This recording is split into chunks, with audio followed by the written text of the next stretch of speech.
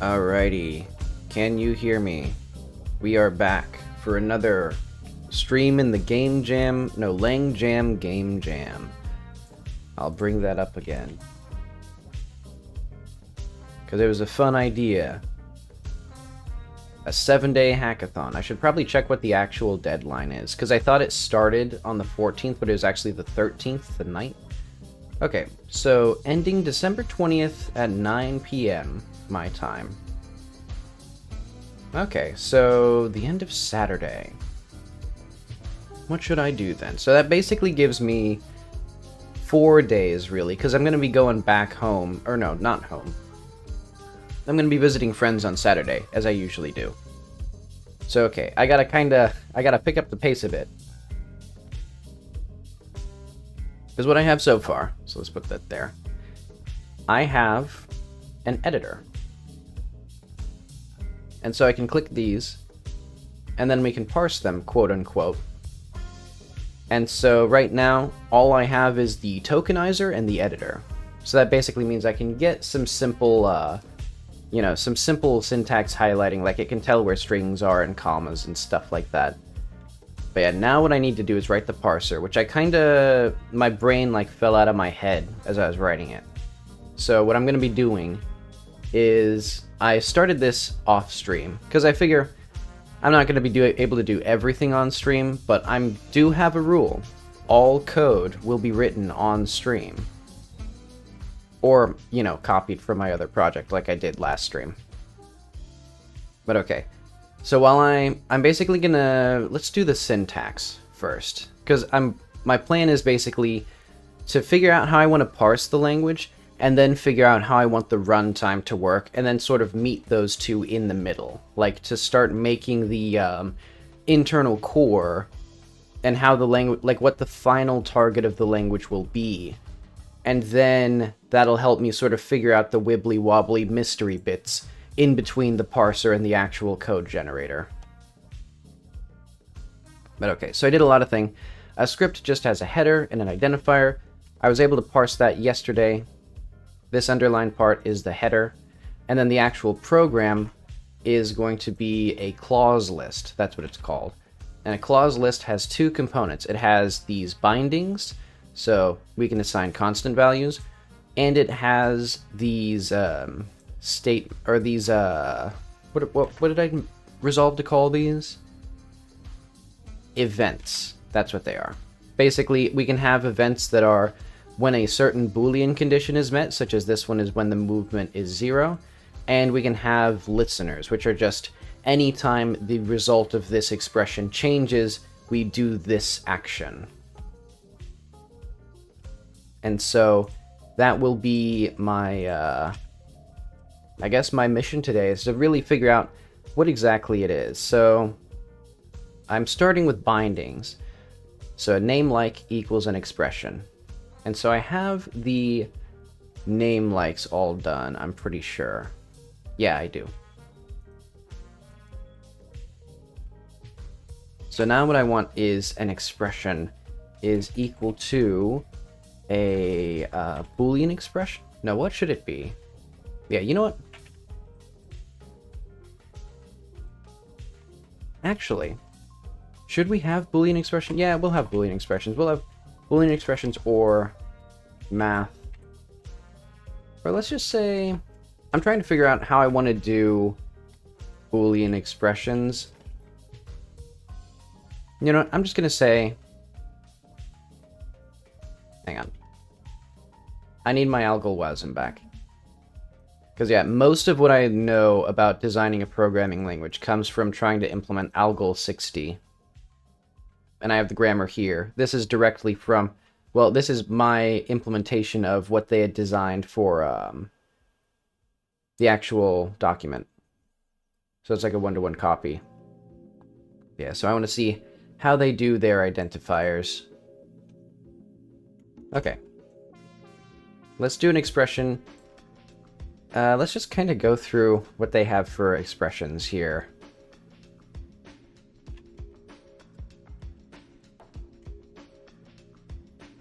Designational expression. Okay. So this is the... Okay, so we only need arithmetic expression and Boolean expression.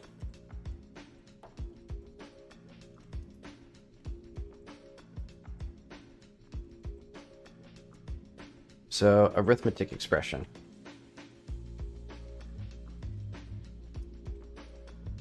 Let's say, what are our lowest operator precedents? I need to go to my parser.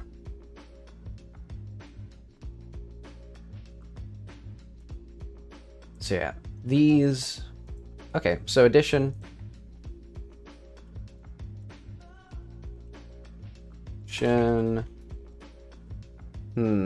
An addition expression. Yeah, I guess that's fair. So an addition expression can either be a multiplication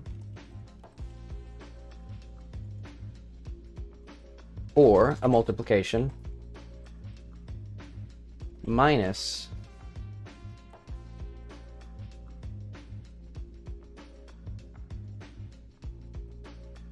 you know, I'll say, or,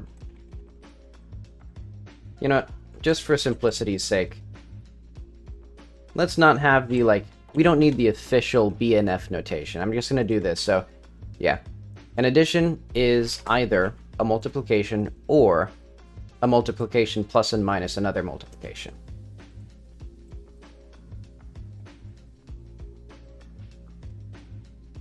And a multiplication, as you might imagine, is an exponentiation. Let's check that again. Yeah. In fact, there we go.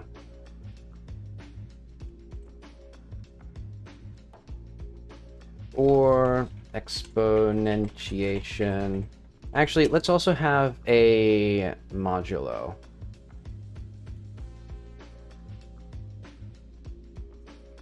Or addition modulo addition. And that will be, let's do that here as well. So that means that now this will be here, which means that I should have had these operators like I should have given more space here. Oh well.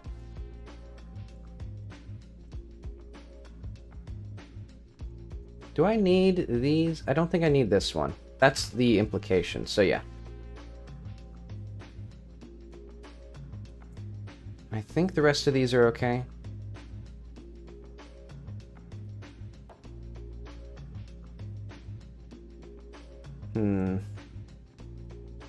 Those are fine for now. Okay. So yeah, this will actually be a modulo. And that's an addition with that. An addition is a multiplication or plus minus that. An exponentiation or a multiplication is that or divided by differentiation. And then that is a value. Let's say, yeah, let's just call it a value. So a value is going to be either a oh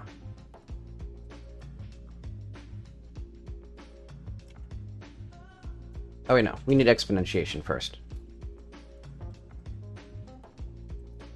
So that's going to be a value or a value to the power of a value.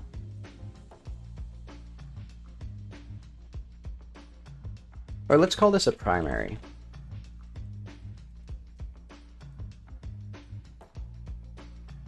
So primary can actually be a value or anything that's in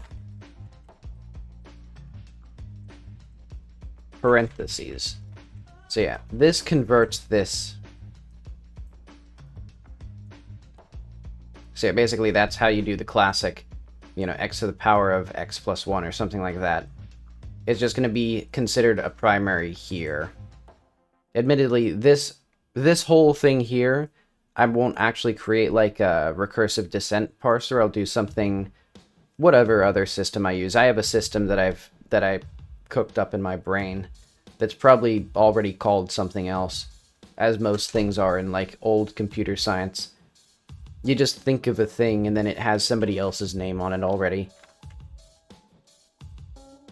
So a Boolean expression is either a comparison or comparison. What other comparisons do we have? I think.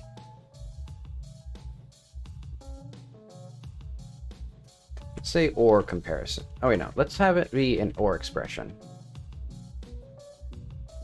I think it's actually, we don't even need a separate modulo here. Yeah. An expression is either addition or it's addition modulo another addition. Is that how I want to do that? Yeah, that's fine. I'll do that that way. I almost always want to just take the modulo of whatever's on the left side from some other value.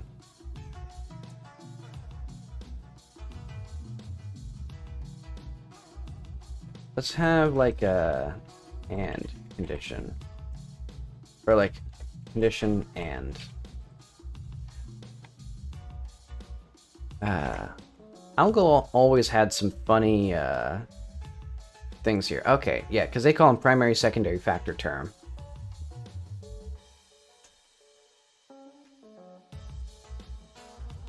Yeah, well, I'll just call it. Oh, wait. Because we don't need a whole lot of stuff here.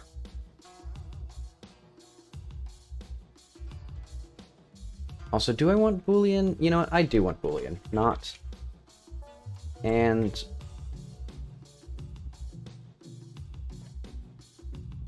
Or.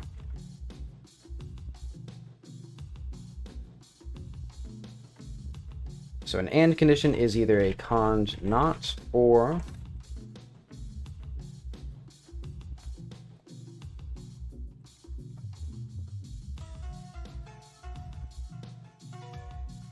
actually, wait, how do we... What is a better factor here? No, okay, yeah. So we do this the same way that we do this. Okay. So a cond not is equal to cond primary or not cond primary. A cond primary is either a value or Boolean expression in parentheses. I should double check to make sure that that's how this works. I keep forgetting things, but okay.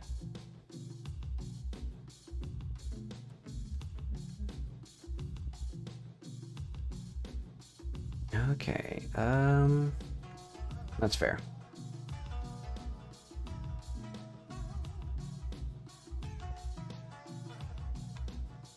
So actually we also need here a comparison.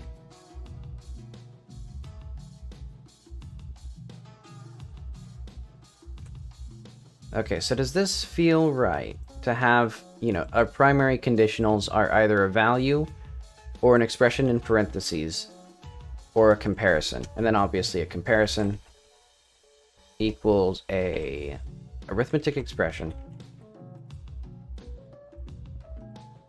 or, oh wait, no, this has to be a constant operator, arithmetic expression. Okay, and then comparison operator is equal to whatever it's equal to, greater or less or you know, greater equal, less than or equal or not equal.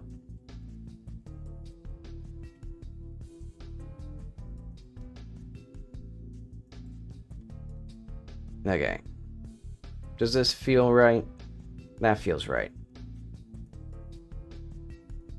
Okay, so now the last thing that we need is a value. A value can either be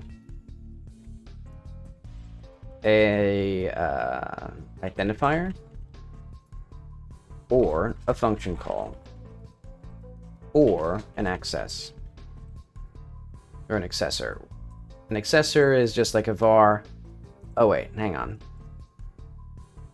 This should be not var declaration here. Yeah, this should be identifier.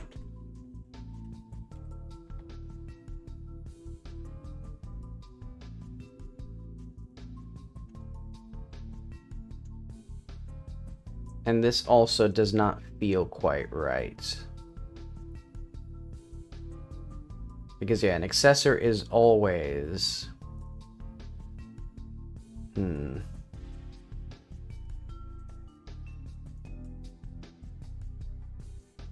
Hang on.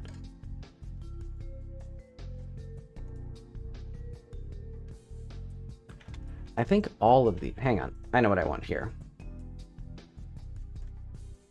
A name like equals expression, or... Well, let's call this a declaration. So a declaration is a name like, or a name like with a type. So that means a name like is either a name tuple, an accessor. Okay, so now this makes more sense.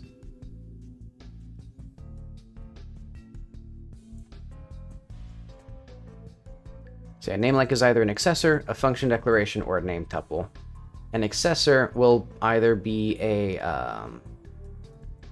identifier or an identifier dot accessor.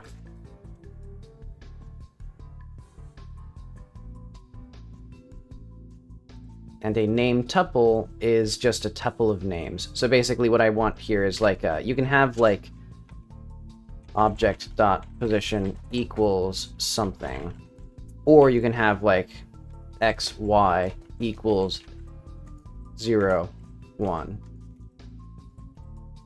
So these are both valid declarations because this is a name tuple, this is an accessor, and this is also an accessor.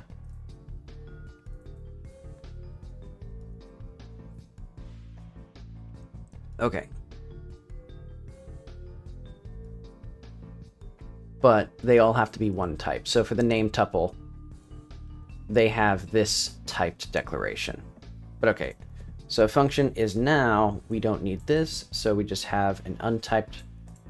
So actually that means a function declaration is just equal to this. But okay, I need to use the bathroom, so I'll be back in a sec.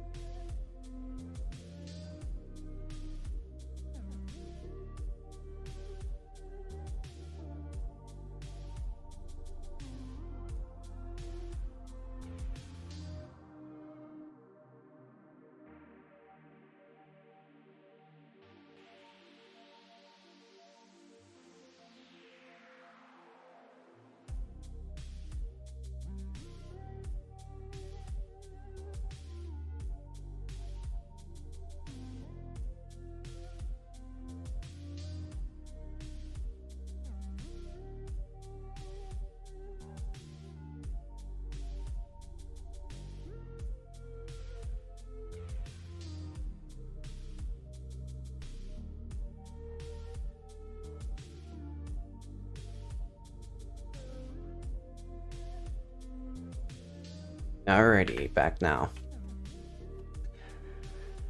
So we have now the expression. So the main thing that I want to figure out next is our conditional. So these are not name likes. This is actually going to be a, I guess just an accessor. No, an accessor or a function call or Boolean expression. Well, actually, I guess just a value.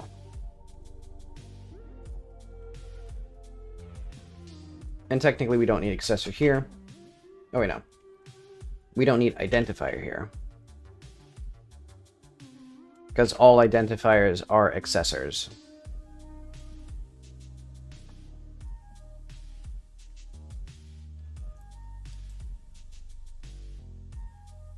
And so yeah, a condition can either be on a value, well,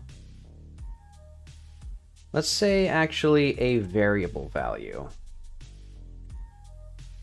Because we have constant values, so value can either be a constant value or variable value.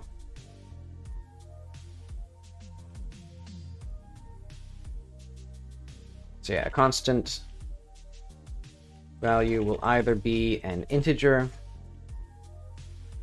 or a string or a real.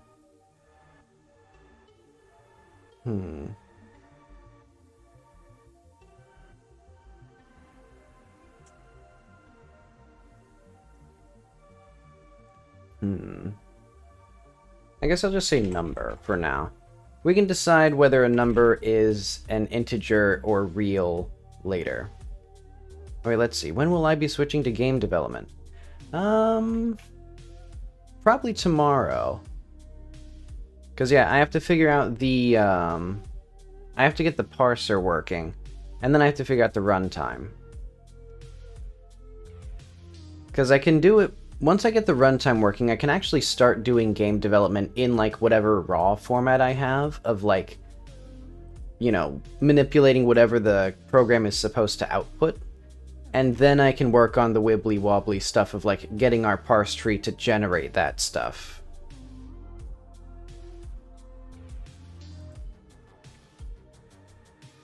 Yeah, because now I'm trying to figure out... So condition new line ignored star. Let's do indentation. We can actually have as many ignored things as we want. Well, no, we need one new line, as many ignored things as we want, and then one indentation, and then we need like a statement list. I guess effect list would be better.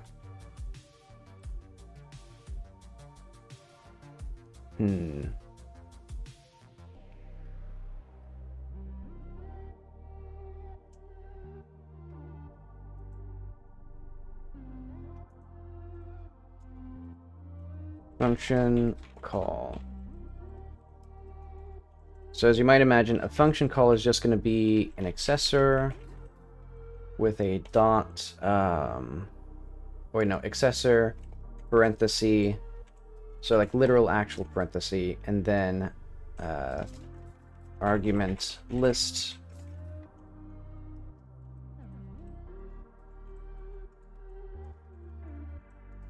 Yeah, not very controversial there. And an argument list can either be empty or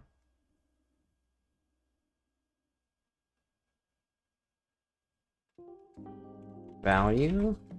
I guess just one value? Or value, comma.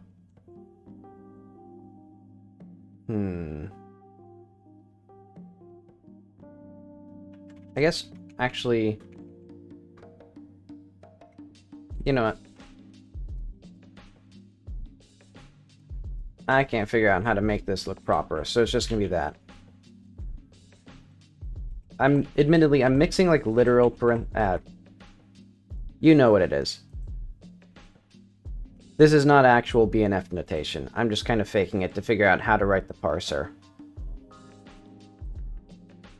Okay, so I'm pretty sure the effects list is basically going to be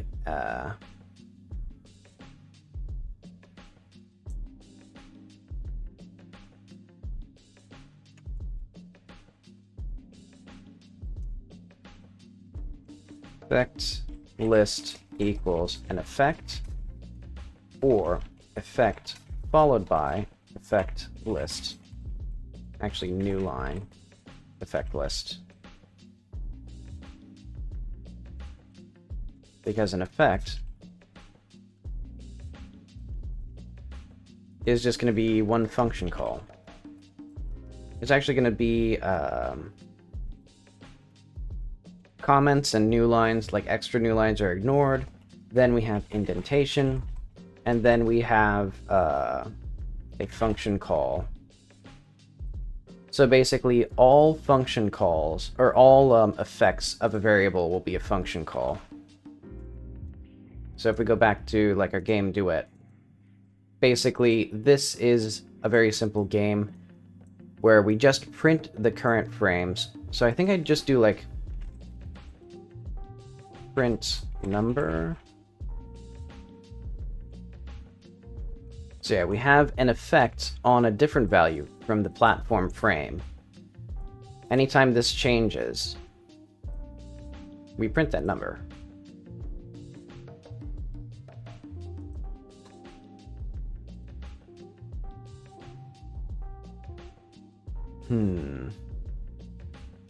Okay, I think this is all that I need. I think that's... because it's not a very complicated language. So yeah, because it's literally just the bindings and the effects.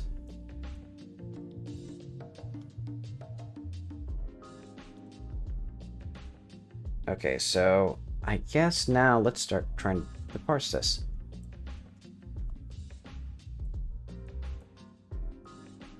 So yeah, our parser list. So we got script, actually invalid will be our 0. 2, header type.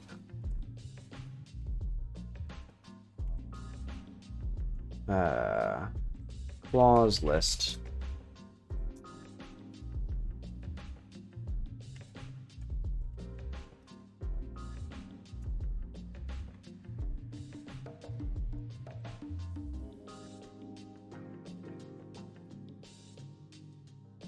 Do I need comment and new line in here? I don't really.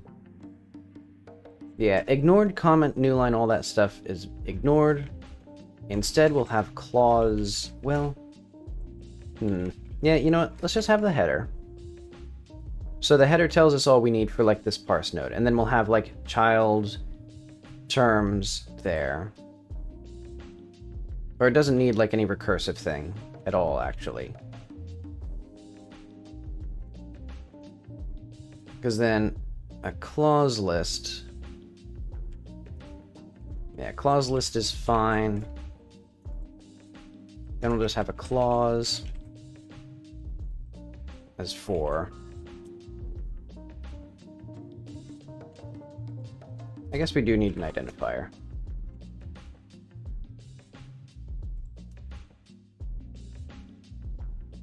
I think... yeah, we don't need that. We have bindings and events. And that is a declaration and an expression.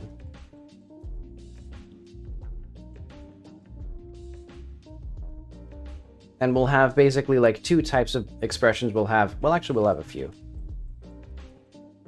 But decl var,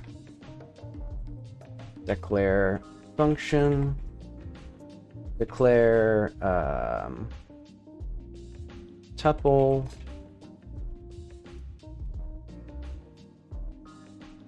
also I'm just realizing a value can also be a tuple value.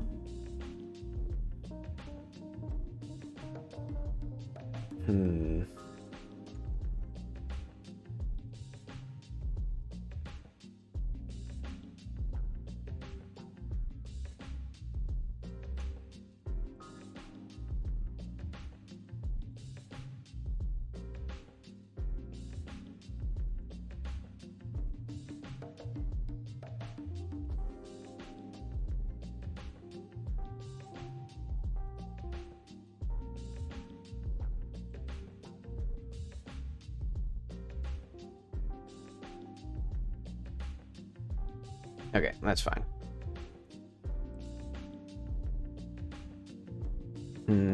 Double declaration,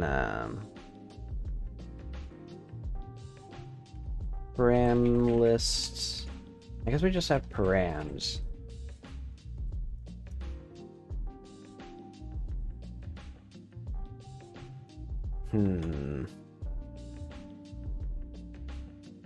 Because I'm trying to figure out what are all of the nodes that I want for this. Because a parse node is going to have...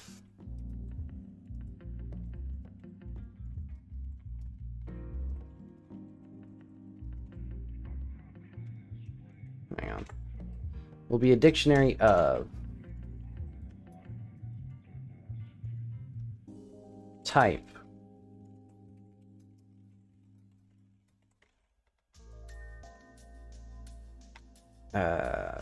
Start. Int. Length. Int. So this is like the index of first token.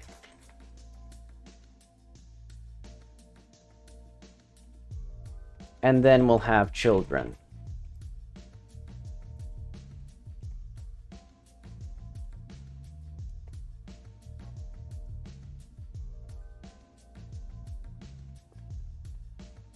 So yeah, all nodes will be like this, and then the children, like the order of the children will be specific to the given parse node.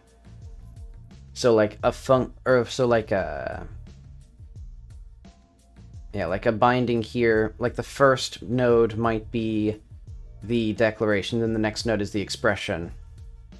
And then the declaration would have some other thing. Okay, that makes sense to me. So we don't need... I guess we do need this, actually. I'm going to have, like, a binary expression. Or, yeah, binary op, unop, function call,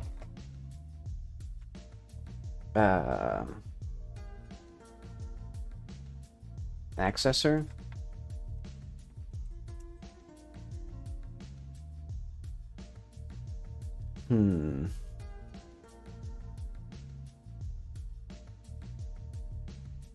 Tuple.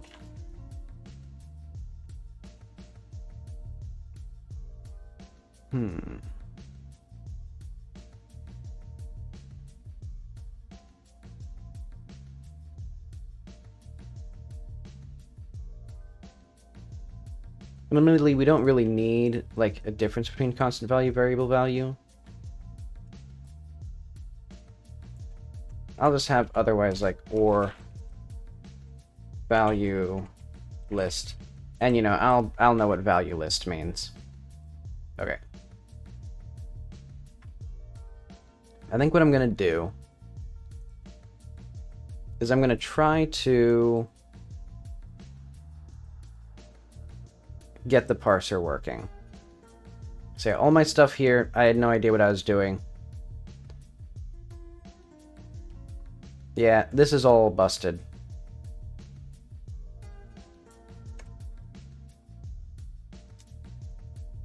We're just gonna do like ignored, or like skip, ignored, then header. So let's do like program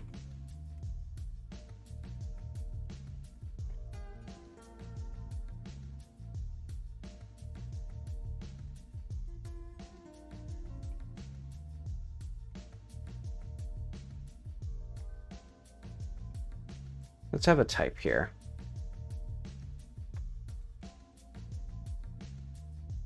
I guess let's call this script. So yeah. Actually, I guess we'll just say new node duet.parseNode.script.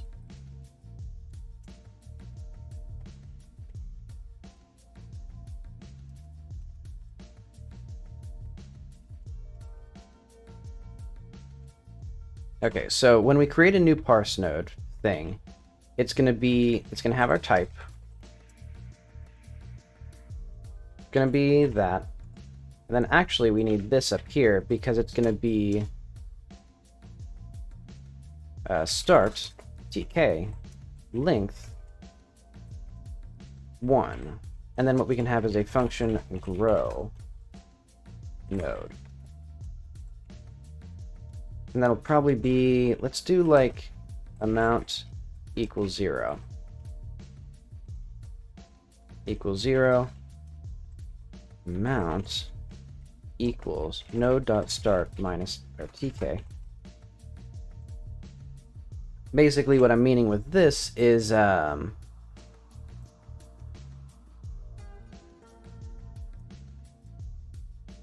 we're basically I think this actually should be 0.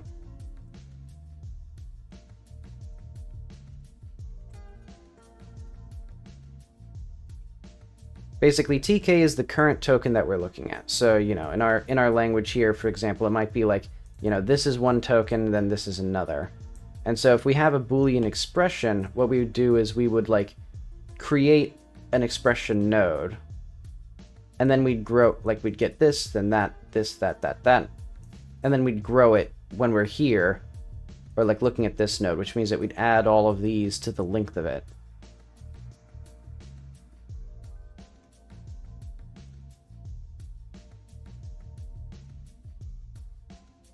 Oh, wait, actually, and this should be then minus node.length. Or, yeah, that seems right.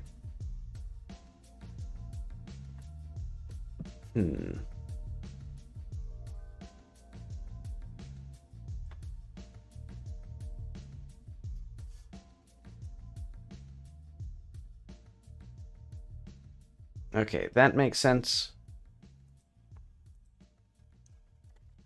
And then I think what I do at the very end is just grow the whole thing to be like new node, or no, grow script.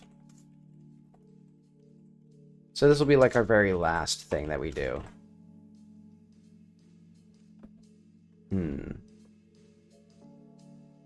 then I think we'll still have function is good. Return tk is less than tokens length.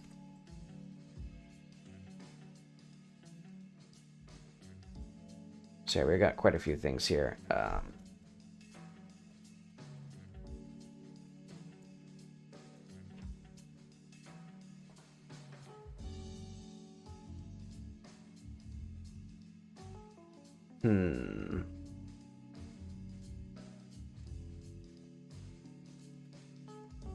New node duet parse node header.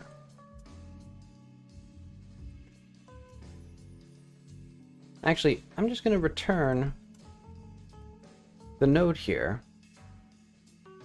because we'll usually be doing that.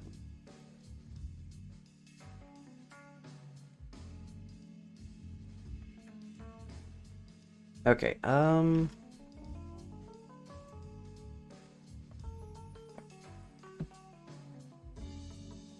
my stomach's not feeling good, but okay, let's ignore that for now. So ignored is going to be any number of comments and new lines. So while tk, so while, let's say is,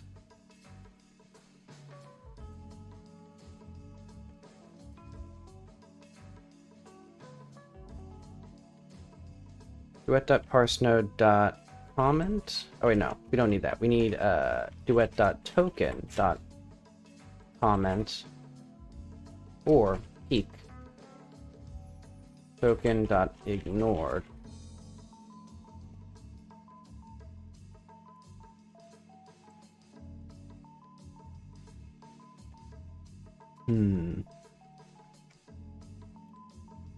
Actually, I can literally just do grab here.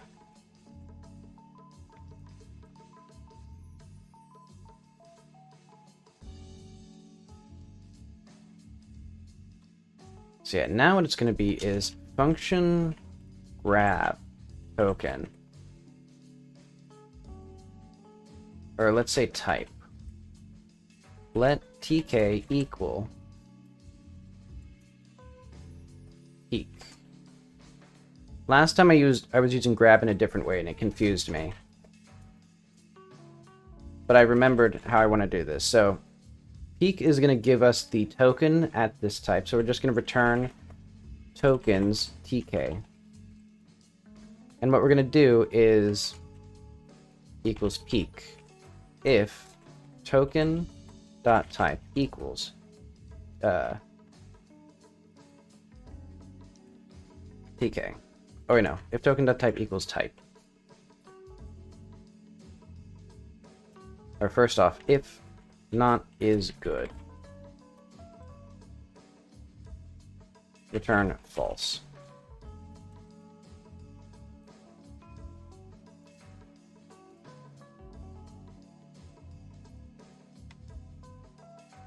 So yeah, if it's not good, we return false.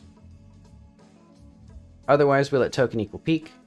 If the token type is the same as the type that we have, we will increase this and return the token. Else, return false. So now we just grab the token comment or ignore. Oh wait, no, not ignored. New line.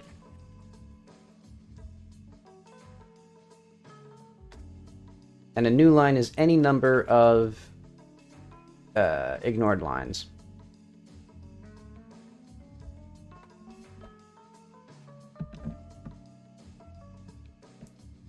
So what I'm going to try is,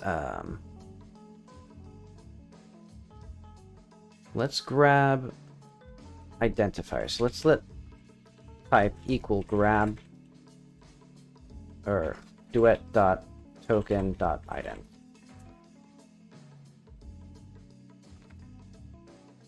If not type, I guess we'll just return an error here.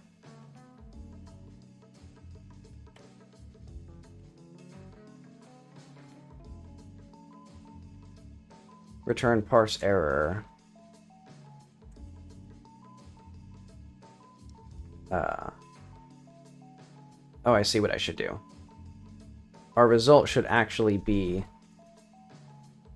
node grow script errors. And errors will be a little thing here.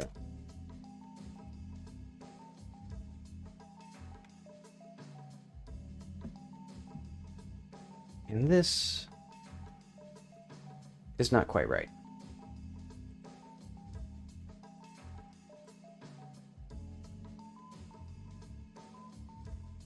Let's just get a header for now. Okay, so let's try to get back to where I was before. So for a header, what we need to do is we need to grab an identity, or an identifier. Otherwise, we'll return a parse header of like no identifier at, or if the program should start with a identifier.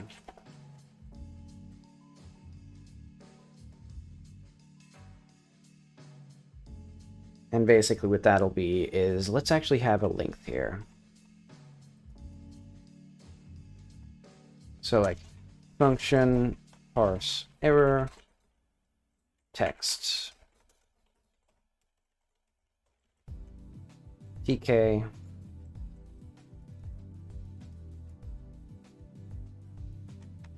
I guess we'll do that. Length message text. And then return new node duet parse node invalid with a length of 1.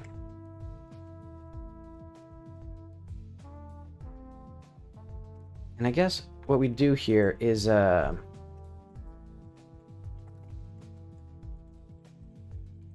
tk plus equals length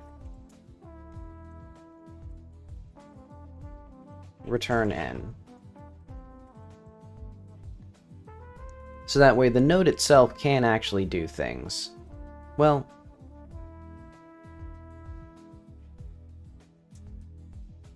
I won't do that there. I'll just do that here.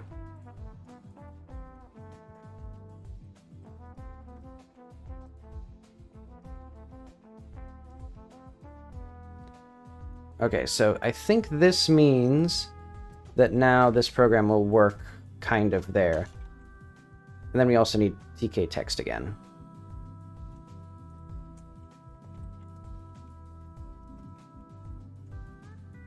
So this would be file, and also let tokens equal file.tokens.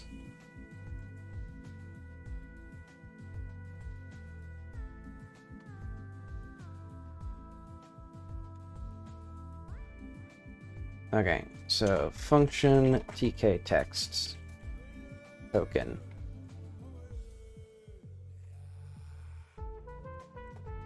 Return low text substring token start token length.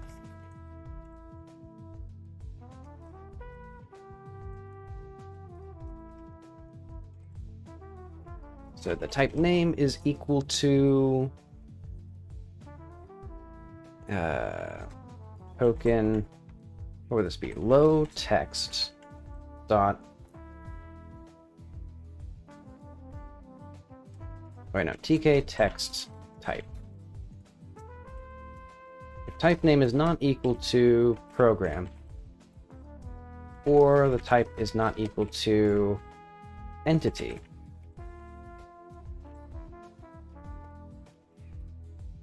parse error, the program type, or the script type.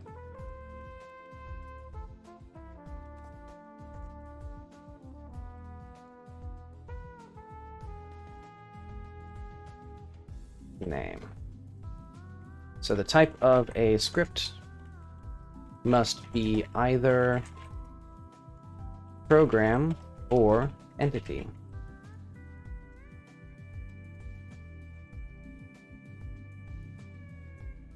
Then we'll do let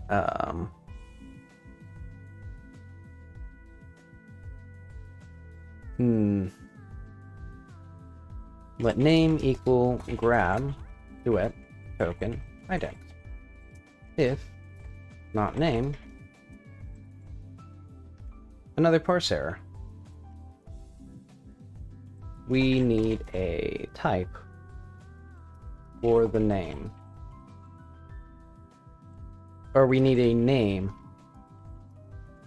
the or script type by, let's say we need a unique name for each script after the type.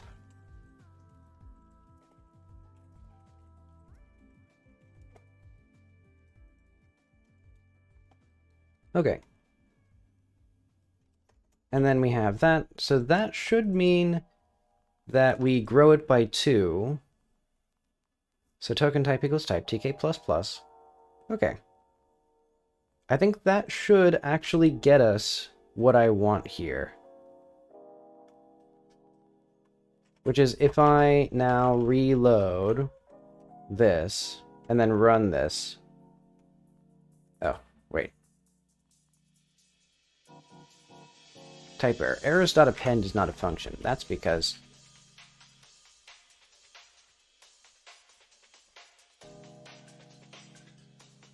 okay, try again.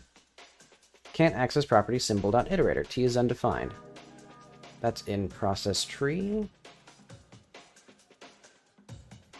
Okay, for let node of T. Yeah, so that's not quite how it works anymore. This is going to be t.children.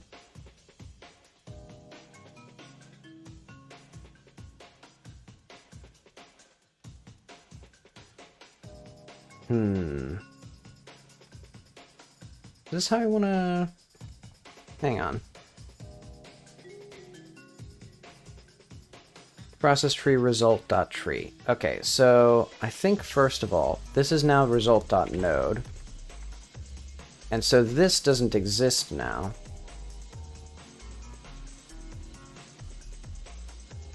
Because it's basically going to be, we get the start, then we get its length, and we do that. And then we add that class list there. And then for the children, if we have children in the node, we add those children. Oh wait, no. We need to do... I guess we just do map free. That all work? Okay, parsing error. The type of a script must be either program or entity at token 1. So I think it's already late. But that's okay. Because what I need to do is use the bathroom again. I'll be back soon.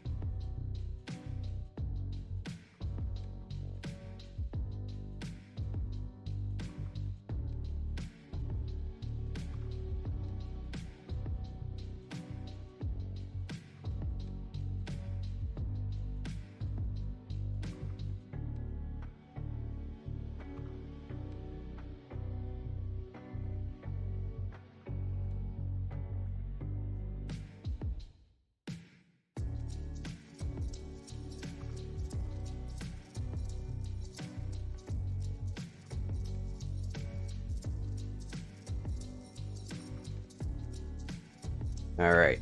My stomach's still not feeling right, but okay. So the type of a script must be either program or entity at token 1. Found, Alright, so let's actually format that properly. So I don't need this anymore, I don't think.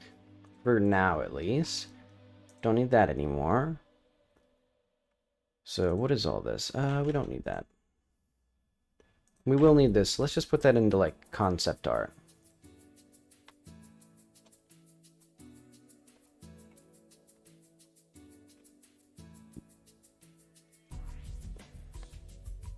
Don't need to worry about those. Let's go to header.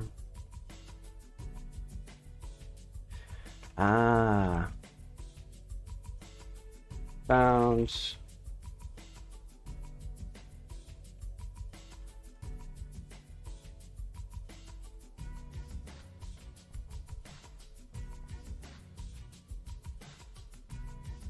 So the type of a script must be either that or found program.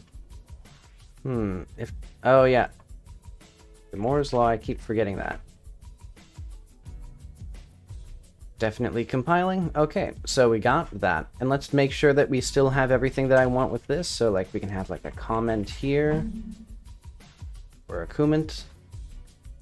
And then we can have another comment. And then we could have, say, do this. And then we could even start, dare I say, the program with any number of empty lines and comments. Great, okay. So that is good. We now have that working. So I'm gonna refresh this.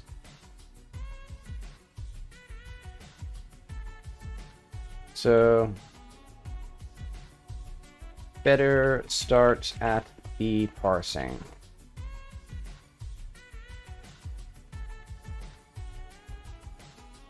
Because now what we'll have is probably script.children.append. Do we have append? Hang on. Do we have a...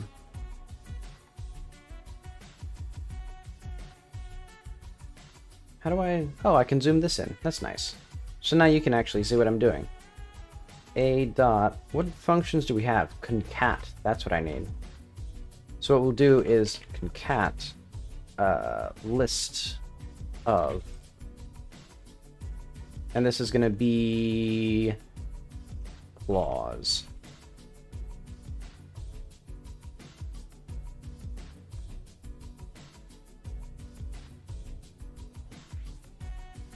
Okay. List of result equals nothing, and then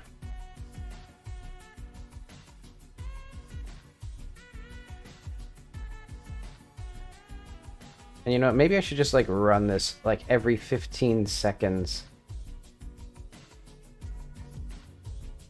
Aha.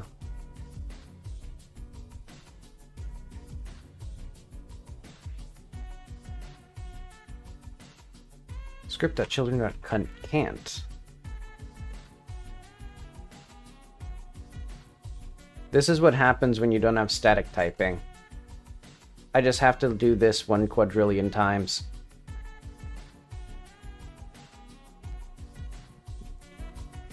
Did the music get louder, or did I just like...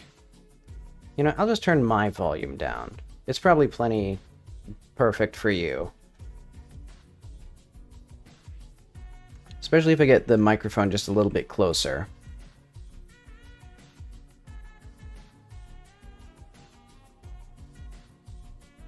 But okay, so...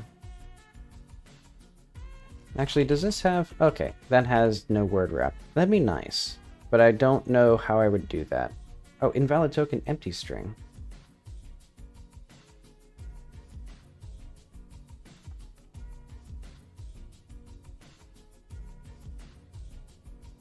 Oh, because there's, Okay. I'll just put that in bugs. If the program ends with a space, there's an invalid token of an empty string. do Langjam bugs. Or let's just put that in here as like other bugs. Token empty string if the program ends with a space.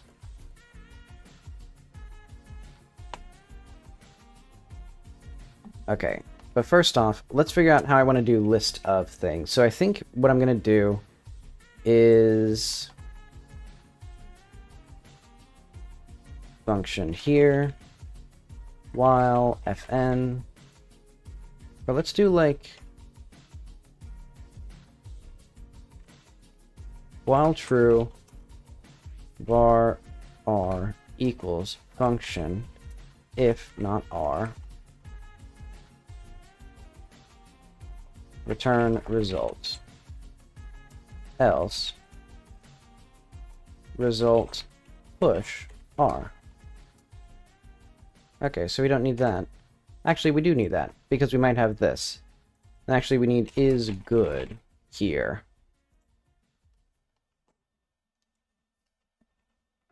So, okay, now we have that.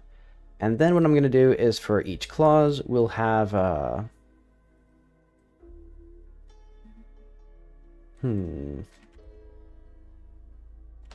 let decal equal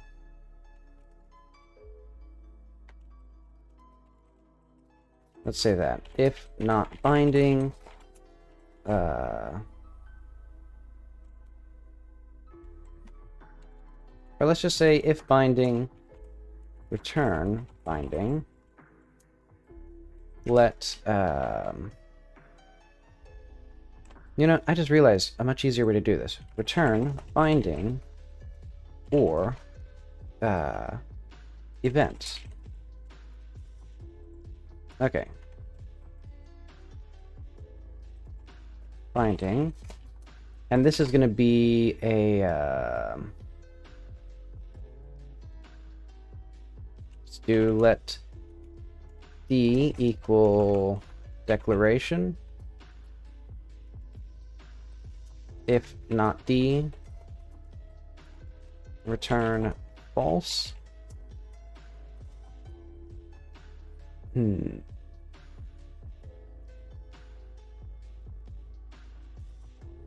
wait, and actually we need to skip ignored. There we are.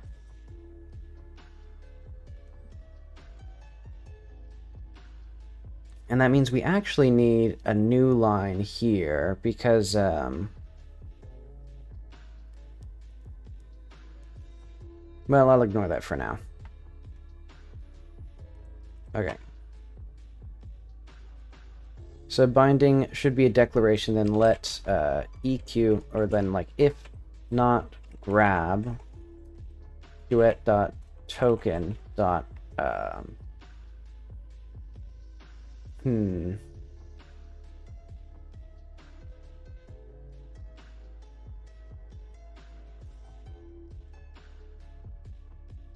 I'll have to figure out how to make sure that things backtrack properly. Let's do like start dk. So if not grab dot this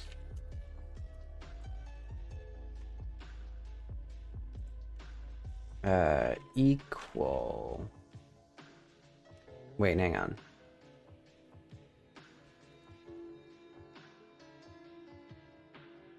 I'm realizing that we don't actually have a token for equality.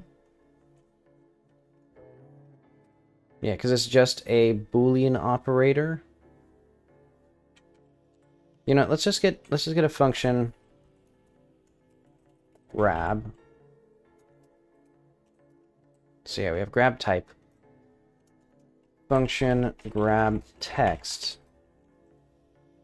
And then this will be like a string. If not is good. Return false. Let token. Oh wait, no. We can just literally grab the token of this. So grab type if not token, or tk text token is not equal to string false. Do that.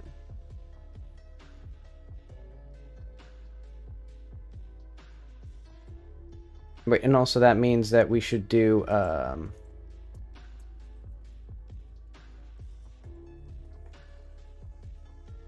we should backtrack here.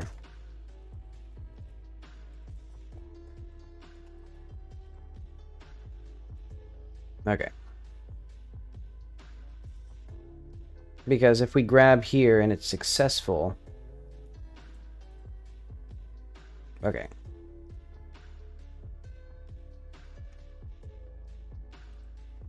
So let's just grab text here. Because we're going to do operator equal sign.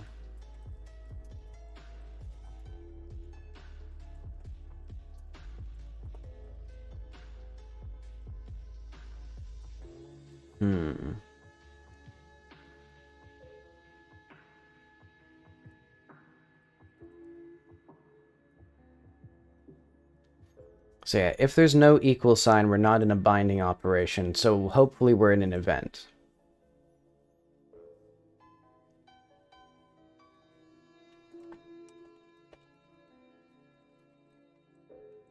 No, let's see, so what would this parser be?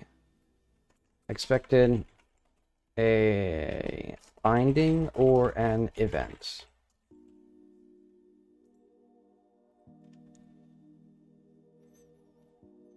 Well, actually, we can just ignore that for now.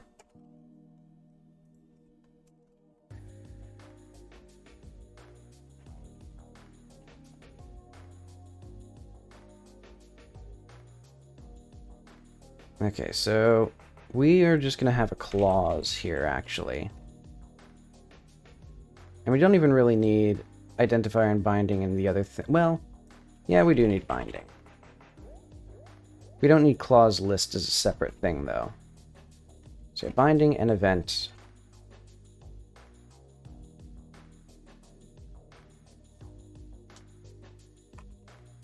Okay, so let node equal new node duet.parseNode.binding, and then there should actually be, oh wait, okay, we actually do that up here,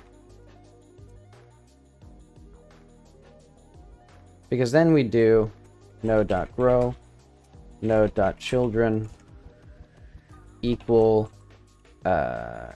DE turn node. Oh wait, hang on. Okay. Basically, we'll have our little parse node. It'll start from where this starts, at TK.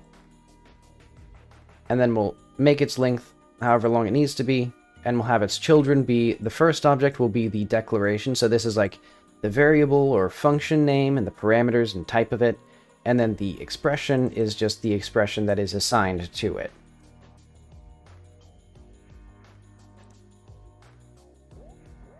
And so I think that means this is okay, except for this declaration now needs to be done.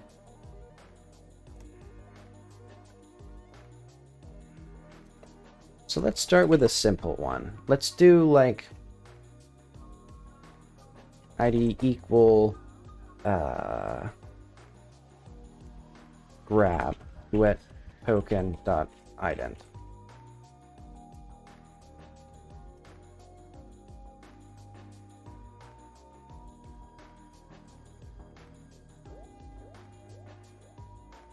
Let's have this just be variable name or like declaration.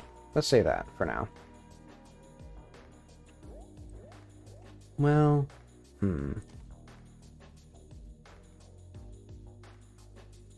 let's say that. So that's going to be one of our things. So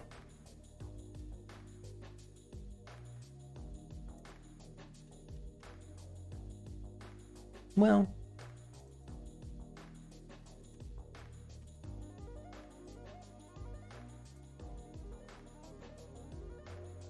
Yeah, you know what? Call it an accessor.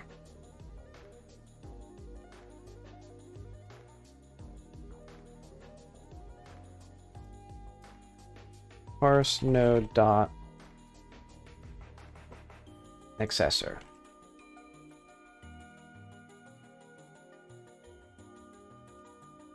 Let's say if ID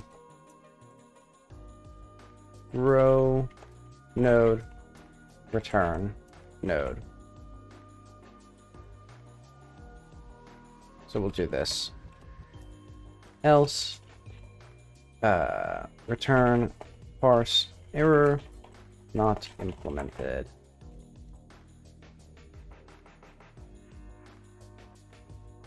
Okay, so I'm going to try just doing like platform frame equals 1 for now.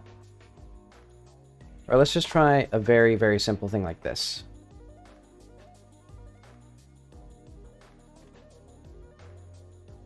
So it'll eventually do that, yes. Function, expression.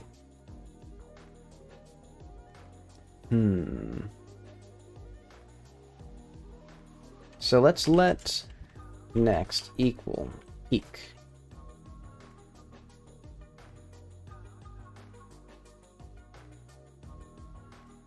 Match, no, switch. Next type. Duet dot token dot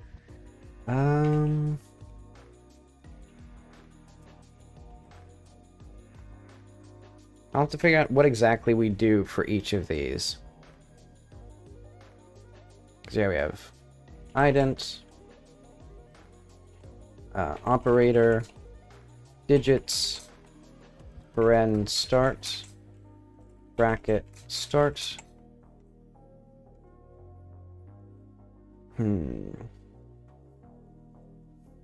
See, and then I don't think we need indentation. We don't need a new line.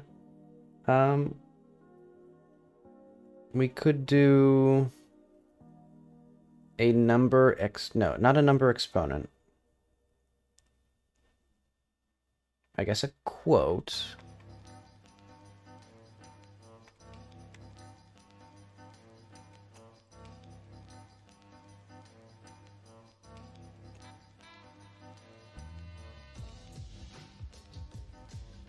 So let's say not or expected and expression got.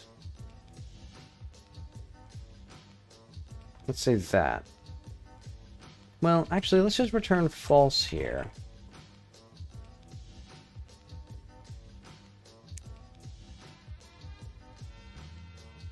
Yeah, let's do like if not expression.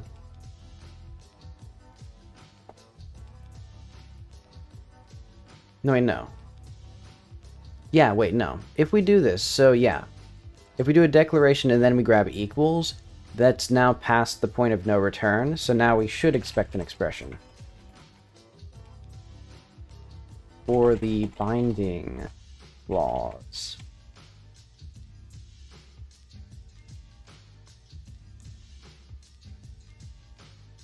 And I guess for now I can see if that works. Oh, wait, no. Program game frame equals 1. So yeah, parse error is not defined because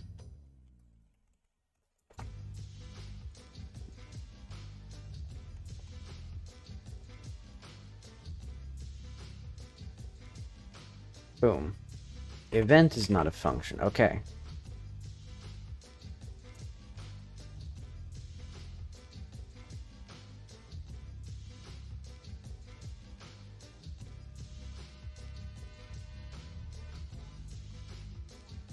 Expected an expression for the binding clause at token 5. Okay, good. So now we have that. My main question is, why is that not applying? So that should have been doing some things for our code here. So we have code indent, code ident, code script, code header, ident script header, new line script, ident script operator code script digits code script. Okay, so I think that should be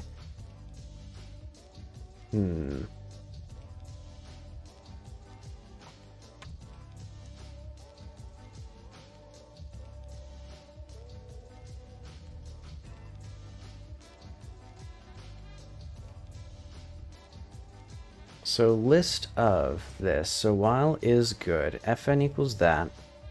Push that. A result should have then. Our node should grow the script, and then we can cat a list of claws.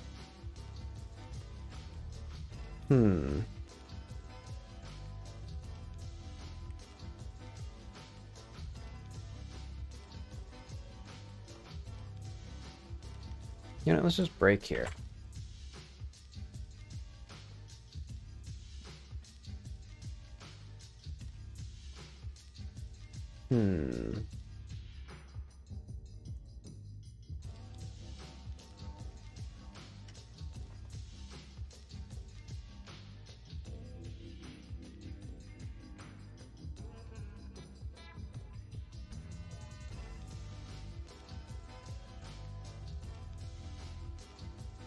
I'm confused. Why is my parsing error not happening? So that should be, if we go to... Oh wait, not here. I'm still thinking of like a show parse results. So yeah, when we go through this, we should be adding these node types here. So for each of these nodes. And when we return a parse error...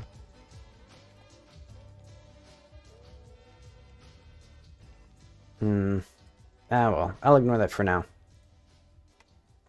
So I'm going to do digits. So let p equal new, or let's let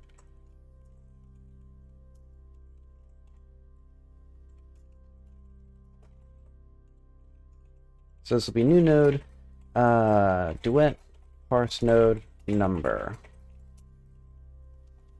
and then we'll grab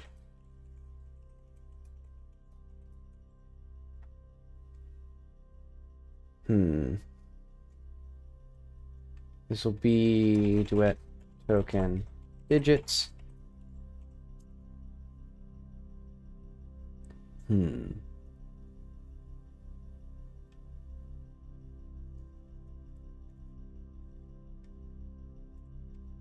actually here as well, we do the same thing. So like if, how do we do this? Let's just grab a number. Like let's just do function number. And this should be known at the beginning. So like let's do like if pk text next equals minus, or pk text next equals plus. In either case, turn number.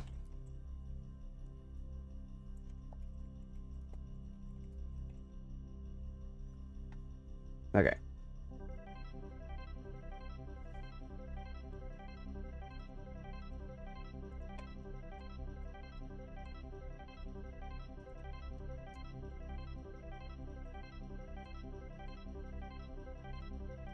So grab duet.token.operator.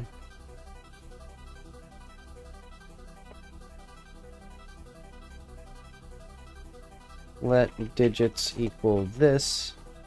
So we'll basically just do if op and op dot not equal to minus, or wait, we should probably not get the text each time.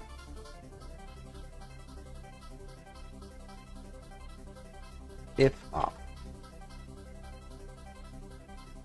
Let op tx equal this.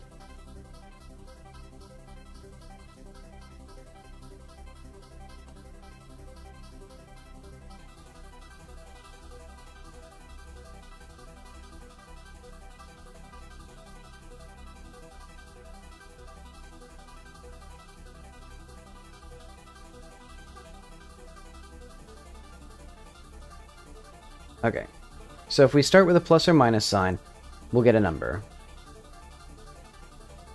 And then we'll do similar logic here, because basically I can't be bothered to make it consistent. Well, actually, we can just have the operator already.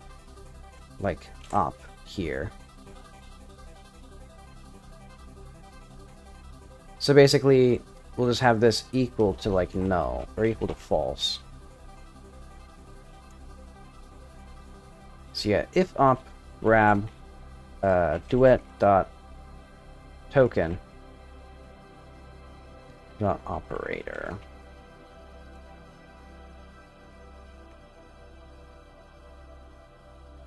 And then we'll let digits equal this, if not digits. Actually, wait, hang on. We should do that here. So, like,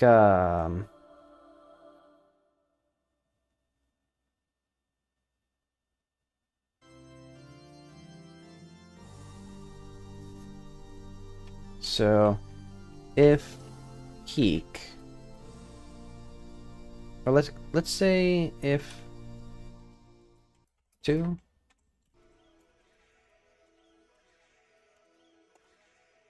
dot type equals hang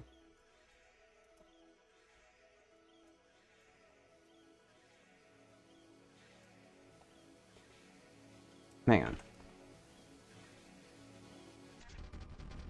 I'm gonna figure out how to do this.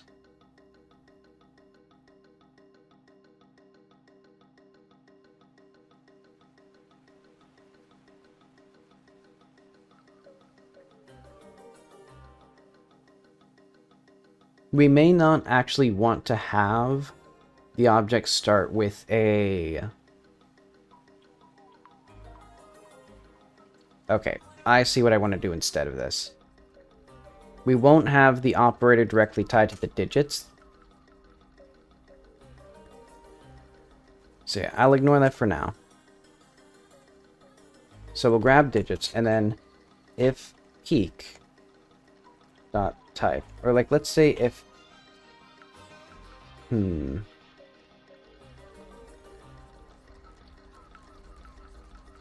duet dot token dot period if decimal.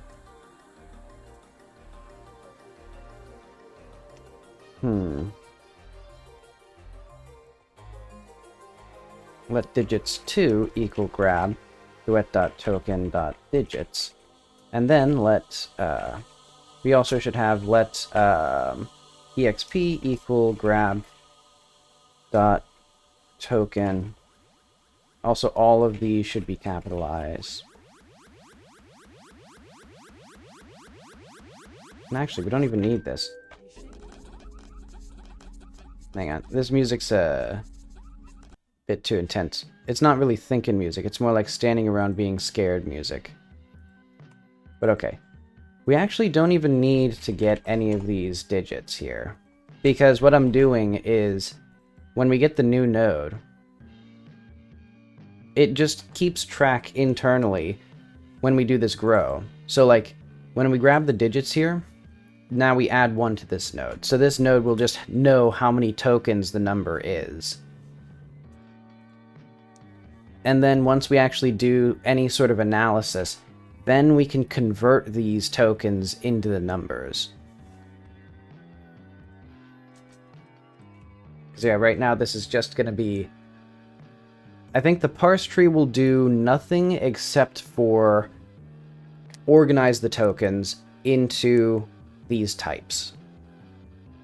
And it'll have the tree for like subnodes relative to itself for anything more complicated. So yeah, what was the exponent? I think it was like num exp.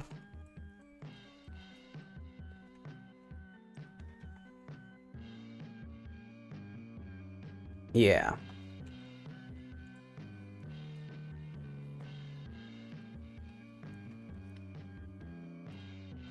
And so here we would just do like a grab. I guess we would just do, actually, let's keep that as it is for now. So digits, we'll just return that there.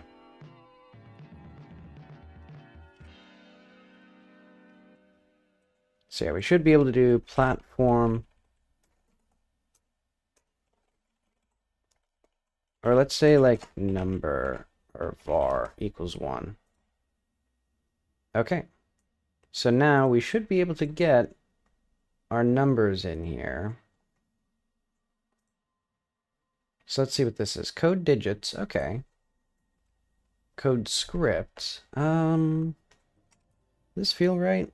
I feel like we should have had our parse node. Yeah, our parse node number should have worked here. So we should have had code dash number here.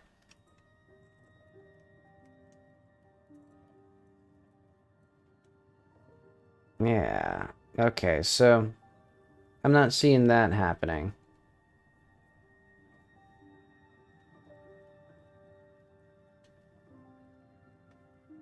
So what happened with our console here?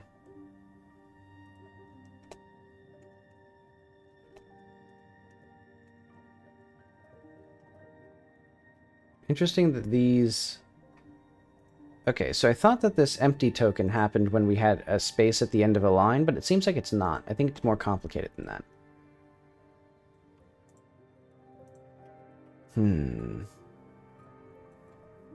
But okay, let's look at our duet.files.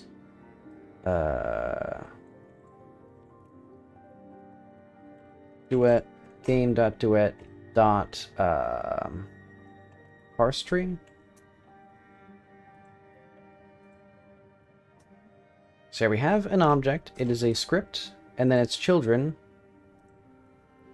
are an object of type 2.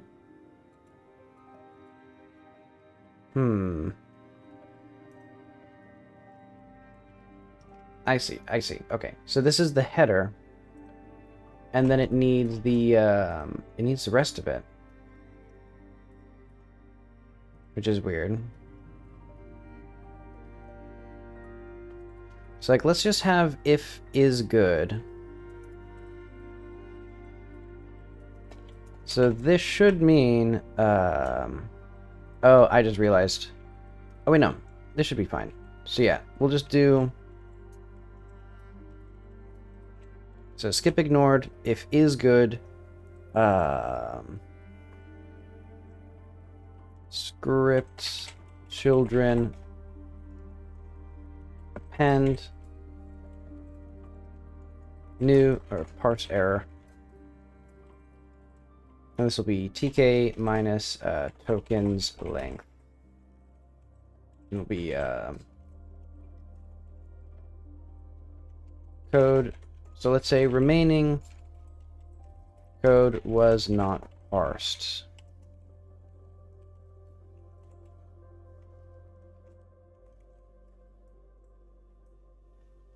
So yeah, var equals 1.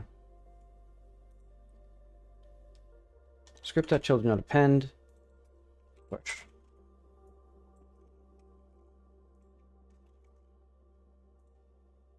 So now we're still not getting everything, huh? So this was supposed to append a parse error. And if we look here, we don't see that. Because yeah, no errors.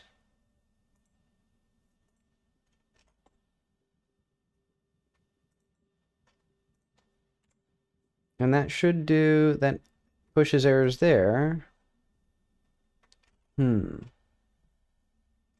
Okay, now we're getting, wait.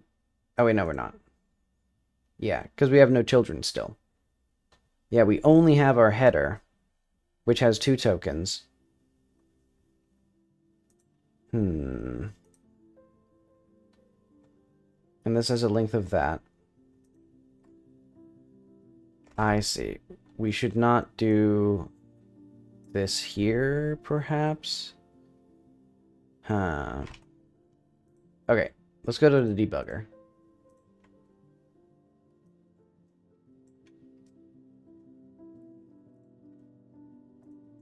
So when we do the binding, what is happening here? Okay. So I have a new node. So our declaration Oh, wait, have I actually done a declaration yet? Oh, wait, yeah, I have. Yeah, and that should get an identity. And then if we do that, we return the grow node.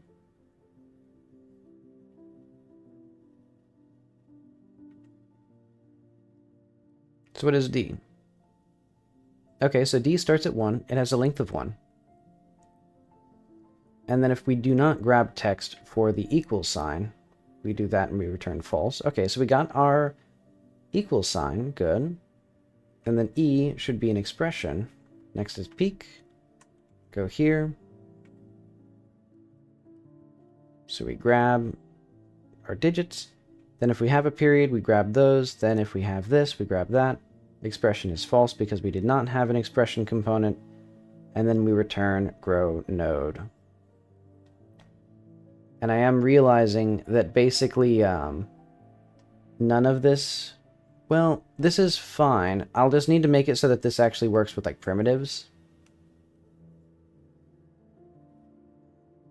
Because yeah, right now the expressions will not support... Like if we had like 2 plus 1, it wouldn't evaluate 2 plus 1. It would just not know. It would just return 2. And then there'd be plus 1 on the tree and it'd like die.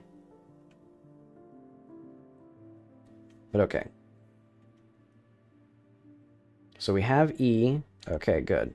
So then our node children are D and E. We return that node grown.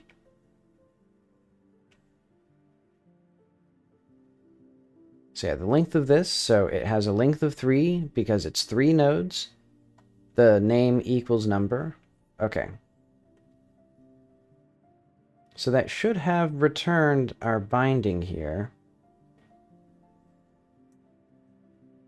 I wonder if we have, what other things do I have? So our return value. Yeah, we have this. And it has our 2 children. So our, like, expression and our thing.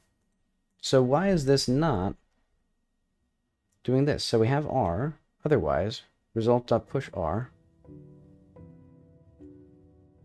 So our result should have... Okay, so our result has this here. Then we return result. And then, oh, I just realized what it is. It's because concat... Okay. It's because that's how it works. Okay. Okay. So now we have this, and then we can go to the inspector here. And now we should have our bindings and things like that. We were supposed to... Wait, hang on.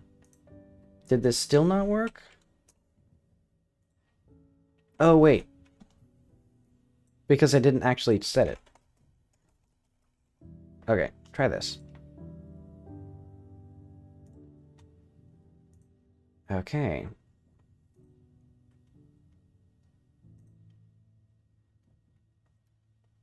But now we at least have... So number, I think, is undefined.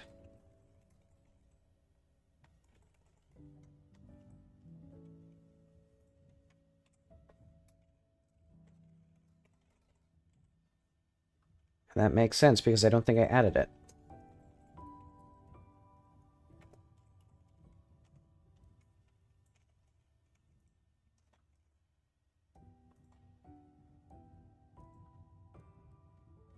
Okay.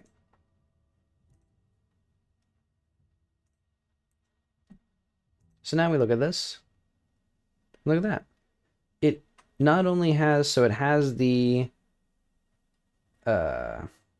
token type, but it also has our script binding, or it knows that this is now a binding for a variable, and it knows that this is a number. Very nice.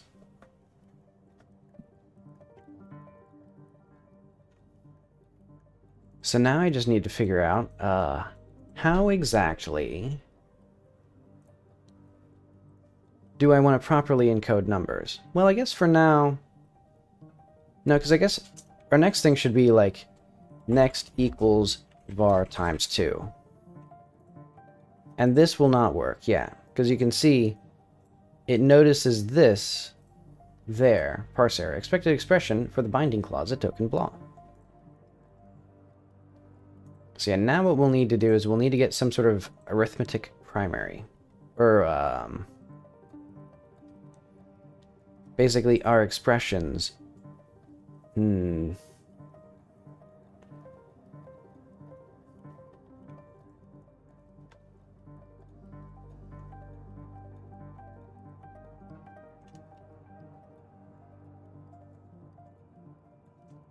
We'd basically have, like, I'm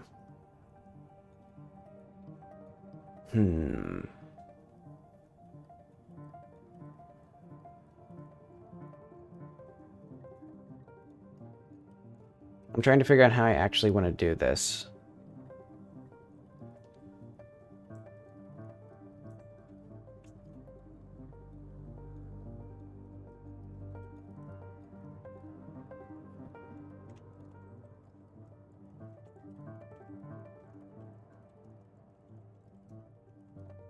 We can technically do null here. Let's do like exp equals null. So like if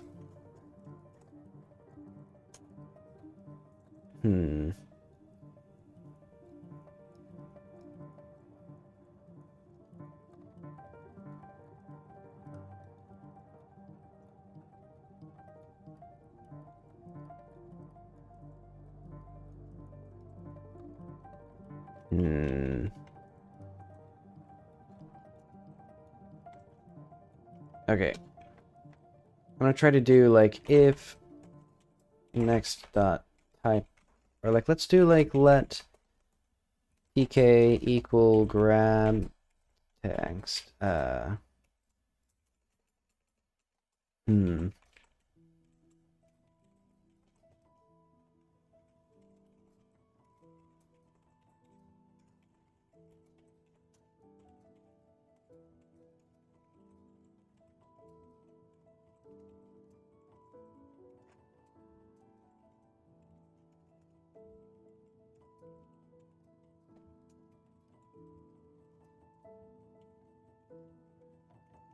Let's say this is gonna be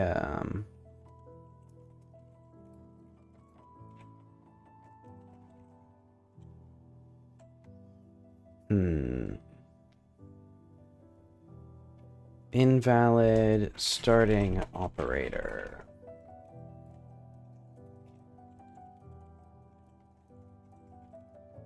Oh wait, no. TK text.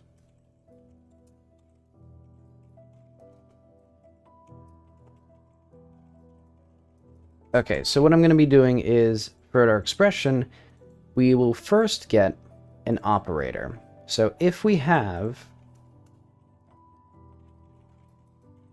a first operator,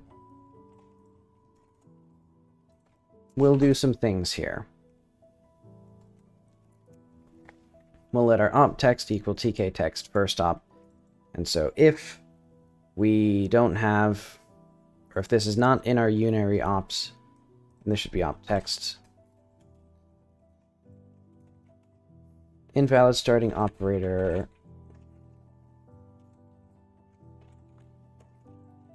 Op text.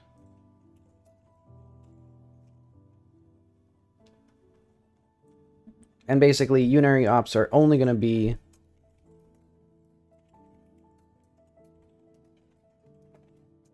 this will be like plus, minus, not.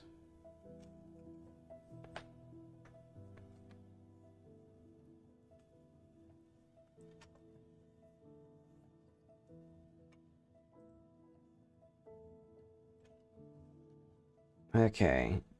And then while is good and not grab duet token new line.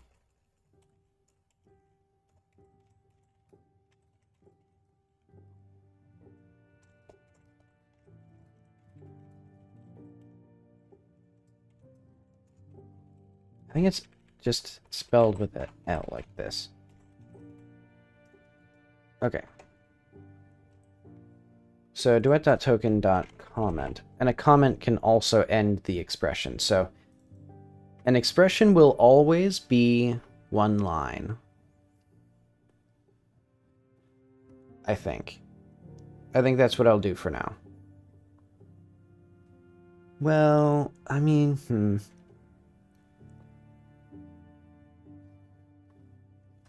No, let's just do while is good. I'll figure out more nuanced stuff later.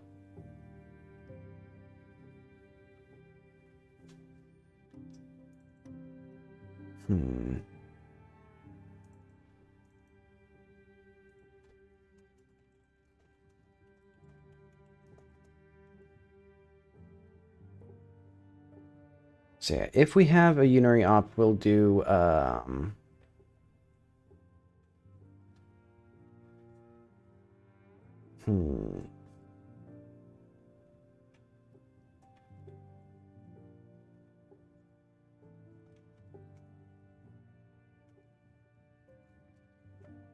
see, new node. Let's say, let's grow backward.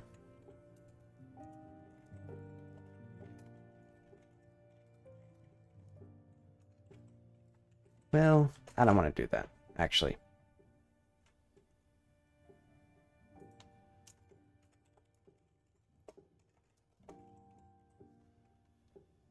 Okay, so start is equal to tk. And then we will do, this is going to be a new node, duet.token.unary_op. exp start equals tk, p length equals 1. Wait, no, start here. Because, yeah, just in case we got our thing. Actually, we do that here.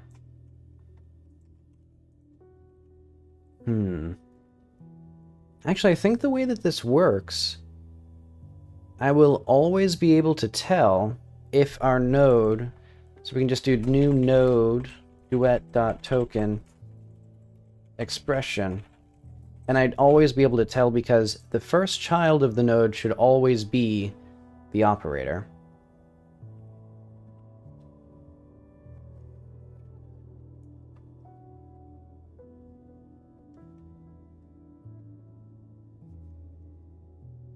So yeah, let's do that here as well. So expression, and then we'll have just operator. Don't need binop, for now at least.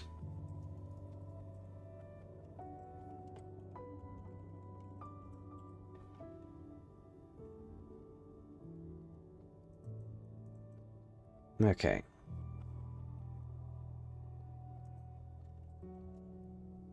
Then here what we do is let op node equal new node duet token operator. Or we would do op node equals something else. So yeah, op node equals parse error, invalid starting operator, op text. Otherwise, we would do all of this. Op node start equals tk, op node length equals 1. And actually, we don't need that because we just do new node 1 here.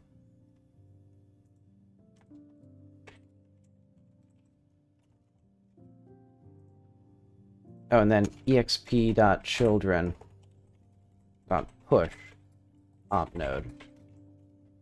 Okay. So yeah, an expression can have 1, 2, or 3 children.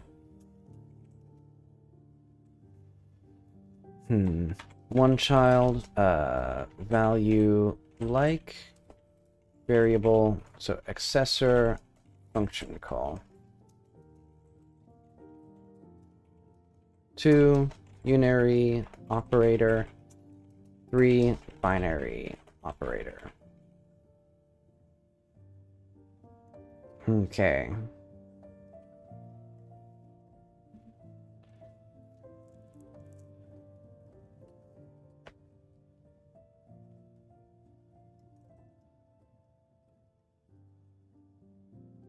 And actually we should do or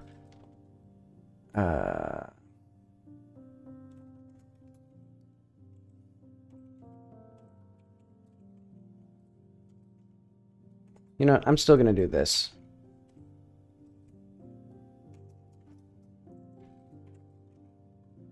Because otherwise I have to do special things for operators. That'll be fine there. Okay, so this means that now I can successfully parse the first node. And then what we can do is while is good,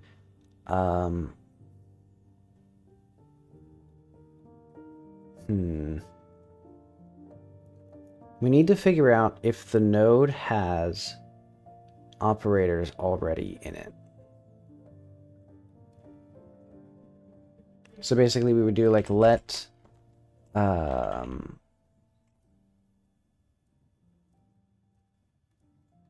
v equal value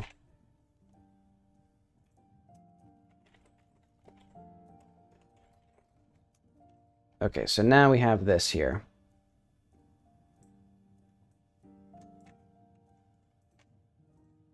Let next equal peak. And for now, we'll just have this.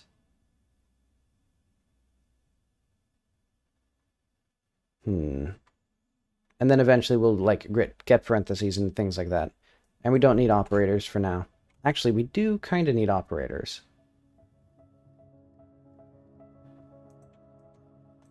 Well, no we don't.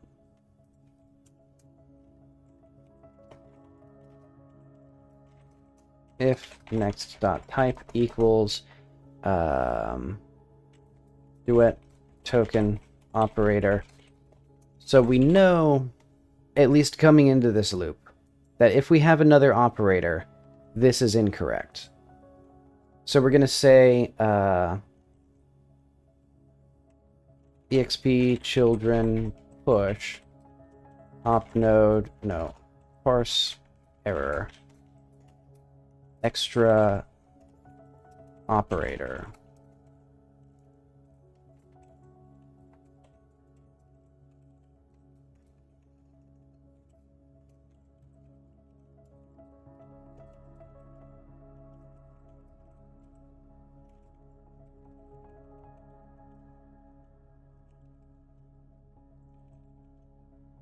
Okay, and then we'll let v equal value, and then we will let next 2 equal something. Or let's do like if v. For now I'm just gonna do. I'll push the value there.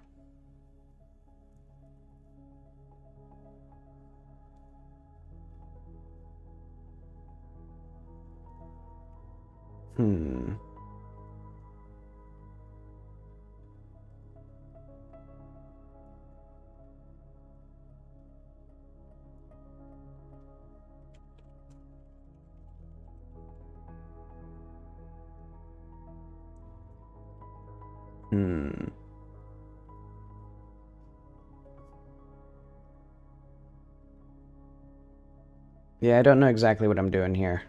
I've like kind of lost my brain again.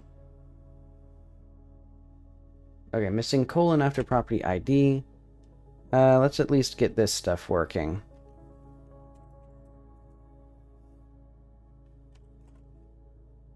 $3.49. Aha.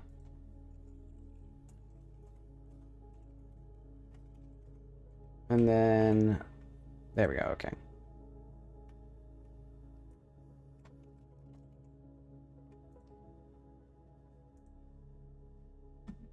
Okay, so this should now be, let's double check, let's make sure that this all works.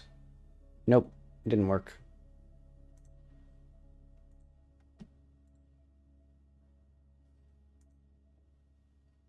Ah, it's frozen. That's what's happening. And that's because I did not ever actually increase this. So else break.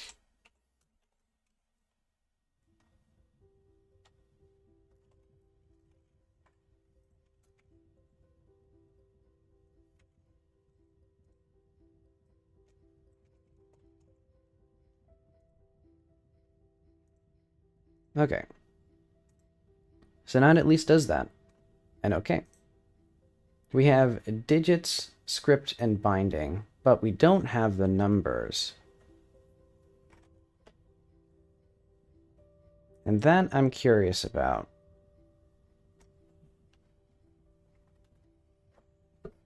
Nope.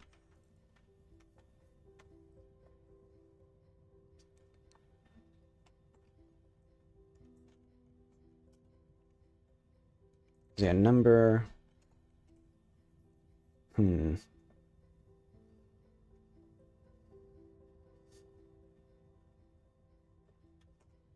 What if I did -1 here?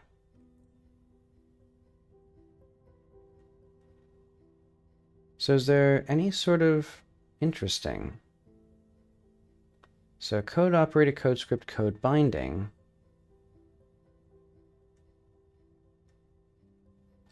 I think this is because I have digits here. Wait, no.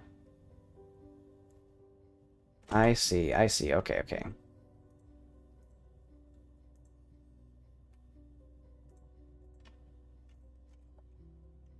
Digits. So that means that anytime we do... Hang on.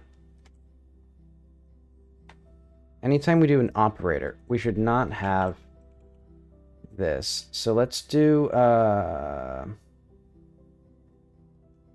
Ooh, how do we do... I know what to do.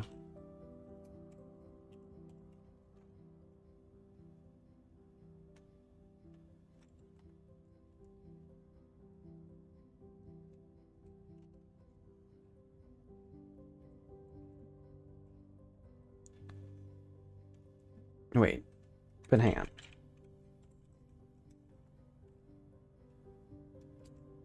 Key alpha key or no, and then underscore. Okay, so basically what this is now catch all for any non-white space and non characters. Let's just say that. Or and non-white space characters.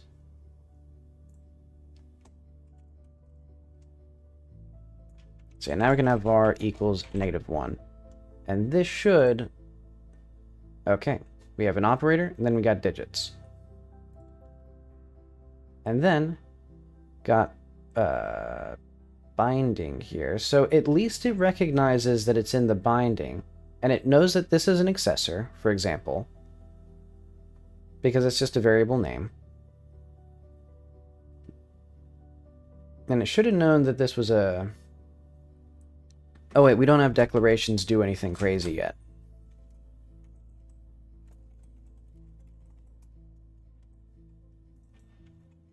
Yeah, because right now all it does is, you know...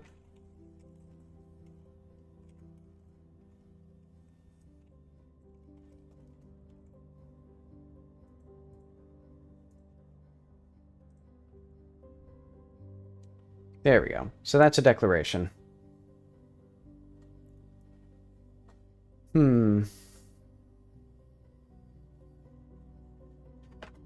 My big question is, how does this actually work if we don't get the type of the number here?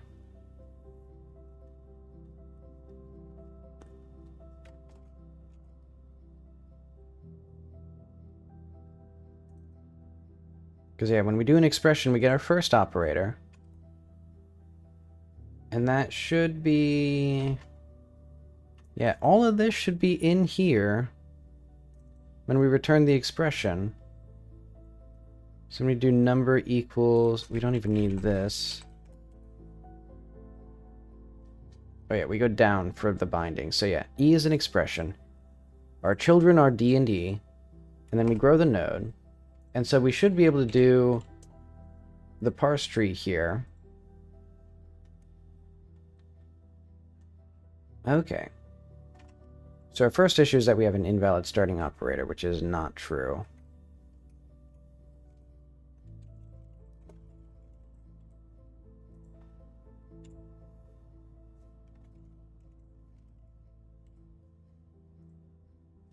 Oh, wait.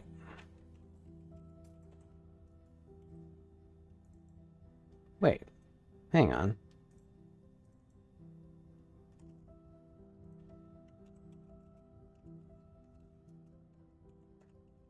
In minus. What the fuck does this? Then how the fuck do we find it? What? Hang on. A equals A dot find minus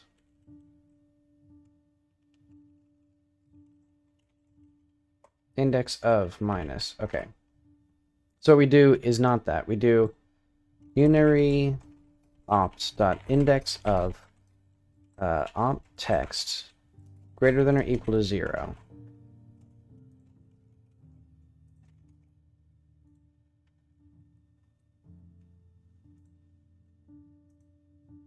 So there's several confusing things. One is the fact that these errors should be in the, let's just go through the, hang on.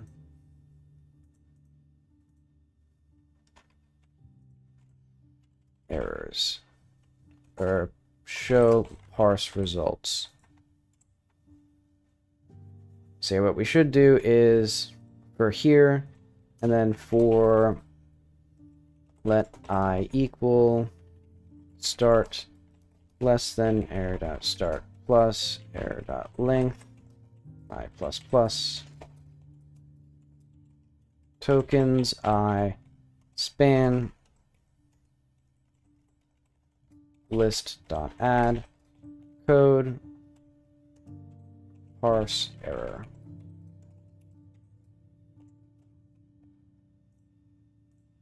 Oh wait, no, I guess it's just going to be code error.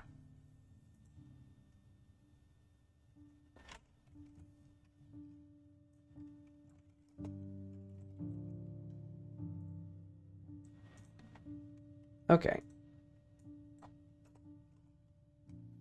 So that kind of works.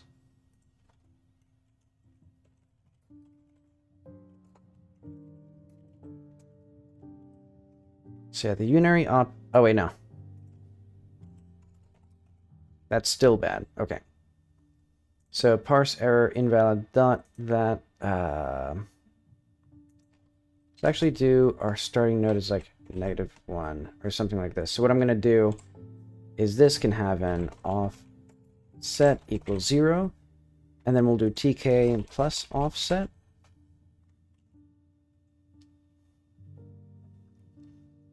Plus equals length plus offset.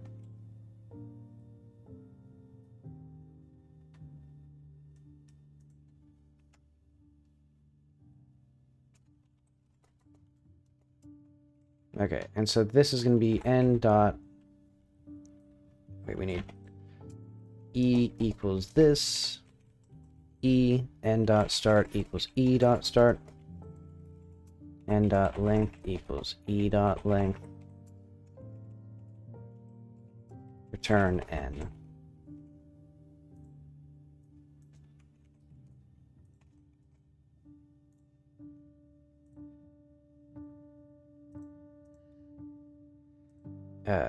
Did that work? Wait, what?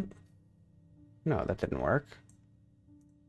Then why is it not? Then why is it? So it's not even showing the error now. Because yeah, it still recognizes this as part of the binding, which is very strange considering the fact that it should not.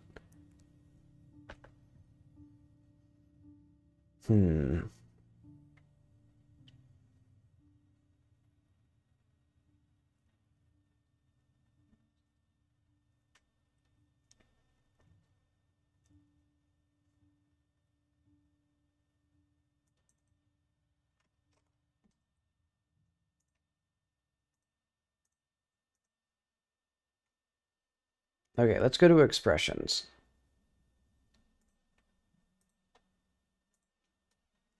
So we got a first up. DK text. Okay. So otherwise... Oh, wait, no. Okay, I see. Because this is actually correct now. Okay, so our operator is this... What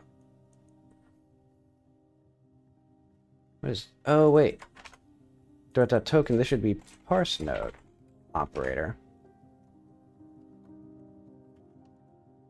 Then expression children push op node.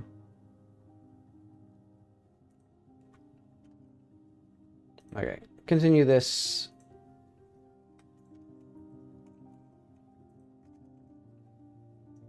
Try this again. Okay, so our operator text is that. Great. That works. So now that's correct. And then we add this op node to there. And then if we get an operator, we don't do that. So this is a value. Type is that. Is that correct? I think that's correct. Children push that. And then we return the expression. So we got two things. Wait, hang on. What? Let v equal value. Oh. Push value. Okay, we don't even need to check this anymore. We're going to do var equals 1 as our first order of business to make sure that that works. Okay, so now we got code number, code binding, code operator. Then I can do -1 here. Now we got a number again. So operator, script binding operator, and number. Oh, I see, because we're inside the expression. So yeah, this duet. Wait, hang on. Ah.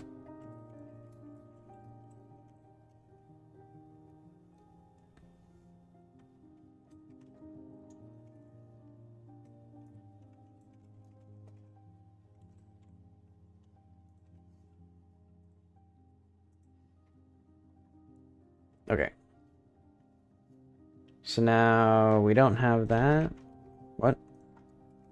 How are we getting an operator here? Because yeah, we create a new node, which is of a type expression.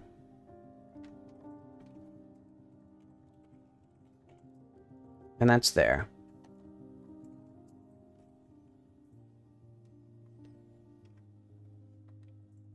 And then we create a node of operator. And we add that to here. And then we push that to there.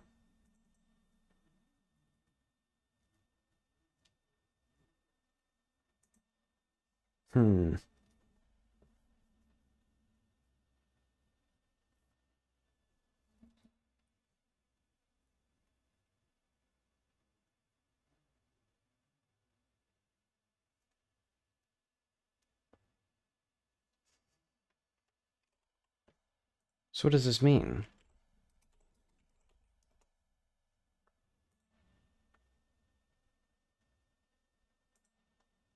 But okay, at least we got this extra operator there. Then we can do this, for example, where we compile and run.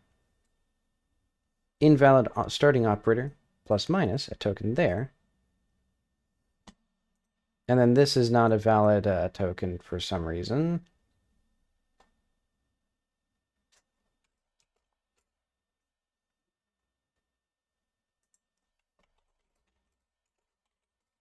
Which is surprising. Wait, hang on. Invalid.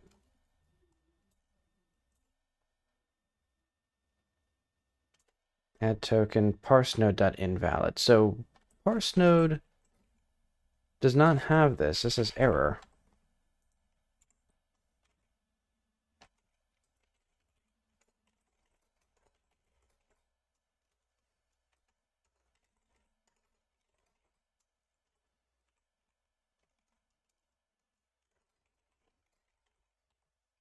Yeah, I'm pretty sure this is error. This is supposed to be error, at the very least.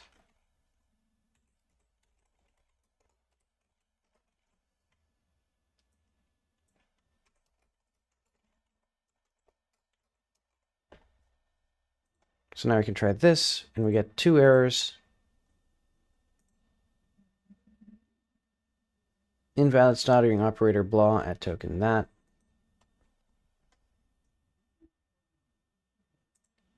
Wonderful. Let's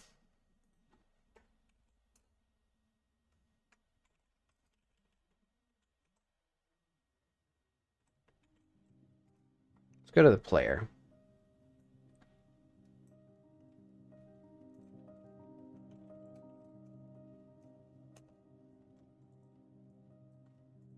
Okay.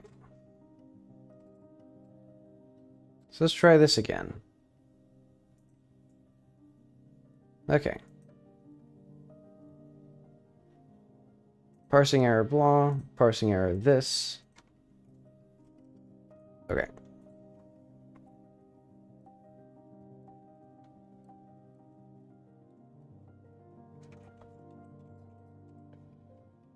So let's do bracket start, return value list.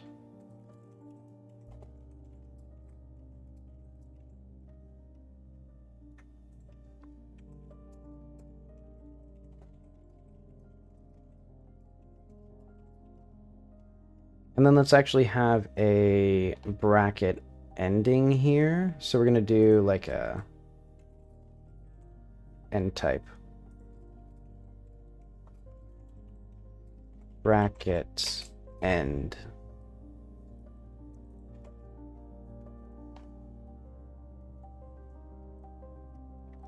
So I guess this will be, let's call it a list.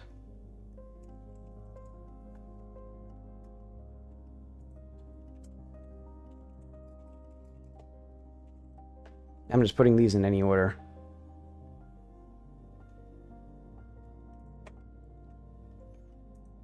Okay, grab, duet, token. You know, let's just grab next type. Do that stuff. Okay, so while not grab end type.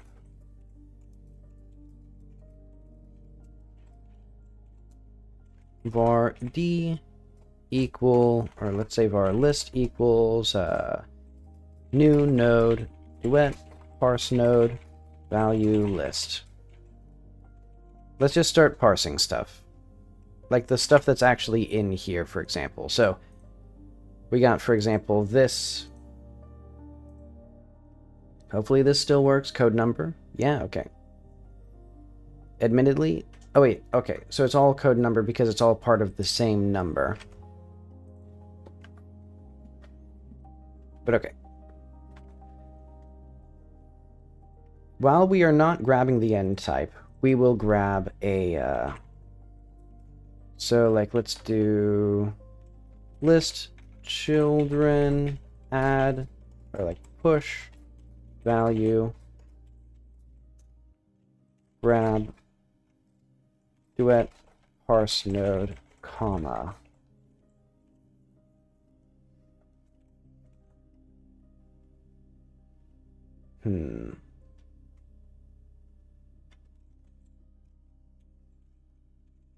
Let's say like skip ignored.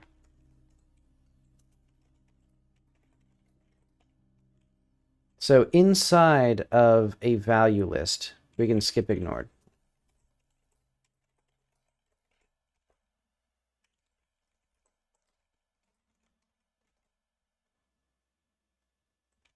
Let's start it up here.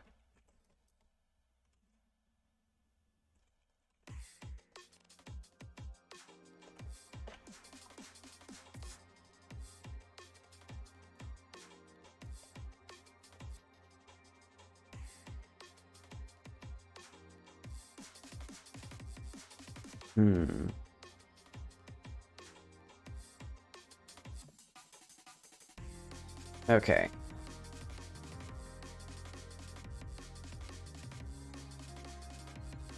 So we get our value list as the start. Actually, let's just do...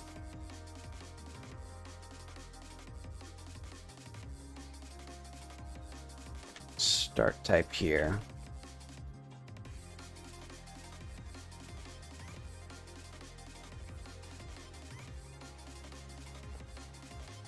Okay.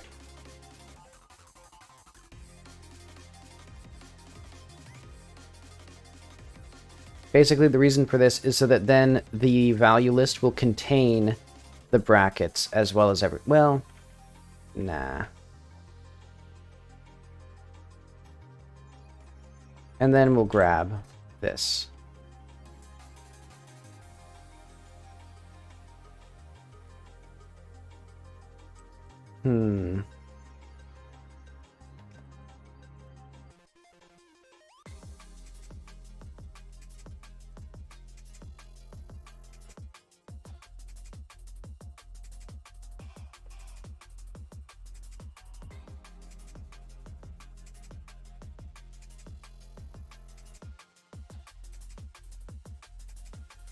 So if there's no grab here, we'll just return parse error.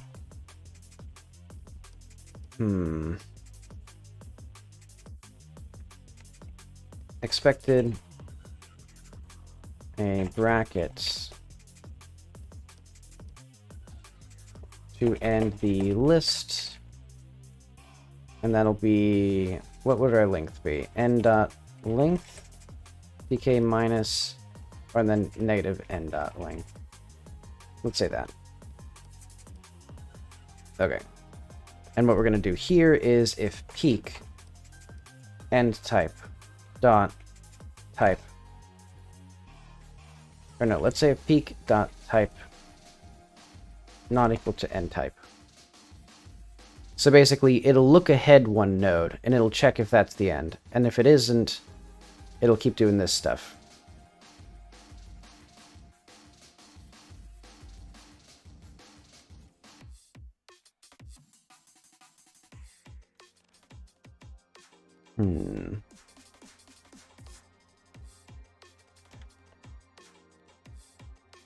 And then let's do like if list dot children dot length and not grab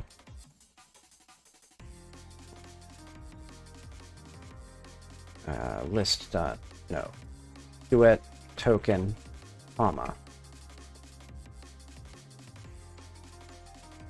Basically, if we have any children, we should check for a comma here. So we will do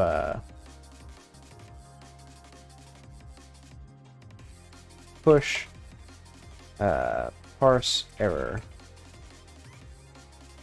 expected a comma in the list. Okay.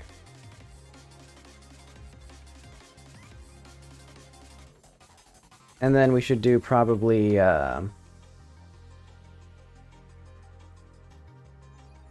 if grab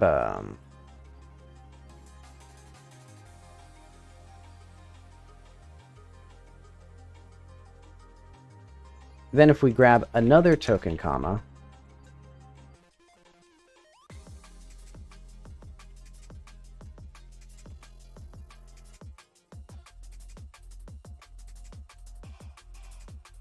extra comma,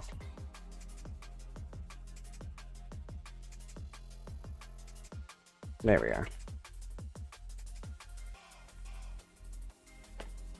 Okay, because then we should skip ignored values, I think.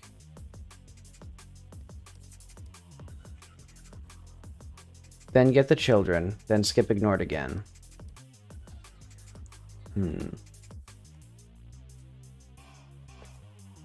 Let's see if that works.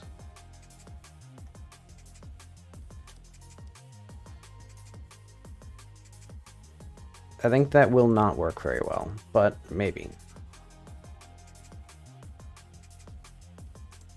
Oh wait, type error, can't access property type on undefined.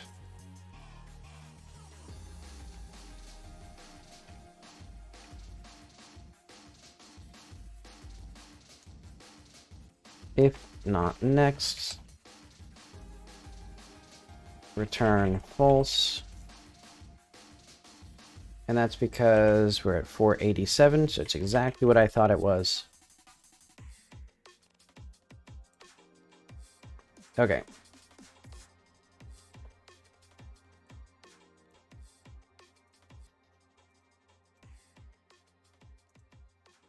So extra comma, expected a bracket to end the list, expected a bracket to end the list, expected a bracket to end the list. Okay.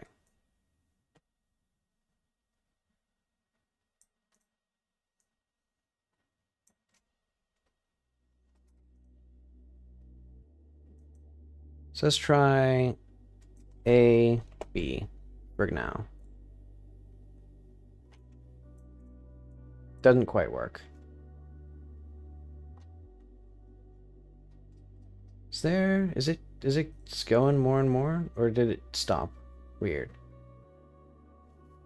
Does them in like the opposite order.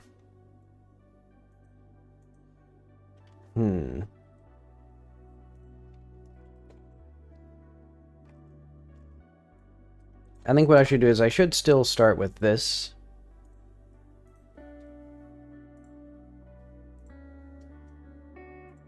Can't access property span, token size undefined. Clear this.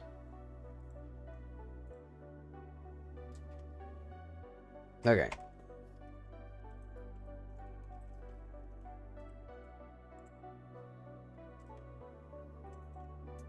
If I in tokens, just say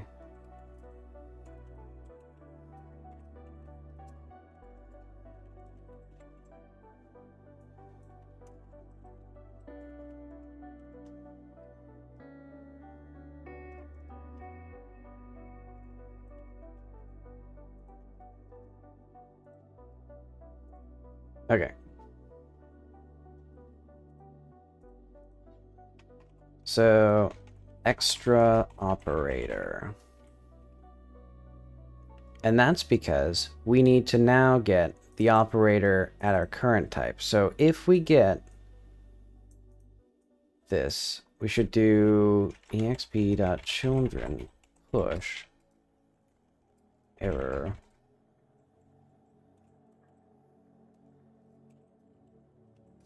Expected a value.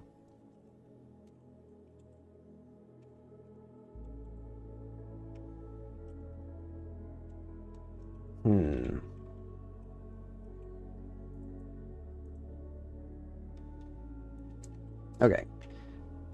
If peak type. Now let's just do let O equal grab duet token operator.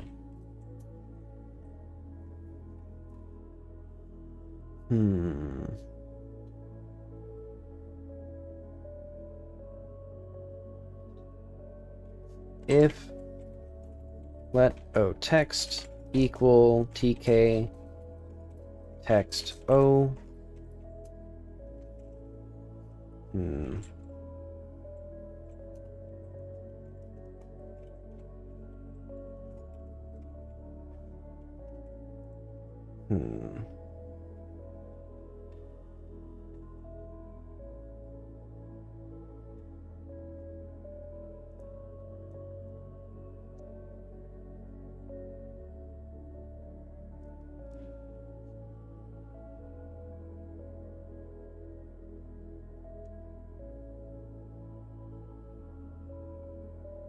This is tricky.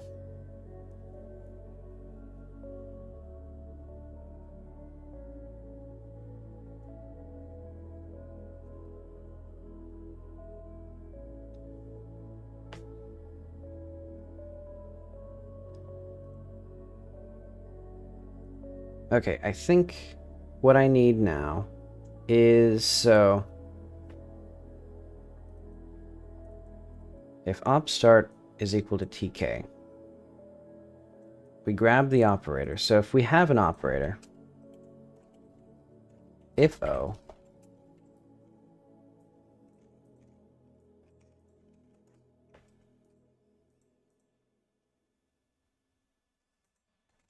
And if there's no operator, let's continue this stuff here, else break. So yeah.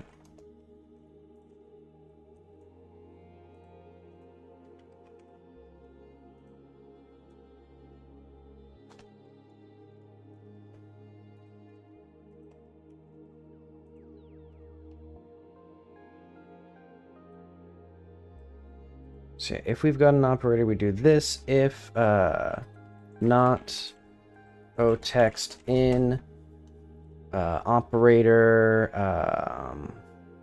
what's this gonna be?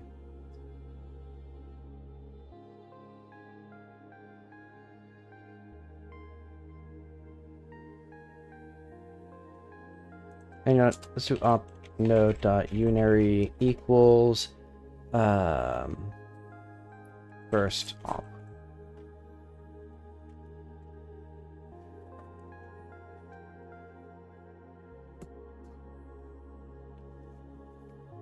Or do I want I'll just do op text here.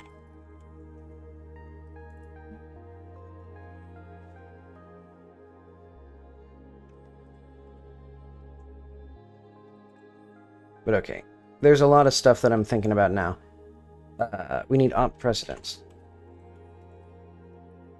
So basically, if this operator does not exist, we are going to do exp children push. Or let's actually do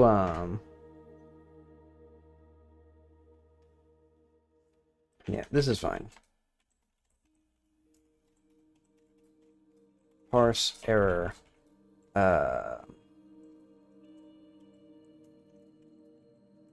Unknown operator.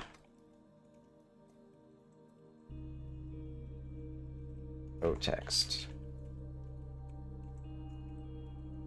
And there should be like a -1.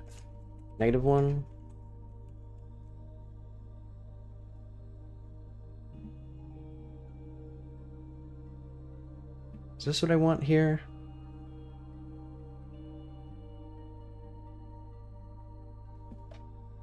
I guess this will just be node. Hang on. Let's do op node dot precedence equals op precedence op text.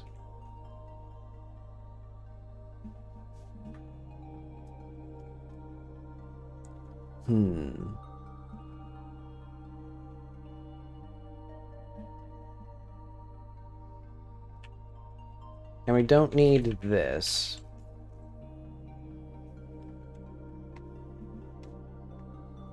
Because what I'm going to do is actually have an operator can have 1, 2, or 3 children. Greater when there's multiple operators, the operator is always the first argument, or is always the first child, I guess. Basically, I'm thinking like, I'll reorganize these nodes such that I can always get the operator from a node. So like, let's do like let... we don't actually need this here, for example. We can do like function op of node.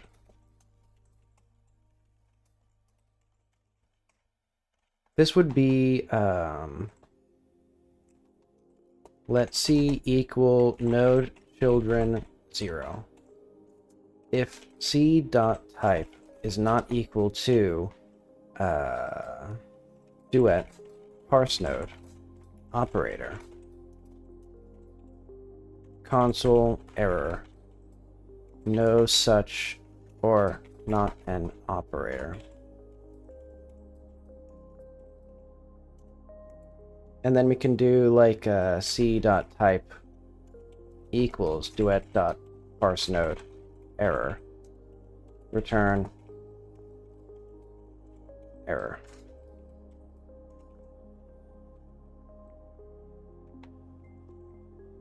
Actually, we can even do operator, for example.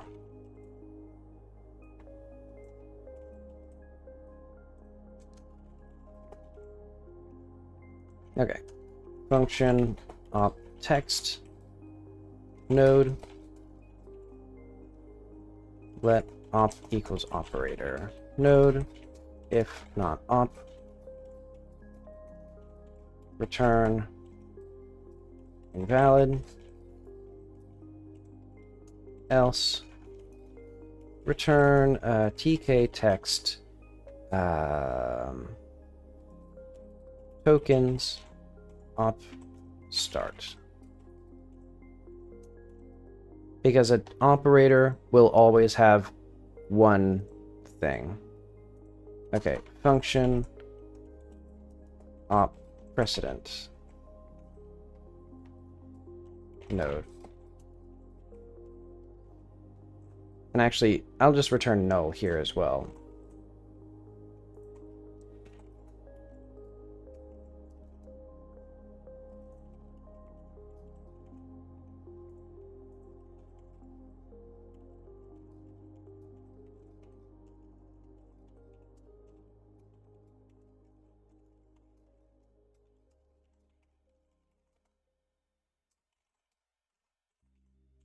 And I guess we'll return 0 there. Otherwise,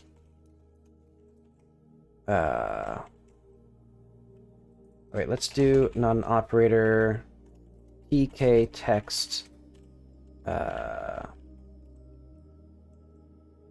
tokens c.start.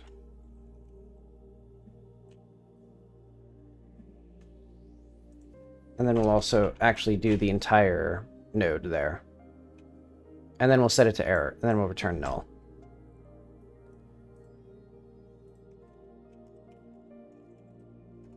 Return, let's do if not op text or not op, no. This is op precedent. Wait, no, this is actually node in precedence or op text. Otherwise, we return op precedence op text. Okay, lots of stuff here.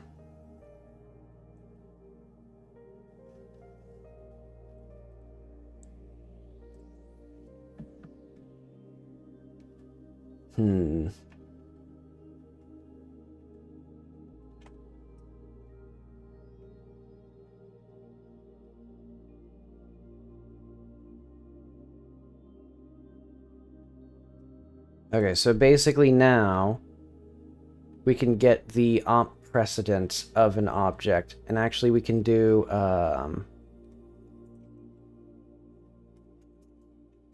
if node.type is not equal to duet dot, what the heck is it? Parse node.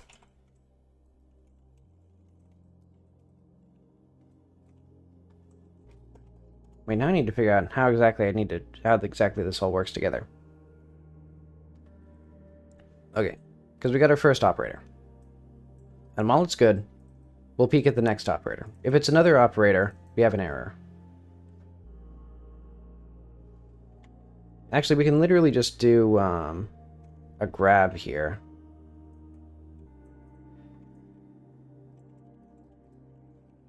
If we grab that, we'll parse error 1, -1. So that way the operator is set to be an issue, but we just, well, I kind of think what we do actually is we just completely ignore the second operator, so that way it doesn't affect our working there. And then we do a similar thing here, where we just completely ignore the value. Well, I think that's actually fine. We expected a value.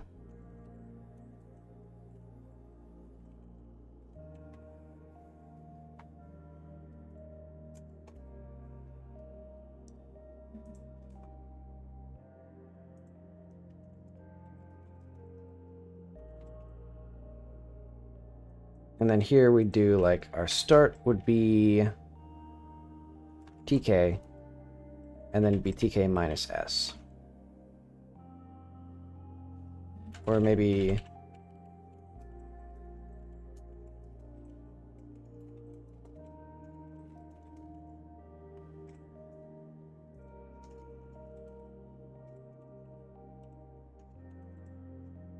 Okay.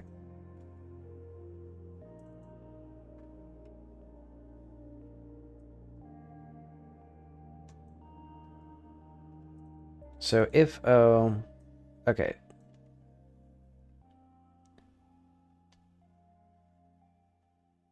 Hmm.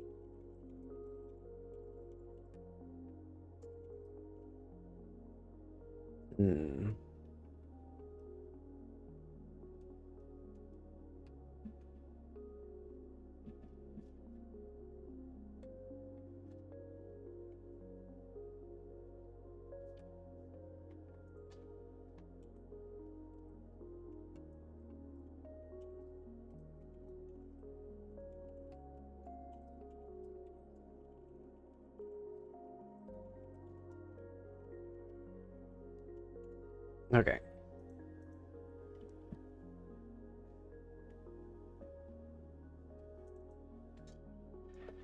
Oof. This is getting big. This is getting complicated for my brain. Basically, what I'm doing is we're getting a value, so we can do that. If we don't have a value, we're going to set it to a parse error node, so that way it highlights that it's an error. And then we get an operator. So if we have the operator, we then get the precedence of this operator, and we'll need to figure out if we have an operator as our first op, or if we don't. So I think that'll be basically if the expression has children at this point. So yeah, because we have first op here. Okay. That makes sense. So we should always have the operator first.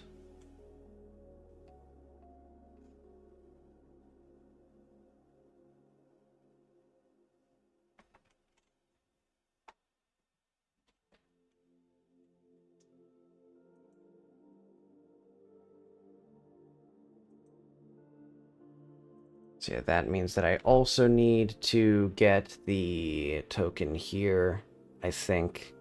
Let's do... If we have the operator. If there is exp.children.length. This means that we already have a left side of the expression. And now we have a value and another operator. And we're going to do left. So let p left equal operator precedence. So we need this to be now the precedence of the expression. If p left is greater than, I guess is less than, or equal to our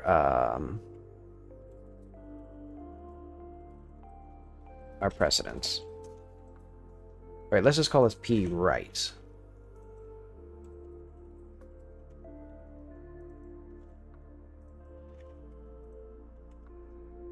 Hmm.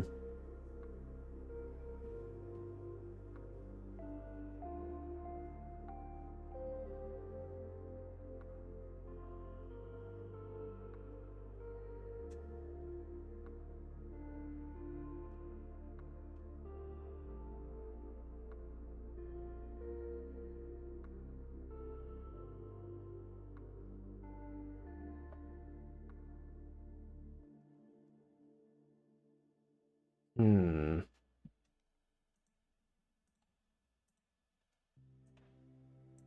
get a number, then we get this. Then let's do like -10 plus 1. Well,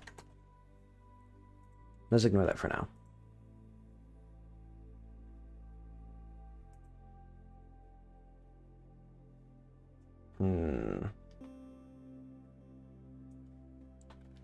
I think my fatal flaw was trying to make all of the parse nodes have the same system, so they all have the children, rather than having, like, you know, node dot left, node dot right, node dot operator. Ooh, but I do want the ability to figure out, like, which parse node is which, because I think this is fine.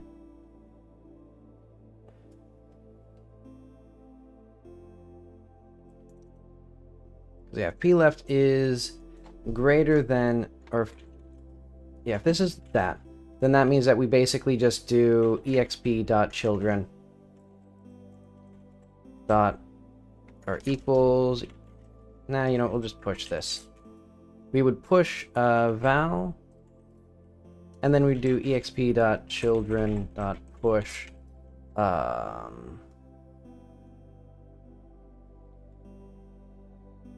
oh, I just realized this isn't what we want.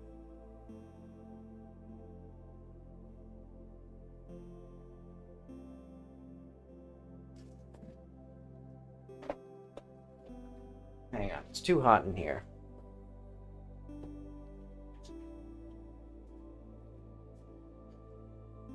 I'm starting to remember I don't like writing parsers.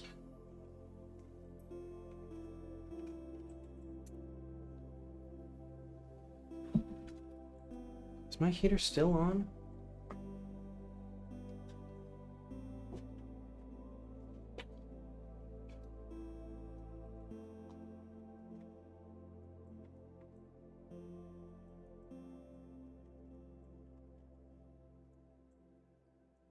Okay, so we detect this. Our expression will equal just, you know, number 10.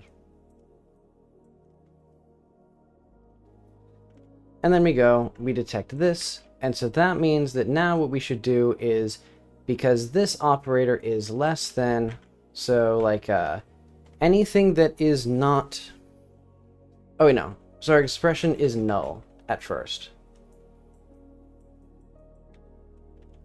Because basically we go our value, and then we go our number.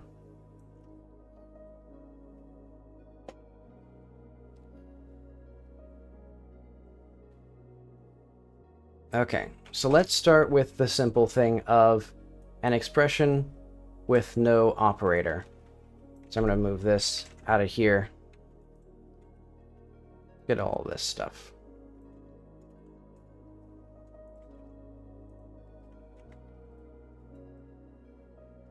So yeah, we have a value. And then we're going to have this.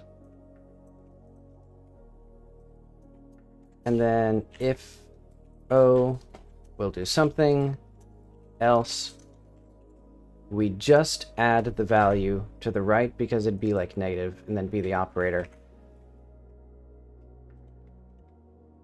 exp.add, or like children push val. So we just have a unary expression or an expression that ends with a value. And then we would end, because that's the expression.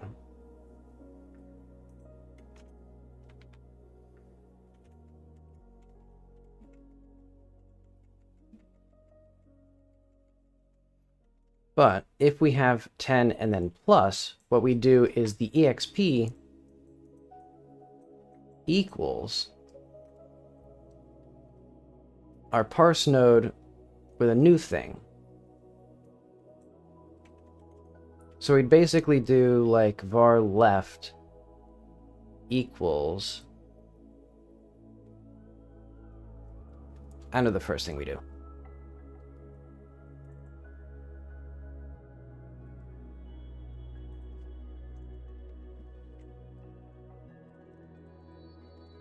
if not exp.children.length, we will simply add push o exp children push value.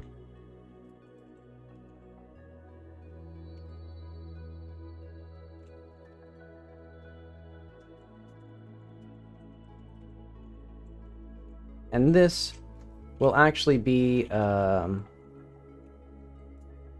let op node equal new node duet parse node dot operator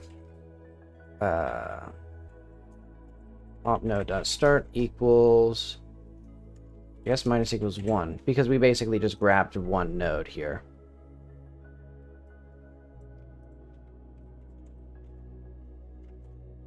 So now we have the exp node contains plus followed by 10. And then if we get one more node, we just do that. That should now mean that we have our unaries. So we could do var equals -10.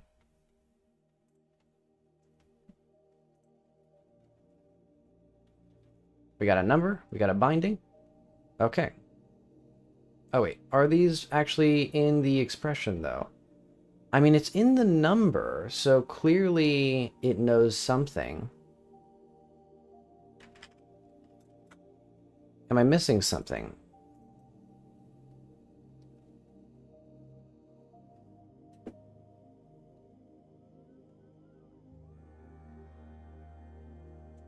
Because it feels like we're still not getting the duet parse node dot expression here. Let's look that up. No errors. So we have our header, then we have our program or our clause, and that has the binding, and then it has the expression.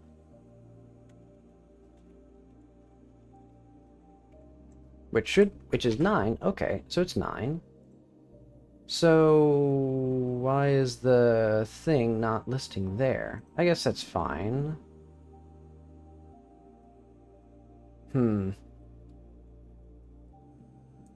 But we should be able to do +1, for example.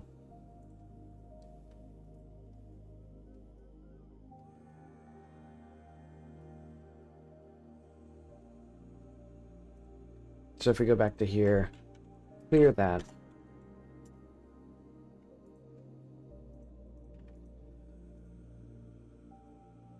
We have our statements here, type 3. Or, oh wait, no. Our statements are, we just have them all as a list of this. Okay. And so now what I believe it is on this side, we have presumably an operator. We have an operator, okay. And then that operator has a number. And then, I'm realizing that actually doesn't work, because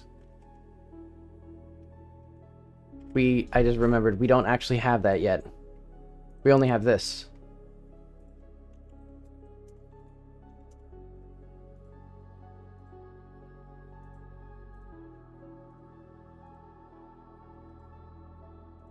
Because now what we should have is an operator and then 2 numbers. Because that was the whole thing that I haven't done yet, which is deciding... Yeah, so now we have this much. But if we have a negative, that means what we need to do is we need to check if this precedence is less than this precedence.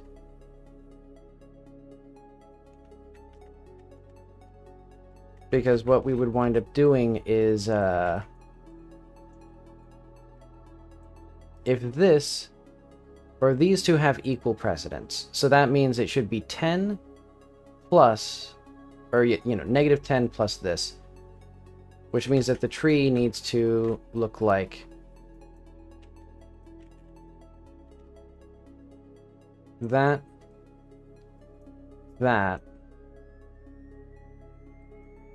this. And so that means this needs to be first. Okay.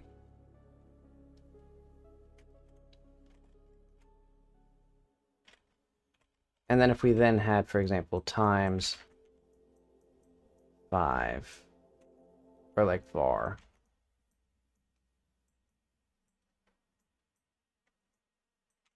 Let's make that 11 so it's not trivial.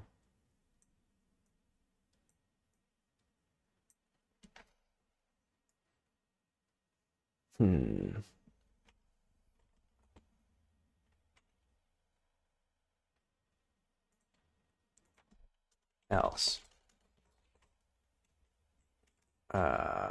Let p left equal, wait. P right equal op.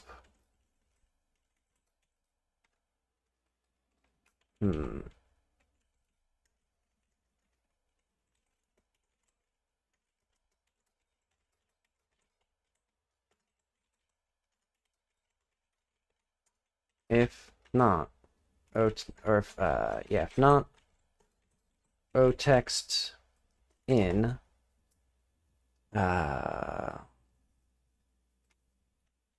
also have this operator here, regardless. We'd have that there, regardless. So we always get the op node.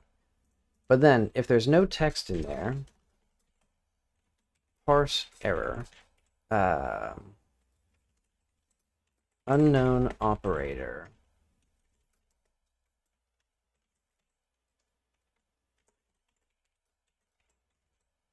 -1.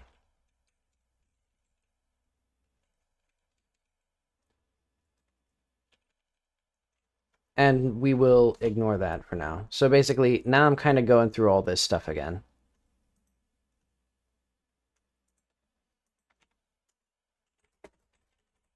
Let p right.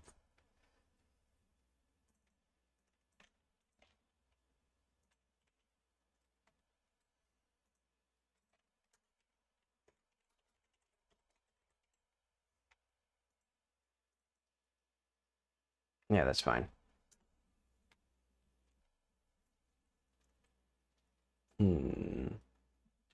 Else. Oh, and then op. Okay. PR right equals op precedence. O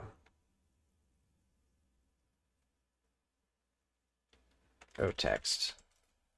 Technically, we don't actually need this value until we do this, but it doesn't really matter.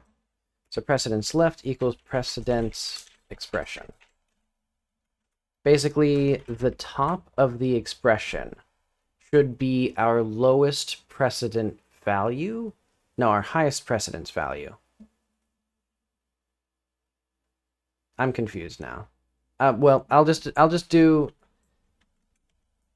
without operator precedence for now. Or like not really consider like how we get the leftmost node. So we're just going to do 10 plus 1, negative 10 plus 1.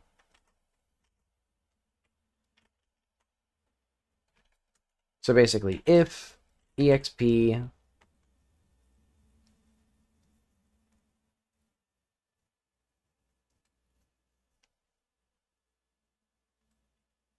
we kind of need the rightmost because, yeah, if we do 10 plus 1 plus 2,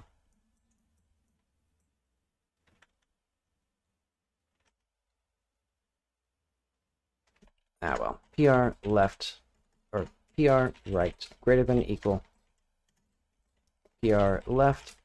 That means that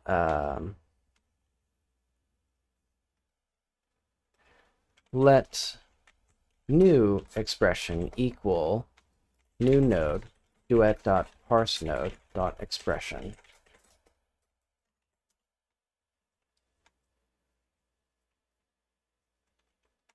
Actually, we'd get this for all of these.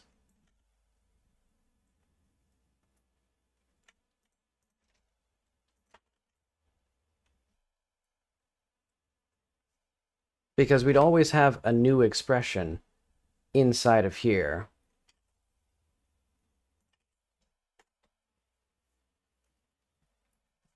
Oh wait, there's no music. I've been like not even paying attention. Hang on, I need to figure out where my music is. But yeah, I'm losing my mind. This parser is too complicated for me. And it's not even like doing anything yet.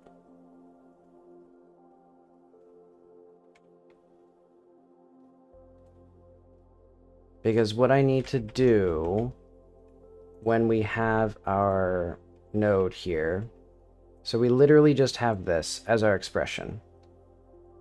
And now we have a plus and a 1. And what I want to do is I want to create a new node where plus is the start.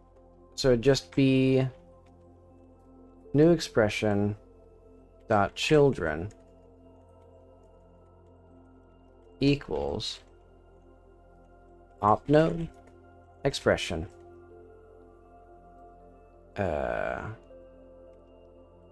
value.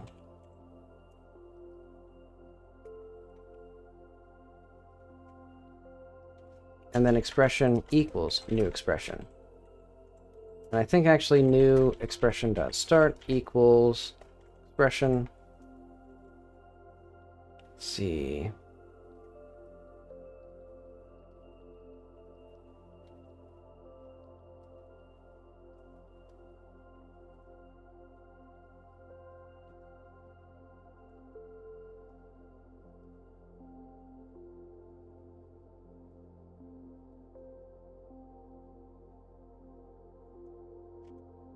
Wait, but we still need the... Wait, no. No. We have this part. We have these two parts as two separate things.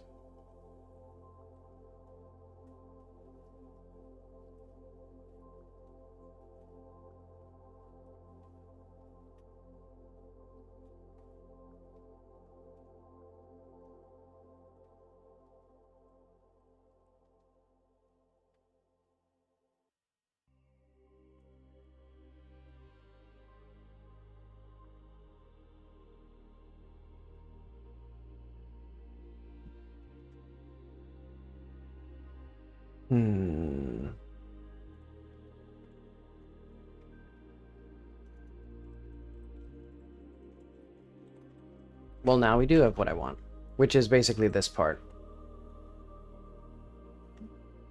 And so yeah, we have a plus sign. And so what we know now is that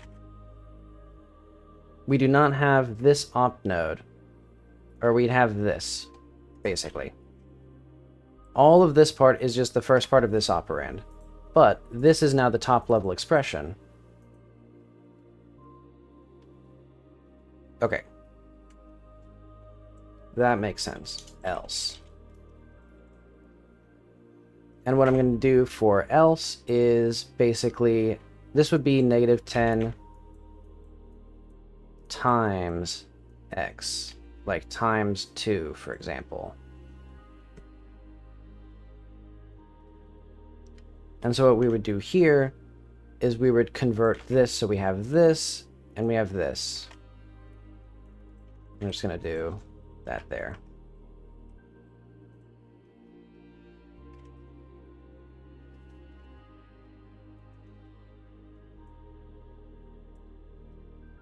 So yeah, we would change it to be like that, but we would still need our rightmost value to be, let's have a rightmost expression. So yeah, we have expression somewhere in here.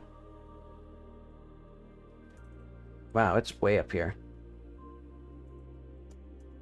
Let rightmost equal exp.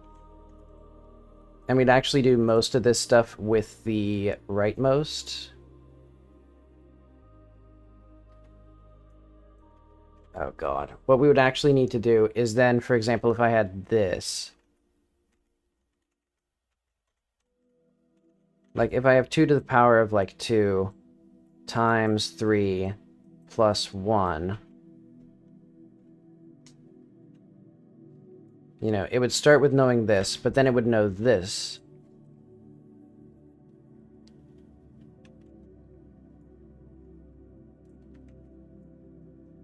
So yeah, we'd put that there.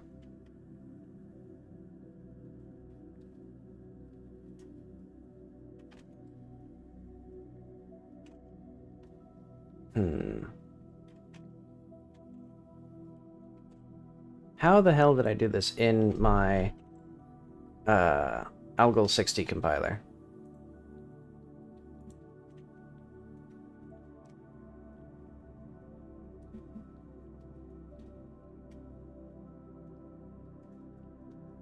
Okay, simple expression grab op, grab first of those, return op, op name, op result type. So here we have all that. Get placement. Okay.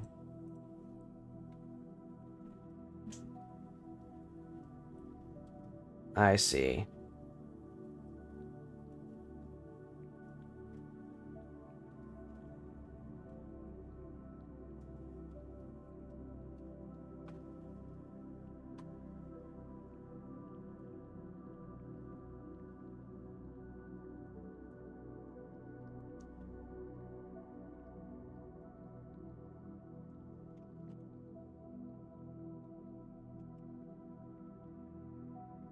So yeah, I had all sorts of special functions for like setting the rightmost node and setting the leftmost node of a node.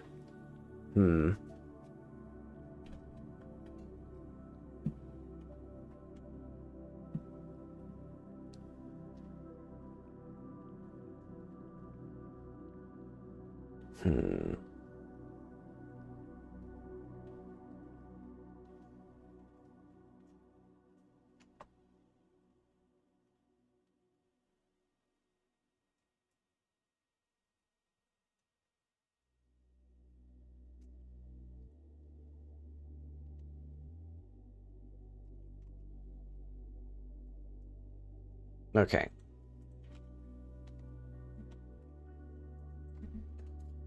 Let's just do function right. Well, you know what? Let's ignore this for now. Let's just print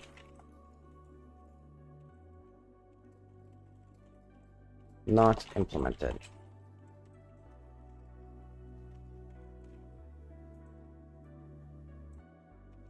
Equals -10 plus 1.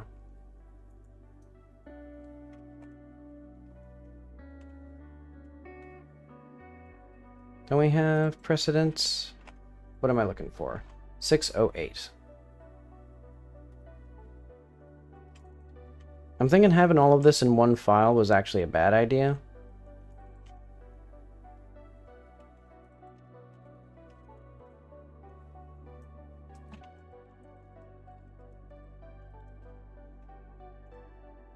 Okay. So now we have that. And that means that we should have the children here. So yeah, we should have had a binary operator, but I see what's happening here is it's sort of the opposite. Yeah, because it looks like, oh wait, no. Okay, never mind. There's too many children. Basically, header, so this is program game. Then this is val equals plus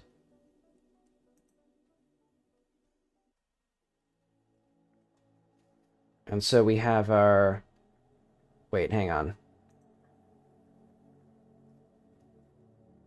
Okay, these are fine. But they should have a length of 1, I'm seeing. So when we do new node, 1.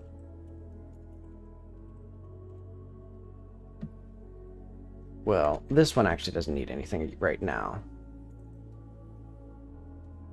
I guess just new expression.start equals expression.start. And then we would set this to grow the expression. And I think we'd grow the top level expression there.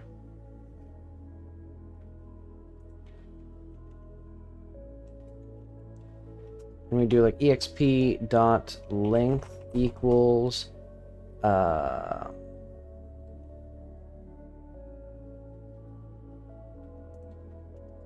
let, I guess it'd just be val.end. Or like exp.start. I know what it'd be. Val.start minus or plus val.length minus exp.start. Okay, minor things. But yeah, we got our operator, we got our value. This is -10. Then we got our other value, which is 1. Okay, and then if we did, for example, this, it would not work.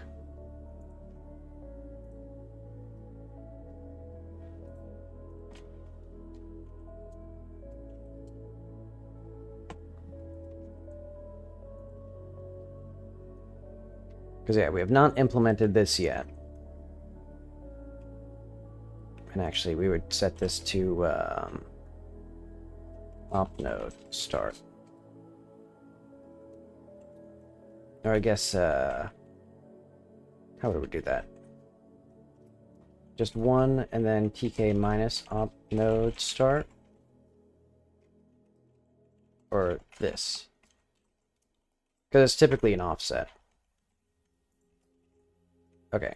Now it should highlight the operator, and then it highlights this thing, the code that wasn't parsed.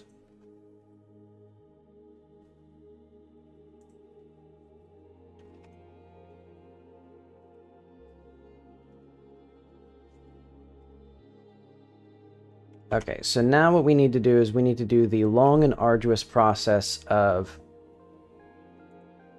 basically, let's do like -10 plus 1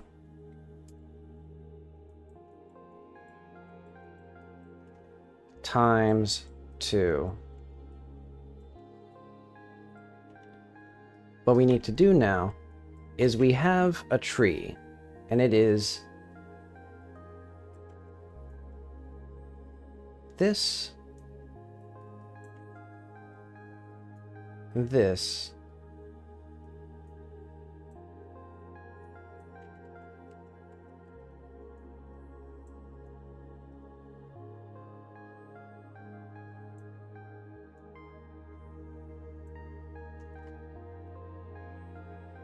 so we now need to basically find this node here and insert ourselves right in here.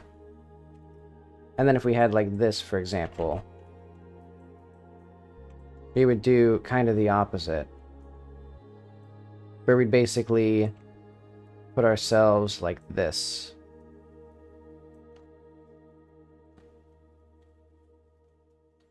And so we basically need to maintain two separate things. We need to maintain the leftmost, or we need to maintain the topmost node, and we need to maintain the rightmost open node.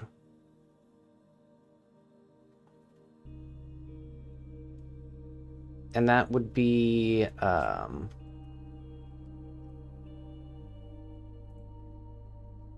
let's see.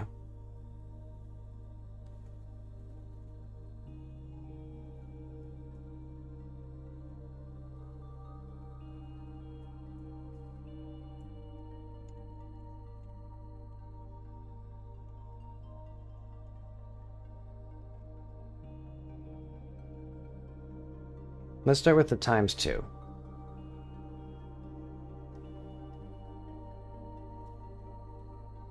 So we would basically need to remove 1 from the node. Or I guess we would just not add it there. So instead we would do exp.children.push op node. For now, kind of.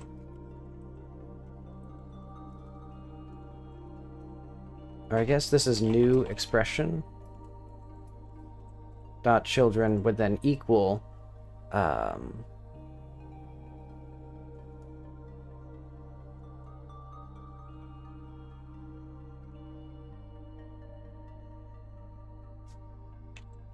val.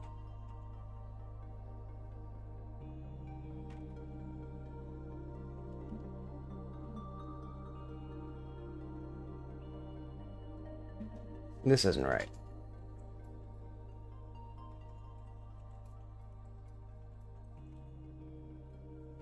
But I can at least check if this'll work.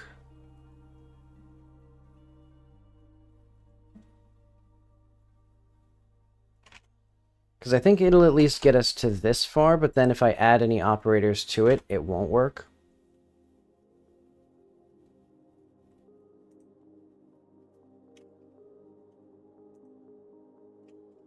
Oh wait, no, it won't work, because this is not what we... Yeah, because we would need to add one more value to the right side.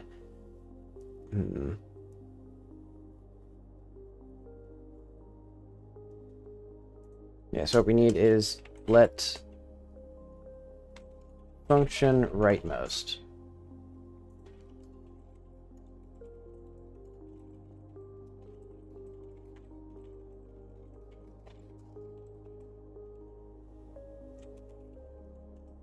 So, like, top precedence. If top is op, let's say that first of all.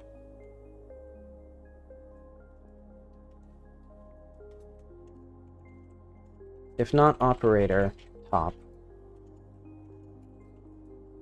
Wait, no.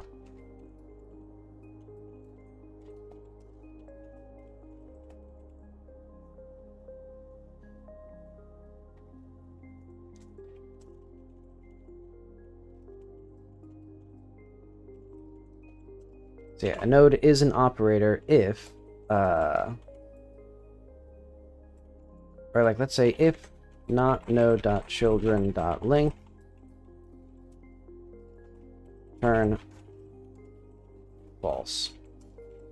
Else, we are returning node children 0 type equals UF parse node operator.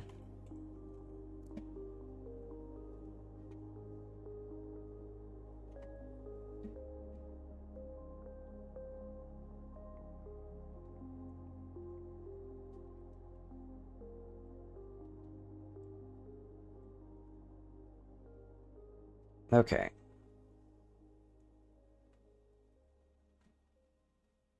So that means that if it's not an operator, we return false.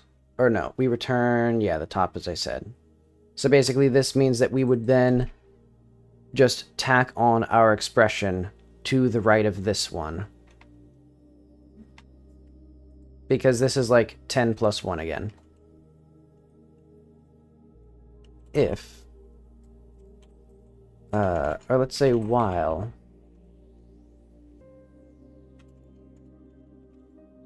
Let's say this. While is op.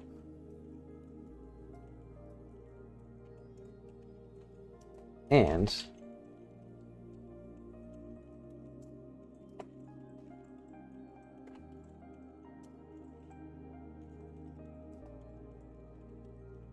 So... Precedence right. So basically what this is going to be is node is less than PR right. Turn or equals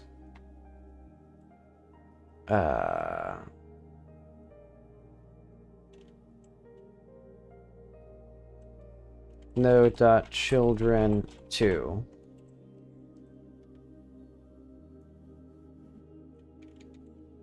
and I guess we're getting the same thing as before, placement.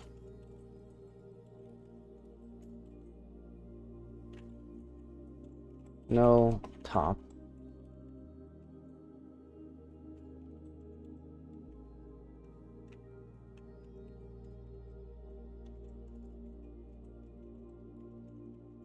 Okay.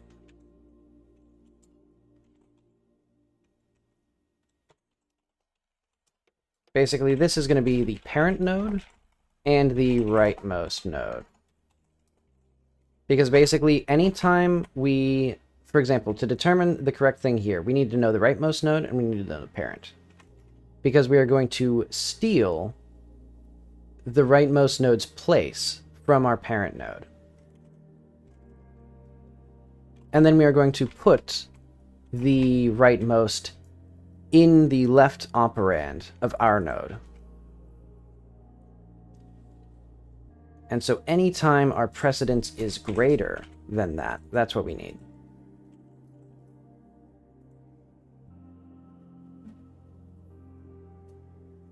I think it actually needs to be greater than or equal to... Wait.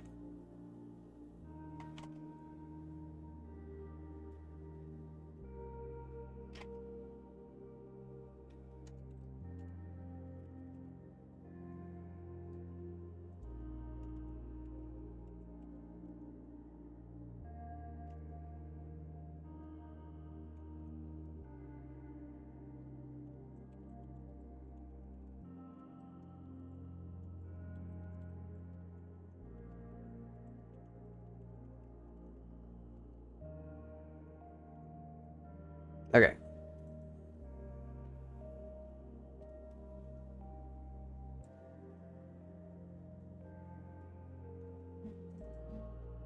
So now we're going to do, instead of all this stuff, we're going to do, I think I don't need to do any of this. We can just do let expression,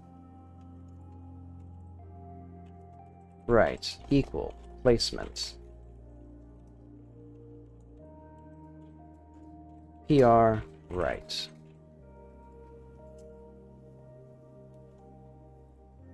So what this should do is this should get us our parent node. So we'll do like if not PL. Oh wait, no, placement expression. You're right. If not top, expression equals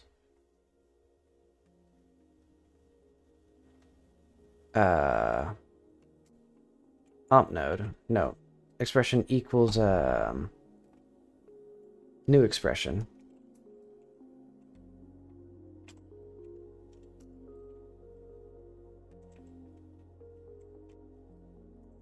And this is actually our left node.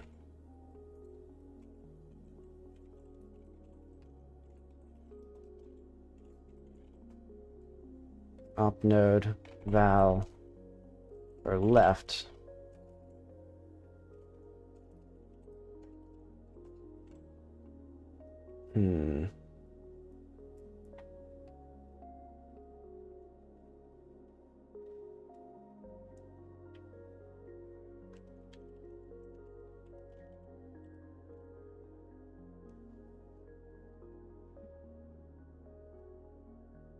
I'm slowly dying from this.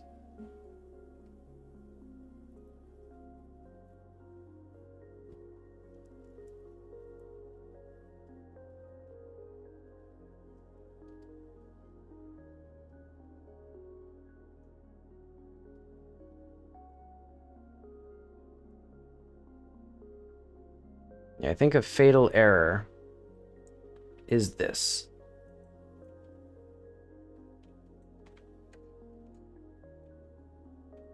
Well, we do need this, though. Let's just set that to null for now.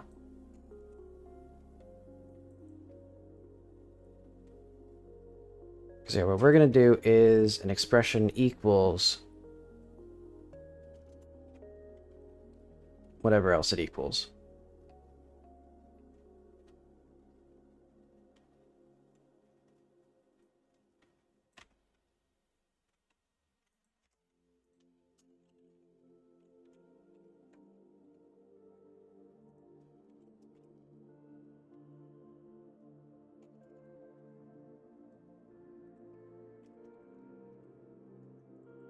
Okay, so this will be our op node, and then we'll have let exp node equal new node wet dot parse node expression, which will also be negative size. Children equals this. Wait, no, and this should be Hang on, actually, how does this work? Length. And then let's do offset as well.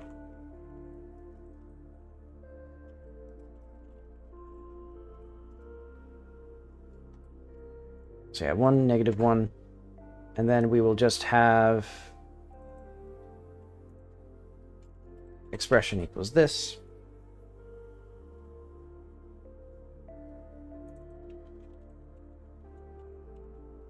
Op node. Okay. So basically, if we have an operator, we do that.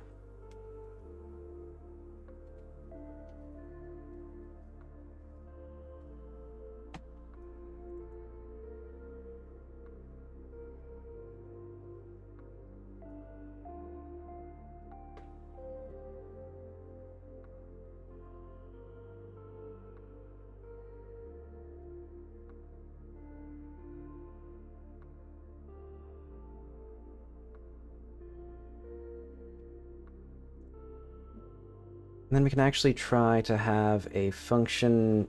I'll think about that later.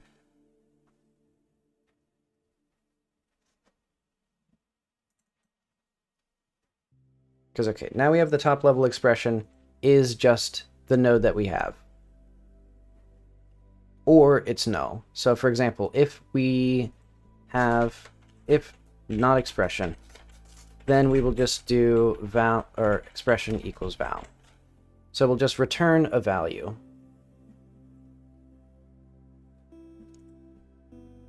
And then what we can do is if we have, so we get our operator text, we get our precedence, we get things like that. We get our new node, which we just add to here. And we can actually just do -1, 1, -1.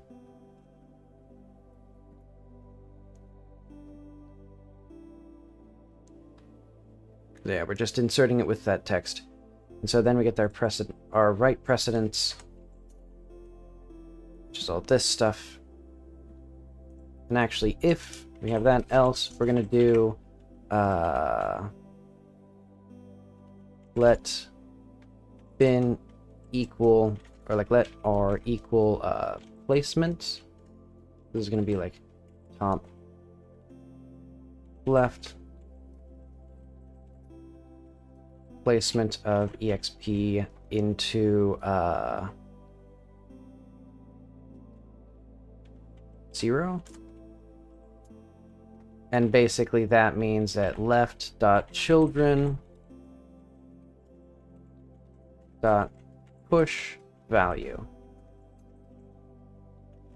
Basically, anytime we have a value, so like once we get our multiplication, it doesn't matter what's after that, we just add 2. So we just put the 2 here in the tree.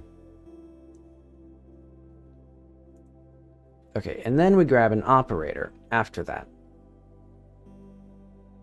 So when we grab the operator, we grab the placement of it using the operator placement. And yeah, if there's no top, we just set the expression to this, and then we do the children would be, yeah, the left node, the value. Okay, that makes sense. Else.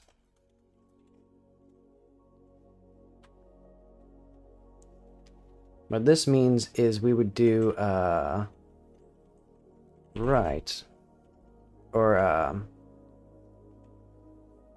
exp.children equals exp.children, or I guess we would just, let old left equal exp.pop, or no. Basically pop this. If old left not equal to left, console error. I don't know what this means.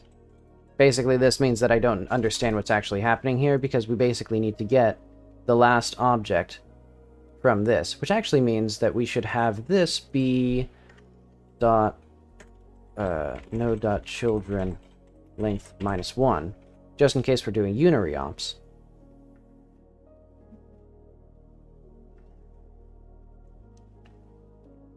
Because basically, once we have the operator, we should be... everything should either be an expression with a unary op and a value. So yeah, in this state, we have like, 10 plus 1, or we have just -10. We don't have incomplete expressions.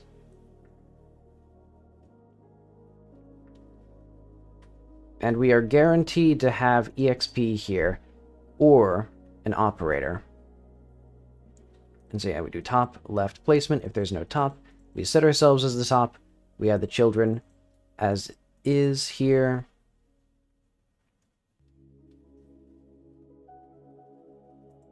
And then I guess we just grow new expression. Yeah, we'll just set that there. Otherwise, we do that. And then what we're going to do is top.children push new expression and new expression. Actually grow this as well. Which I guess we can kind of just do anywhere. Well, yeah, I have no idea what that's going to do. That'll be fine for now. Children equal op node, and then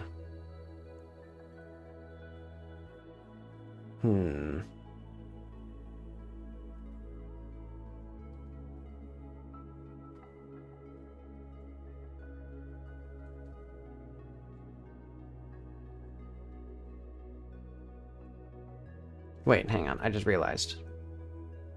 Doesn't this mean that we push the value onto the expression here?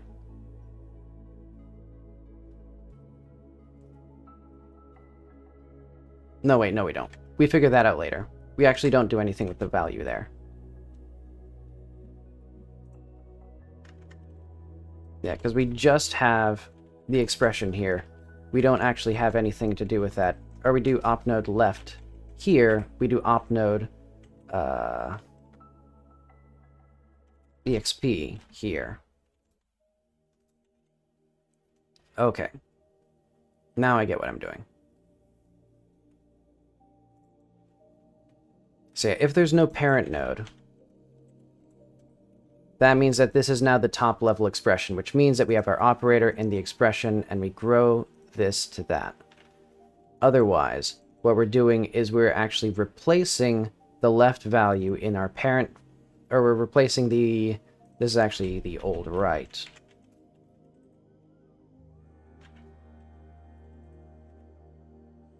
Which becomes the left-hand operand of this, because this has a lower precedent. Okay, and that means that none of this is needed. Okay. Let's see if that actually does that. Well, equals 1. Let's start with the basics. Not quite.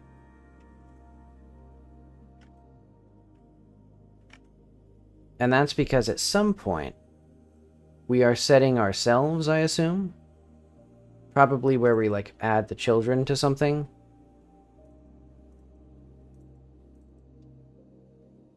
Which, where would that happen at?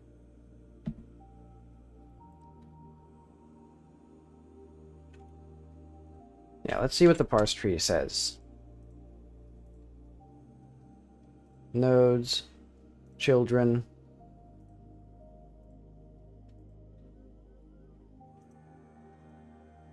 Okay, so something has gone infinite in here, in our right-hand side operand. Because here, at least, we have a number.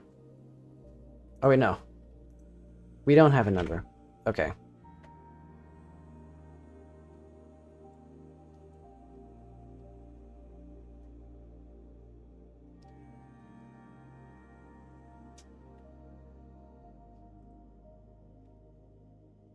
We don't need this, then. Okay, so my issue was... I forgot that.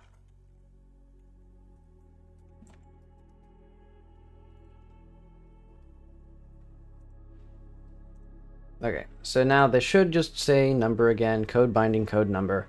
For some reason, code expression isn't there, but now, like, code expression and code value aren't in here. Oh, because because value is the... Okay, I get it now.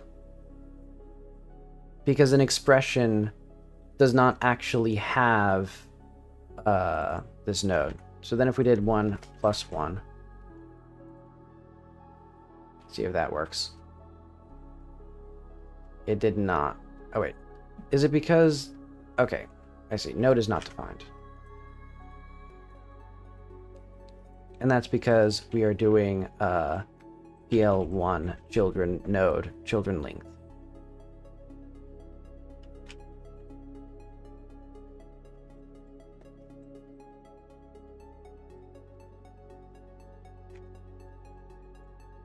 Huh? Oh, right, I see.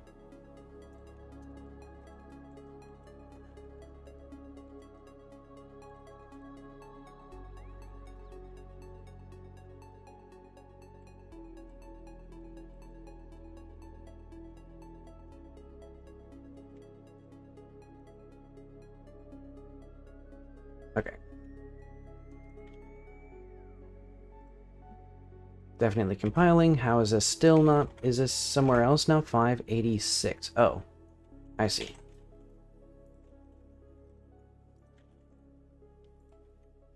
Okay. So now we should have... Oh, look, and now we actually have expression. Okay, so now we have a code binding code number, code binding code expression 1. Okay, so I think what I should do then is whenever we set our placement here,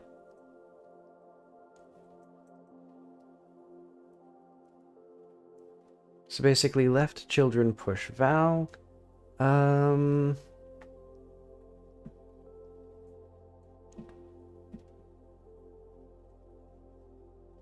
let's just set exp.start equals tk. No, I should figure out a smarter way of doing that. Basically, to figure out exactly where each expression is.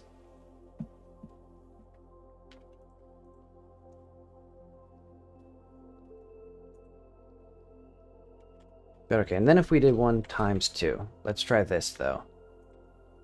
Okay. Operator digits, so it doesn't seem like it worked, yeah. Parent.pop.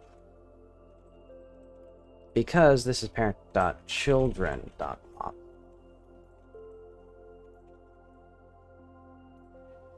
It feels like 95% of my time is going to be operator precedence, which feels like it was the same for the other one. But okay. Now we have our numbers. So yeah, the only downside is our expression does not register that this is the start of it.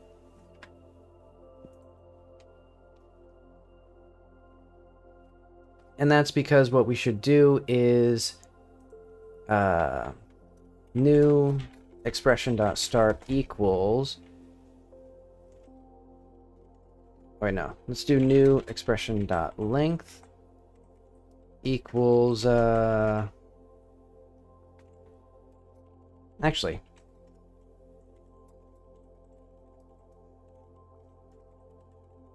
we can do that. So basically, when it's the top level, we have that. And then what we can do is new expression.start equals right start. Because we have this operator here. Okay. So that should make it so that it registers the whole thing as an expression. So code expression, code number. So yeah, now it knows that this is a binding, it's an expression, and it's a number. And we can go to the console, we could do this, and we should presumably see... how will we tell this? This will be tricky to figure out. Exactly which one is which. Because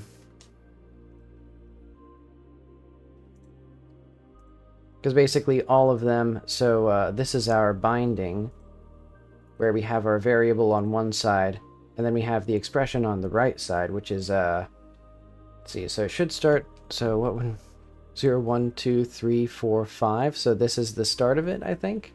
Or no, this would be the start.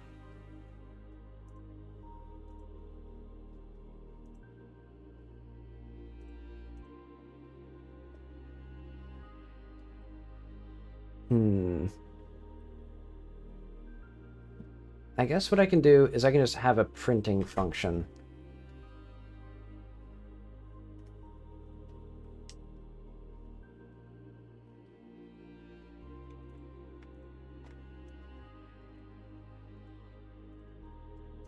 Print tree node. So this would be like let's also have some indentation, because I'm just going to, well, let's just say print recurse.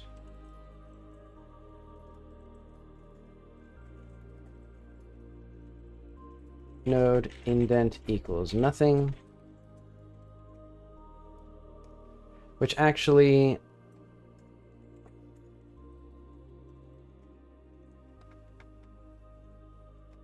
let's do like var t equals...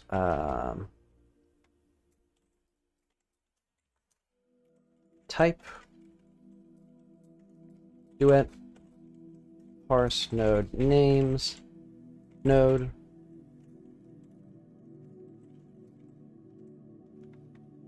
and then like children equals read free no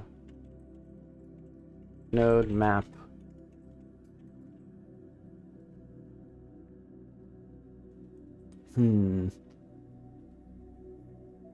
I know what it is.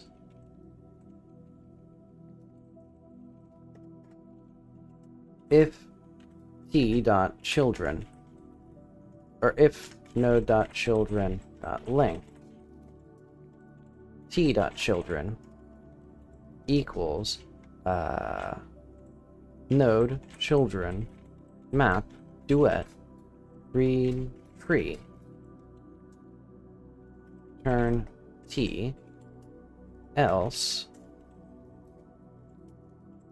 t equals or let's do var text equals nothing for we're gonna actually need a file here. Retrieve file var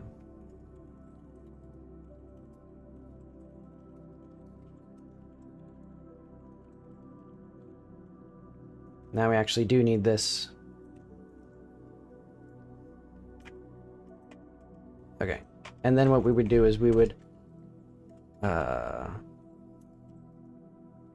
wait, huh? Who's who? Oh, I see.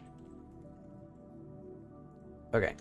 Return free recurse duets dot files file dot parse tree.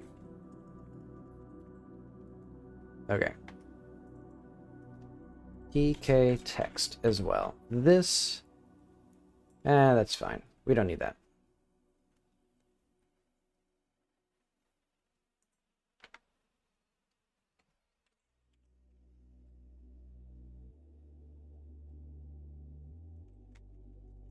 We'll actually do t.map or t.text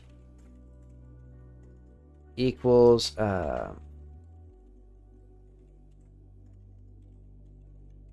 nothing.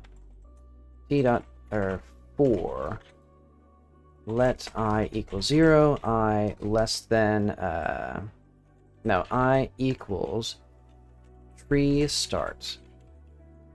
I is less than tree start plus tree length. I plus plus. T text push duet files file text substring oh wait, no.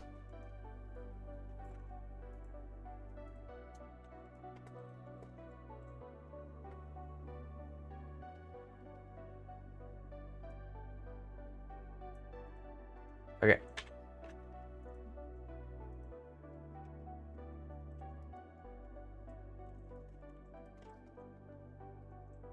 So let token equal f tokens I. And then this is f text substring token start token like if not I in f tokens continue. Okay. Basically what I'm doing, so for this read tree, we just give it a file name. That should give us that. And then we do a recursive function where we get the type of the node as a printable name. And then for each child, we add the children here as readable trees. But if it doesn't have children, we assume that it's now actually properly text. And so what we do is we just get an array of those text files.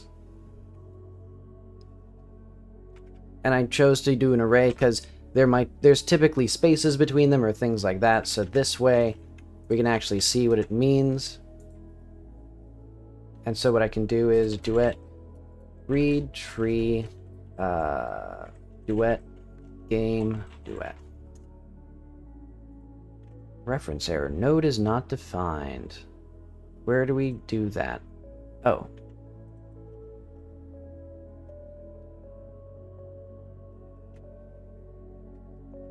Tree, and this should be tree.type.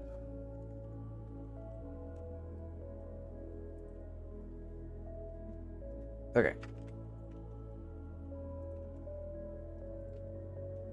Now, can't properly access length. Tree.children is... What does that say? Tree.children is undefined. Okay. If, let's say, tree.children and...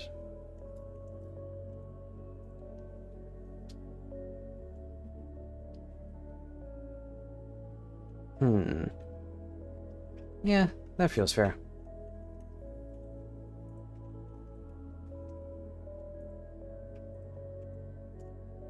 Okay. It didn't work. Did we not compile?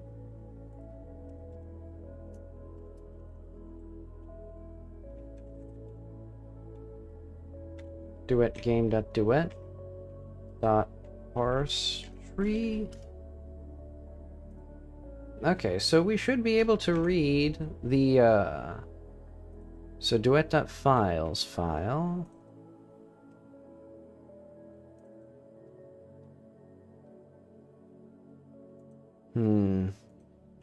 f.parseTree. Let's do if not f or not file in duet files.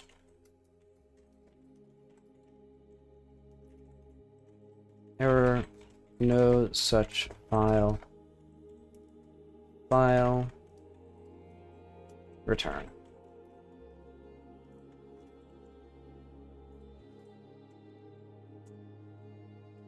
Still not right. Let's go to the debugger. Read tree. Because, yeah, I don't know.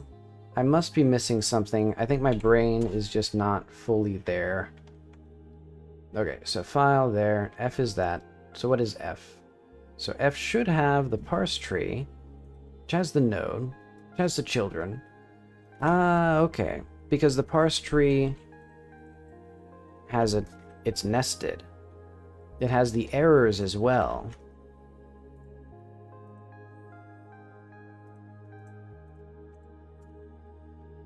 I love dynamically typed languages where I don't know anything.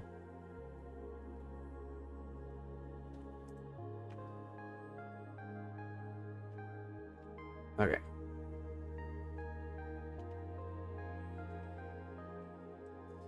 So now what that should do is, if we go back to the console, we have a type of children. It has no things there. Why would it not have any there? Oh, wait.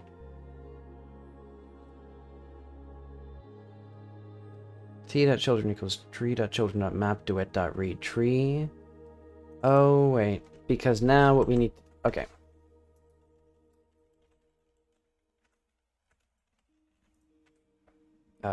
Skip that. Gonna go back to the console. Okay, getting a little closer.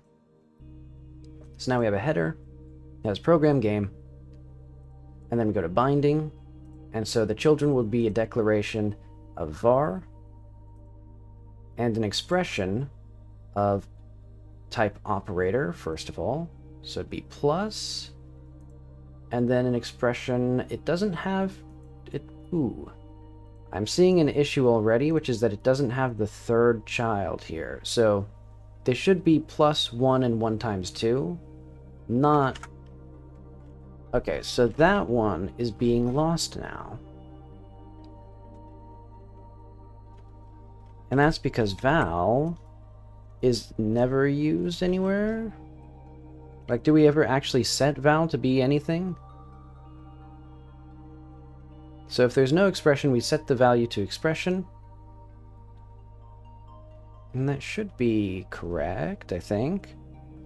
And then otherwise, we set this to push to value. So yeah, we should set this to val, and then we do exp. So if parent right, so if there's no parent, should have opt node exp, that. And I think what the issue is then we don't pop the child here because... No, that wouldn't be right. We would do that because this is under the assumption that we're stealing the child to put in our tree. I'll have to read that. I'll have to look into that more closely. But okay, let's see if that number is anywhere. Because yeah, we have a plus, then we have a times, then we have our 1 and 2. Actually, hang on. Why do we have...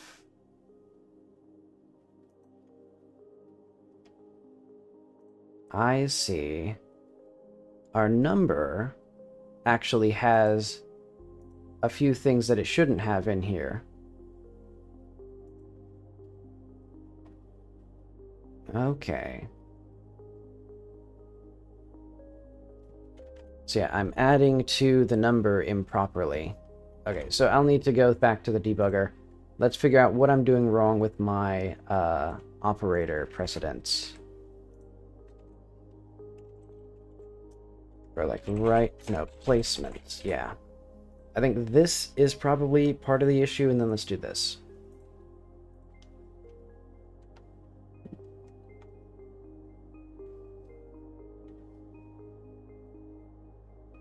Okay, so what is our value so far?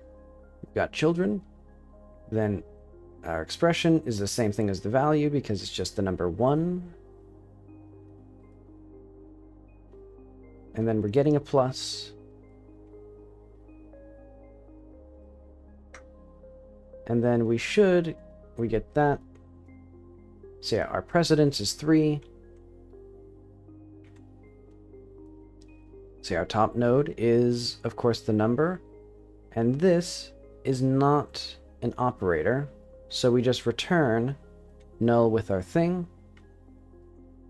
And that means that we set this correctly. So that means that now we have our plus and our 1.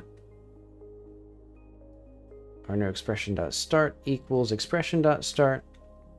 And expression equals grow new expression, which means that length goes up.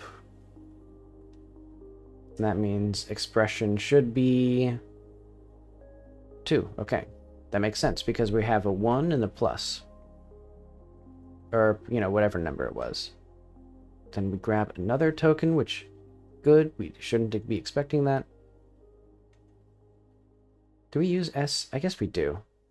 Yeah, if we don't have a value, we do a parsing error. And so this should be another number.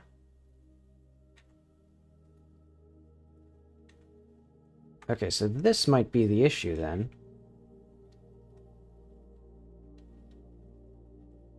So we have our topmost number, and then we set this to there. And so that means that now... Oh... What we should do... We don't add this as a child to the right node. Hang on. I think we actually need the top node here, so we just do top children push. Because the left node is always guaranteed to be missing something. Or our right node. You know, because this is technically actually... Yeah, I think that's correct.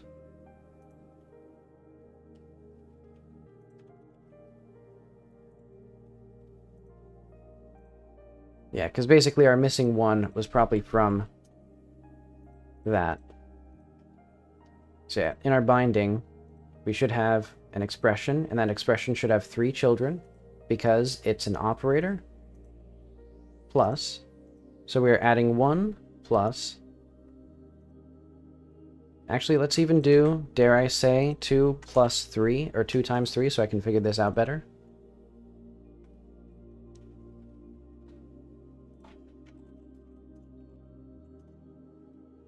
It feels like half the battle of this is just the binary expressions. But okay, so we got a plus, and we're adding 1. So 1 plus 2 times 3. Amazing. And then I can even do 4 times 1. And then, like, to the power of 7. Plus 6, or minus 6. Let's see if that works.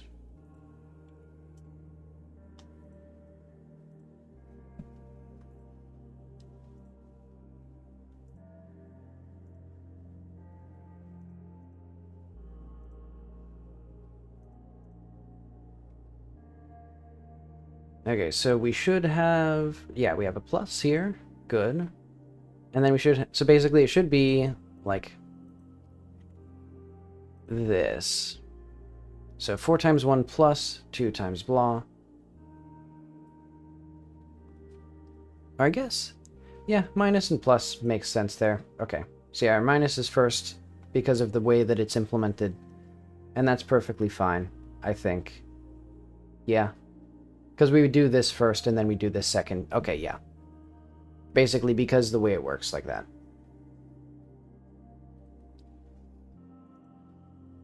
So yeah, then we do a plus. Then we do a thing. And then our operator, this wasn't supposed to have this many numbers here.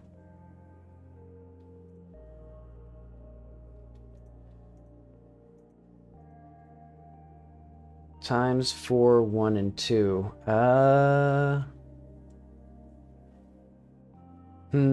Okay.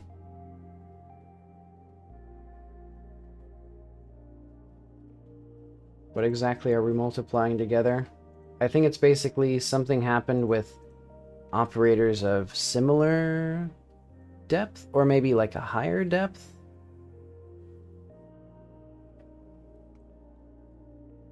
Because yeah, we're definitely adding to... This one's missing a child. It's supposed to have 2 expressions, because it's supposed to be either 4 times 1, or the, 2 times 3 to this power 7.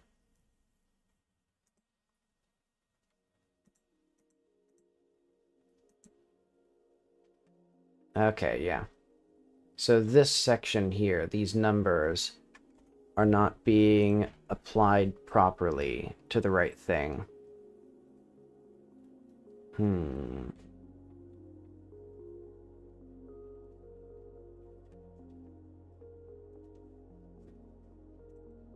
Let's make sure the placement is right. Maybe it should be greater than... Oh, I think this needs to be greater than or equal. And then what we do is... I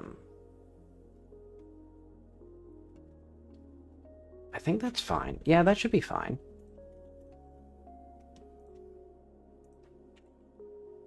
Because, yeah, I think what it is that because it was greater, it was adding the So, like, when it detected the numbers... So, actually, let's do, like, the power 7 minus 3.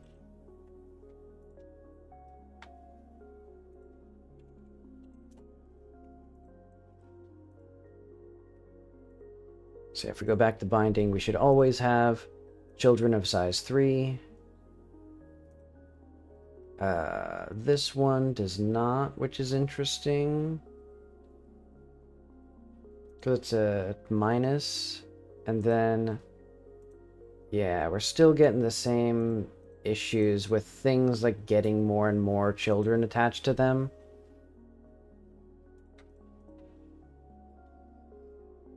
I guess what I can do is I can just throw an error. So we're gonna like function add or like insert expression node. If expression dot children dot length equals 2 or equals 3,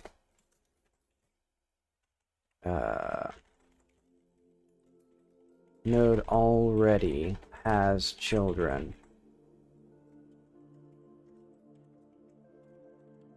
Let's call this a bug. Else, exp children push node.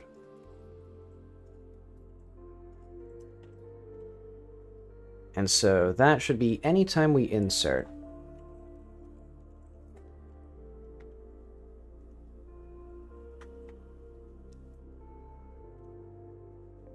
Also. Okay.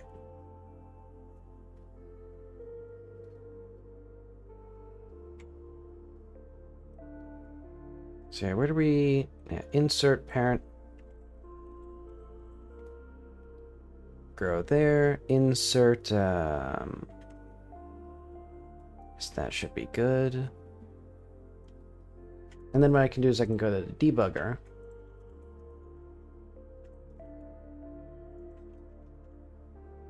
Let's go to bug. Okay. So where are we exactly in the stack? Ooh, now I need to figure out how to like read the tree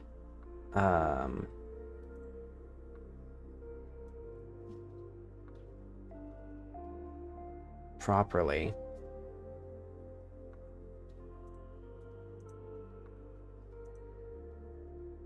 So yeah, because like where did we come from?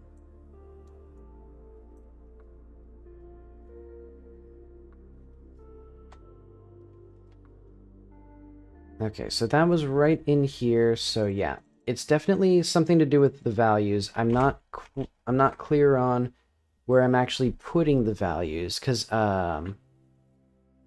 it should be. I see. I think I see. So what I'm doing right now is I'm going to the lowest precedence object and inserting it there. But I think what I need to do is maybe just add it as a child of the top expression. No, but that wouldn't be right, because if we had like, 2 plus 3 times 4, when we're parsing this 4, we need to insert this here. But this is the top expression. This is the latest expression. And so I think I just need like latest. And what we would do is latest would be any operator like this.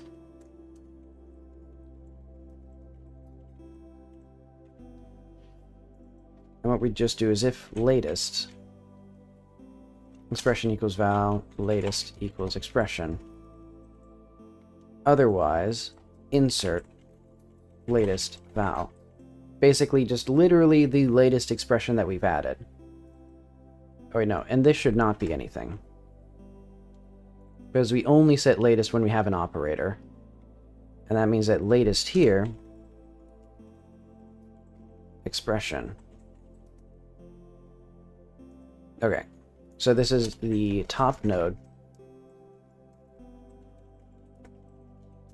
Right, so most recent node.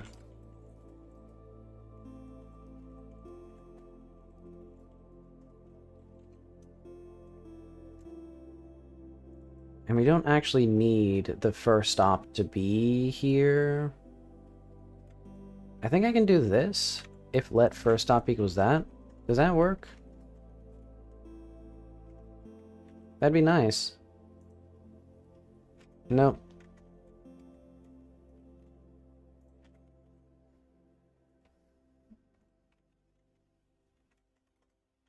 Okay. No, program game. Val equals 1 plus 2 times 3. Power of 4.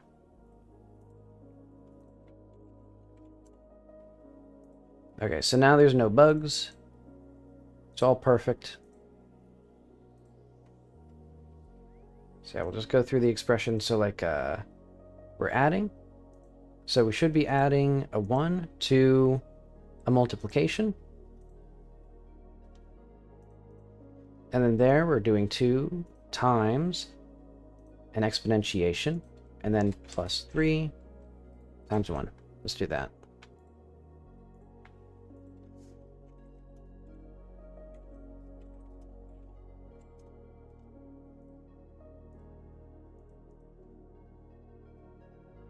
Wait, we don't need the bindings, we don't need the declarations, etc. Okay, so now, again, another plus. And we should be adding a... I guess we're adding a number to probably another addition. Yeah. In fact...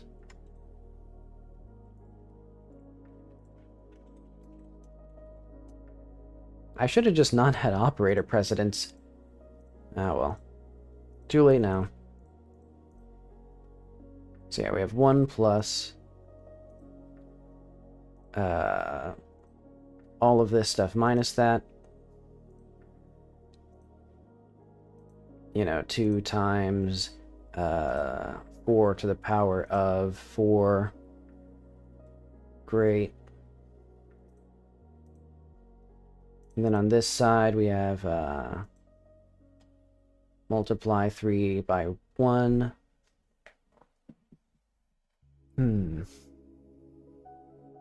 Okay. It all looks good. So now we have operator precedence.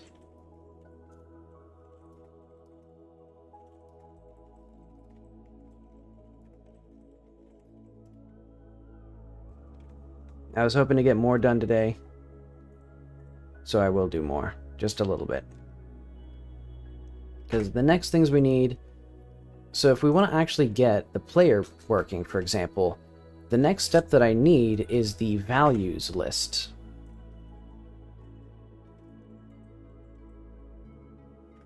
So bracket start. Oh wait, no. This is the wrong thing. Right, I keep opening that up because I need to figure out, like, because I'm hoping in vain that I'll, like, remember how to do the things that I need to do. But okay. So function value. So basically here, expected a comma in the list. Okay, so it's getting close there. So a list is the new node of duet parse node this, while is good and peak type is not equal to end type. List children length and not grab duet.token. We will push a parse error expected a comma in the list. So this should be... Oh, wait. No, wait, no, that's fine. And then extra comma.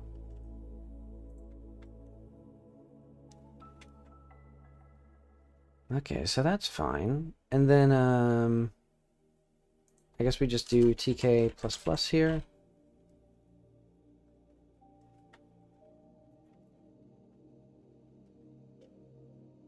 Because otherwise, well, that's fine. And then, while we grab a duet token, comma, skip ignored, children push value. Okay, so value list is definitely not working.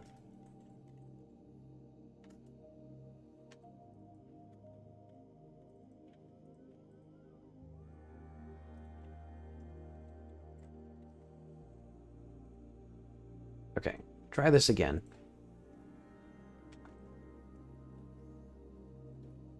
I see. Our end type is not.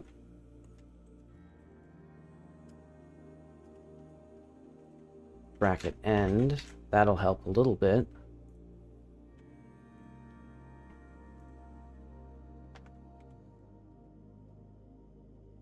Okay, so while it's good and peak is not our end type, why is our end type still undefined?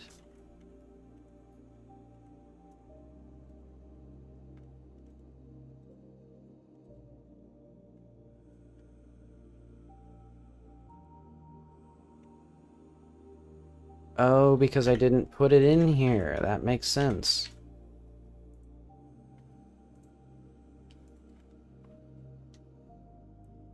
Okay.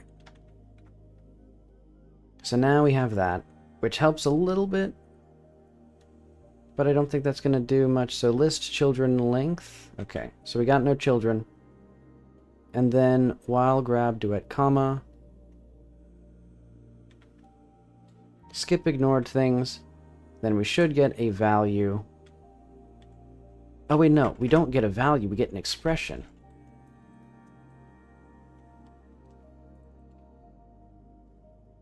Yeah, this should be an expression. Okay. Because we weren't having those.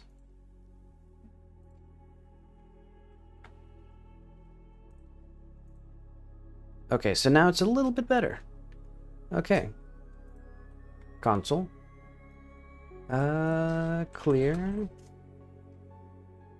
So yeah, now what I want is when we do an ident, let name equal grab, duet, token, you know, it'd just be next type. If grab, duet, token, period, we would do a, let's see.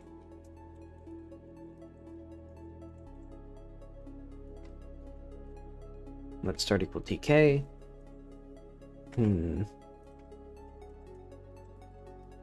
So what I want here is I want a an accessor. So let's do this. While grab tk, I'm gonna do let n equal new node duet dot parse node dot accessor.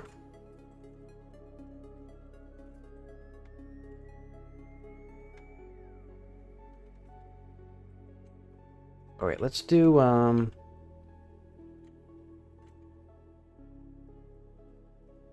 know what to do.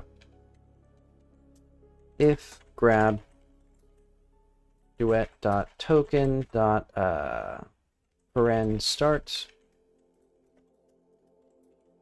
what we will do is let args equal value list duet token paren end.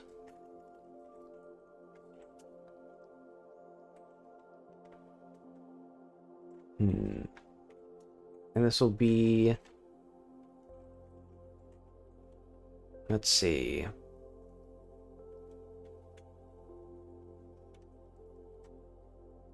Let node equal new node duet parse node dot function call.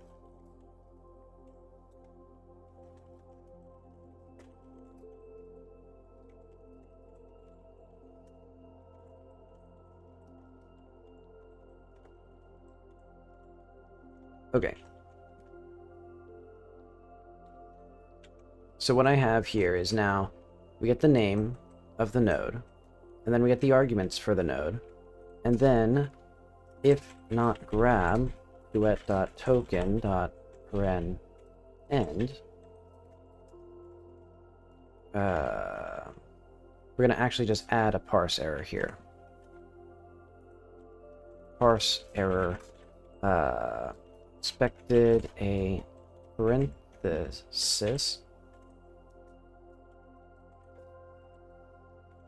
to end the arguments or function arguments, and that'll be n.length.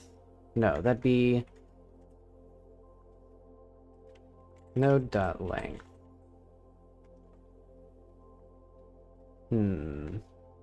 I guess. There we go. And then we set those to there, and then we grow the node.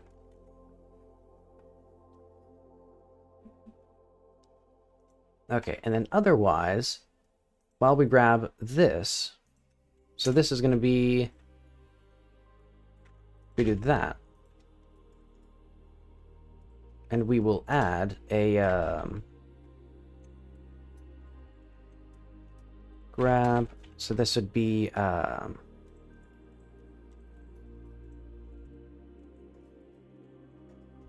next type. Okay. So basically, we detect a function. Oh, wait.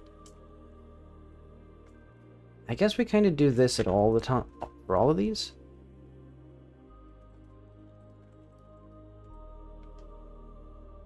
Okay. And so we don't actually have the name here. We just have the args, I guess. And that actually means we don't even need this to be anything fancy. We can just set this... Trying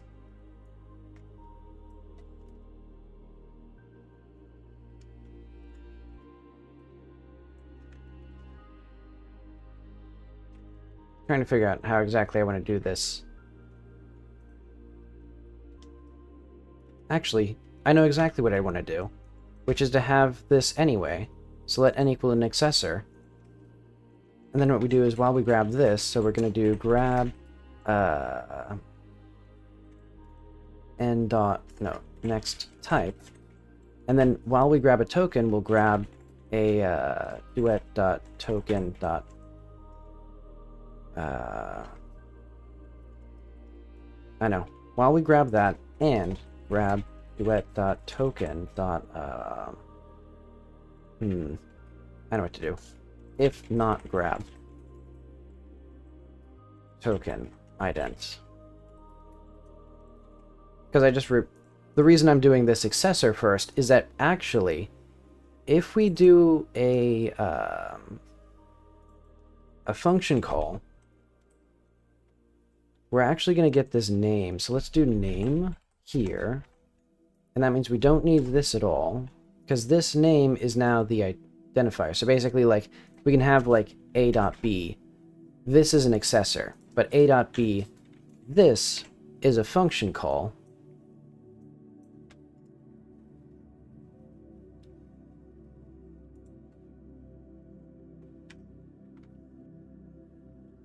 And if we do this, we'll do a parse error expected, or a trailing period dot after accessors.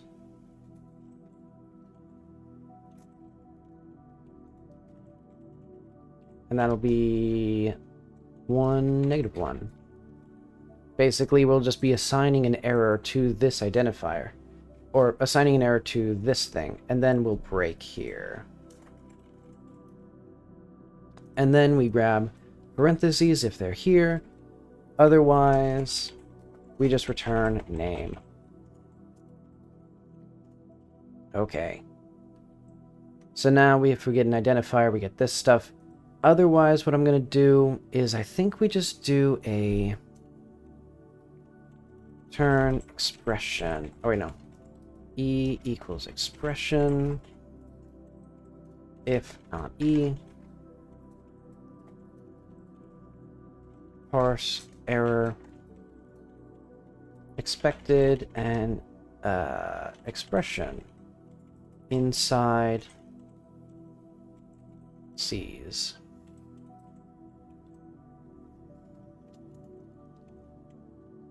And then return E. Also what we'll have is if not grab duet token paren end. Let's see, parse. Oh wait, no. We don't need that there because we're expecting to have this sometimes backtrack and fail. Actually, that should mean, though, no, we don't do anything here. Do we even need this start? I don't think so. But okay. If we don't grab an end, parse error, expected, and,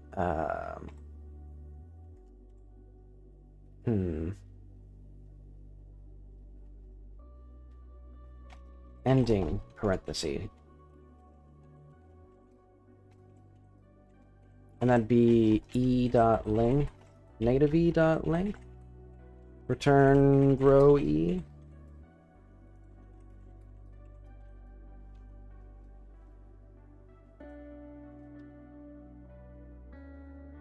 Oh yeah, actually we grow the name here.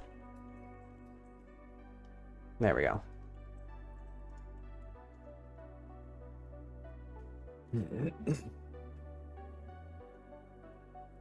So basically, for example, the name will just be a set of tokens, and it'll just have like a name and then a period, then an or identifier dot identifier dot identifier, and it'll always end in an identifier. But okay, unexpected token colon at 522.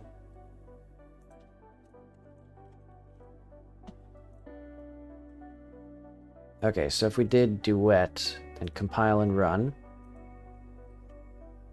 Not implemented at token, blah. Remaining code not parsed at token, blah. Okay, and what I can do here is for a declaration. So for a binding, if we have a semicolon, we have another thing here. Because yeah, this seems to be our major issue right now. Let's see what the major issues are if we compile and run here. Not implemented at token 36. Remaining code was not parsed at token 36.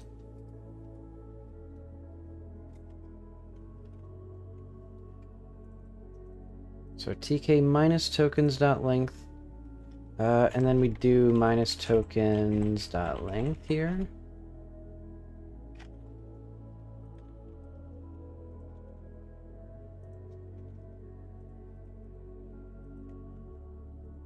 Oh, whoops, accidentally did not do that. Okay. So remaining code was not parsed at blah. No, okay, so that's fine.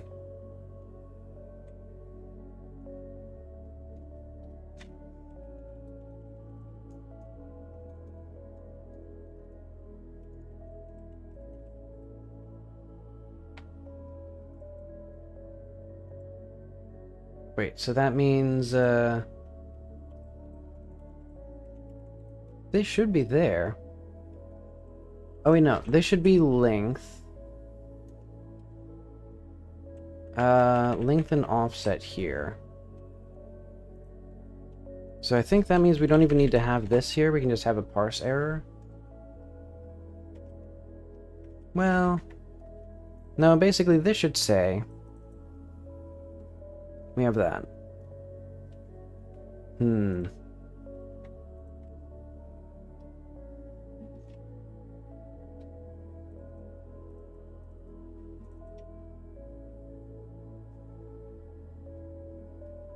wait, no, it's tokens.length minus tk, because that's the start of it.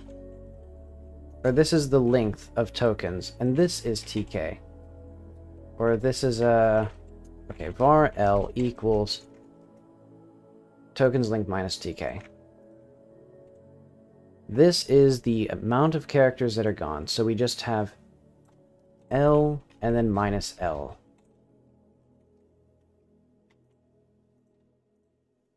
And then it should have a big thing here.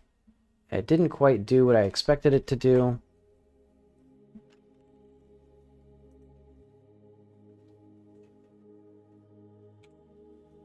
There should be text length So yeah, this is the length, this is the offset. TK minus token.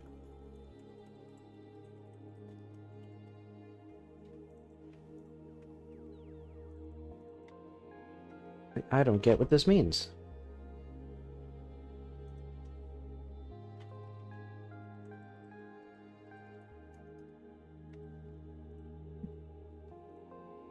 Okay, because tokens.length. This is not correct. Wait, no, this is correct.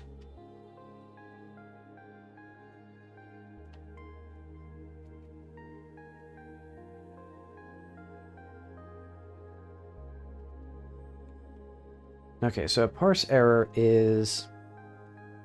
Our start is TK plus offset, and the offset is -1. I see. This should be 0 then. Or that should be there. Okay. Okay, so it was correct. I guess.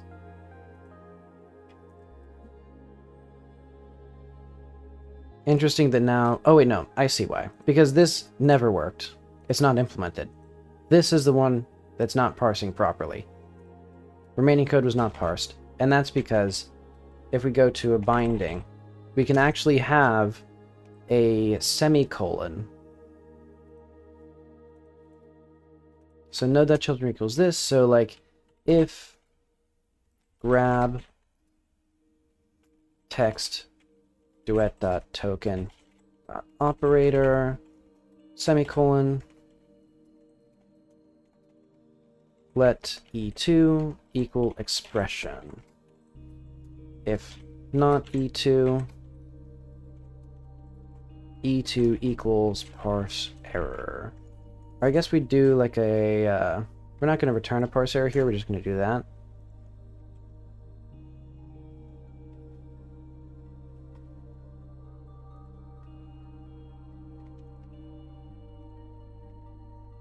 We'll just do that there.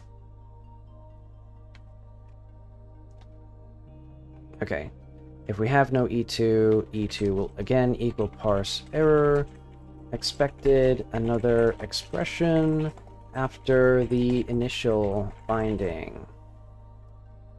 Prefaced with a semicolon.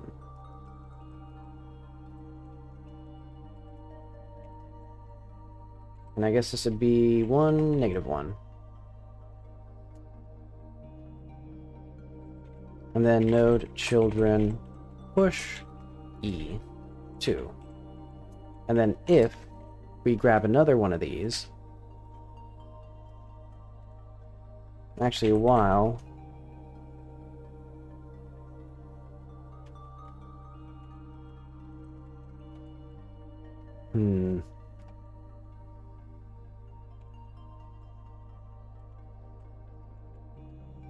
let's just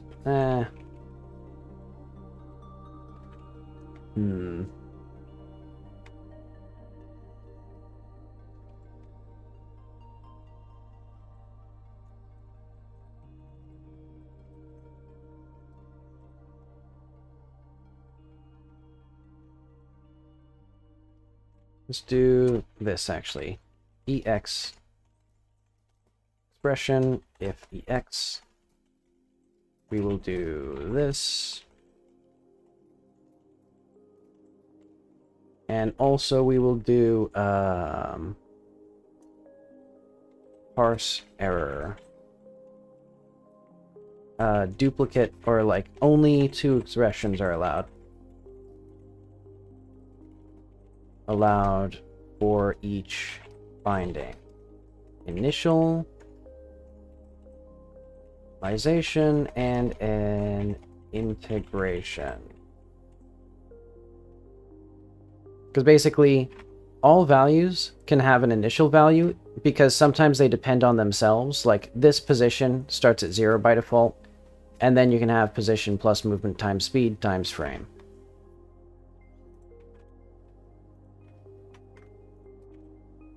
Okay. So now if we go here, if we try this again, should get a little bit further. It didn't, but it was supposed to. But okay, it at least gets to here, so let's see what this at least says. Because we see a code value list. That's good. It's good. It's getting all the way past here. So our value list is there. And here as well, we have fallen and can't get up because I see no expressions. Wait, no. Okay, good. It's just the value list doesn't include the bracket. And then we should have this. Like, that should be gotten here. Duet token operator semicolon. Is that because it's an unrecognized thing? Not implemented. Oh, wait, it's because this is not... Okay, hang on.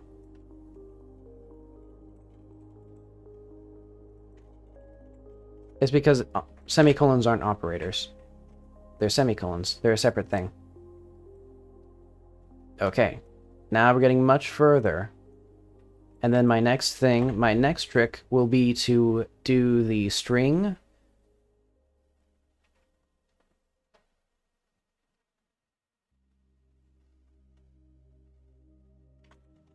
value, because I forget a quote, var, so let's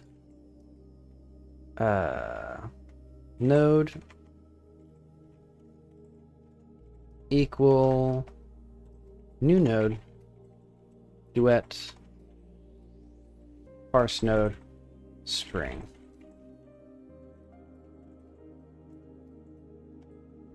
Okay, so where is our string?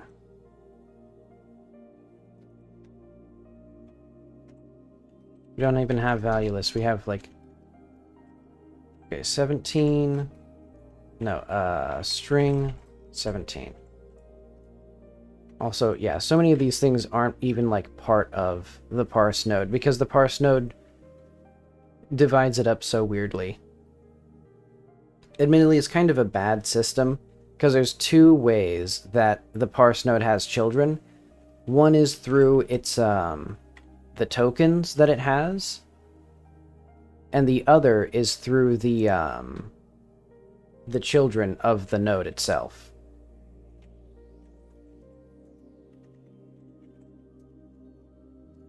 String. So parse node string. Okay. So we're going to do this. We're going to grab next.type, and then while grab. So duet.token string text, or grab token escaped string text.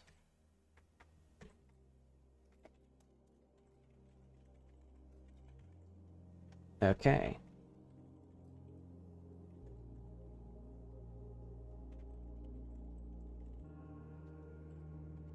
Basically, we do that, and then we have nothing here. And then return grow node, and also we'll do if not grab duet token quote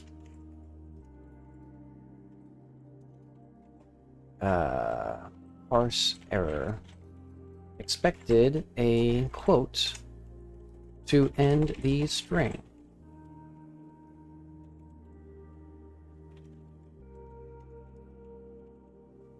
Let's say expected a single quote to end the string. That'll be -1. Okay. And that should get us a little bit further. Oh, wait. Parse that. Another line done. And if we removed this, for example, and then ran it, expected a quote to end the string. Perfect. And then our last thing is an accessor, so sprite or binding.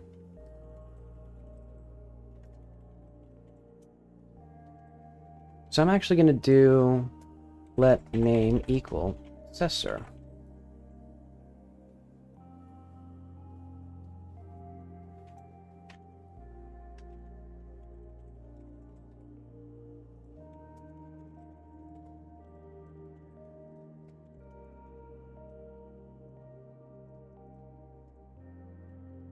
Okay, and we will do a duet dot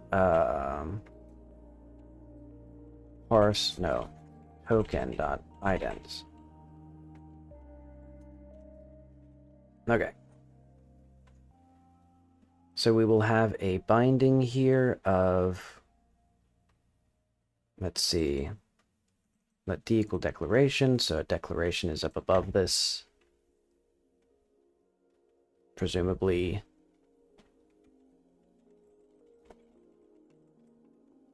there we are.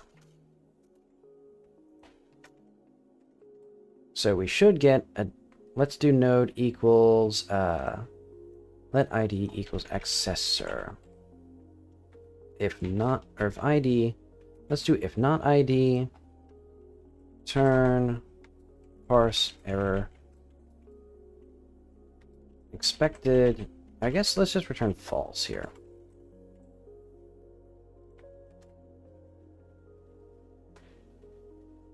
So yeah, because if we have no accessor, we're not going to do anything. Otherwise, return grow node.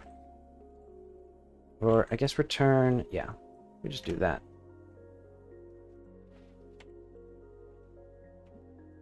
And yeah, a binding does not actually need anything fancy here.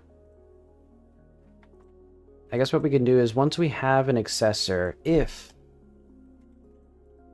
grab duet.token.colon,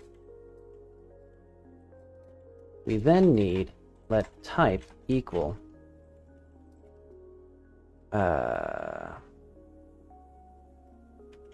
accessor. If not type, we will do a parse error expected a type after the colon.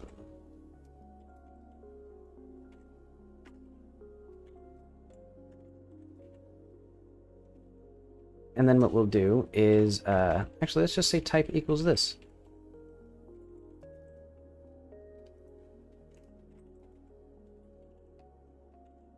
-1. Okay. So now what we can do is let node equal, so let's typed node.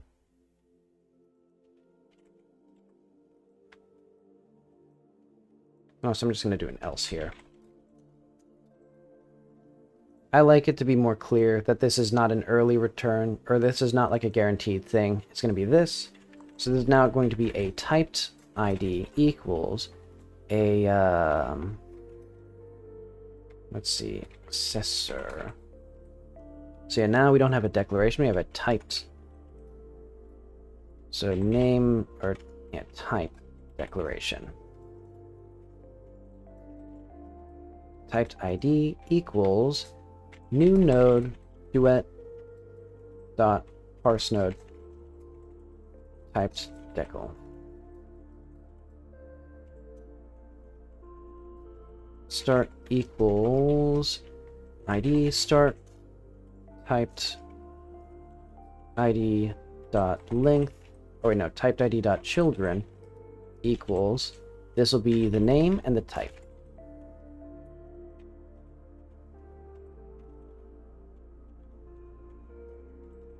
Let's do that. There we are.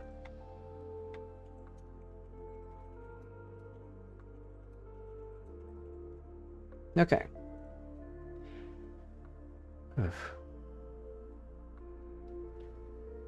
So all this to say, you can now add a colon at the end of this to specify it, but also, if we then do this again, go to this file, run it, remaining code was not parsed to token 3, that's because I did something wrong.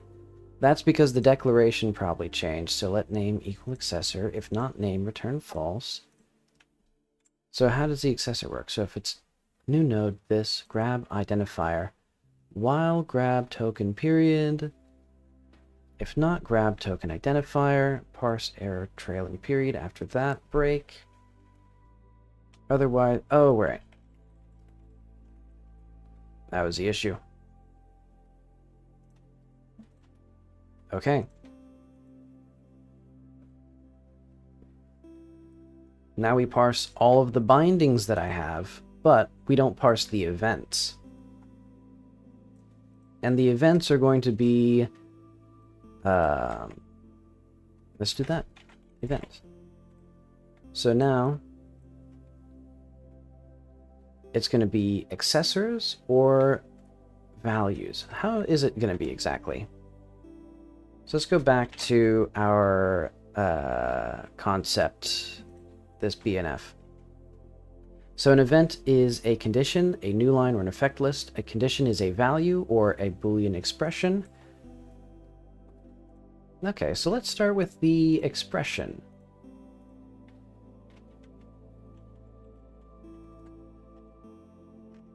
This is basically going to be, what am I looking for? Duet, probably. Function event. So let head, or let condition equal expression, or bool expression.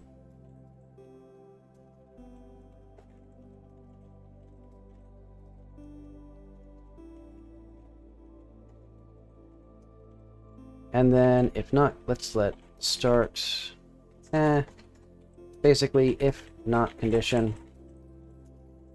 return false. Okay. And then what we need is we need a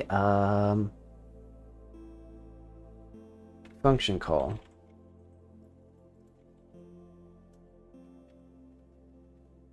So yeah, token.ident, let name equals accessor, and then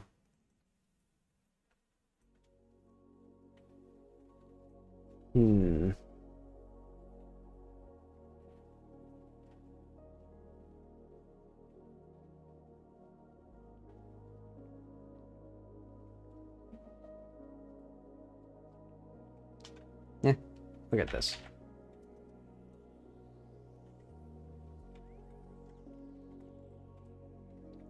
Okay. I need to sort of reactivate, because now what I want to figure out is what is required to have an event. We need a new line, and then we need, as it says, the effect list. So we're going to look for a new line. If we don't grab a token.event. No, a token. No. Duet token new line. We would do a parse error. Expected a new line and indented, or expected an indented line after the condition. One. Actually, what I'm going to do here is length negative condition. And then we can actually skip ignore if not grab duet.token.indented. Actually, yeah. This is fine. I think I actually need to do a do.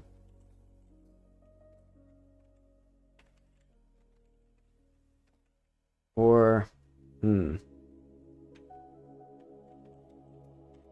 is fine.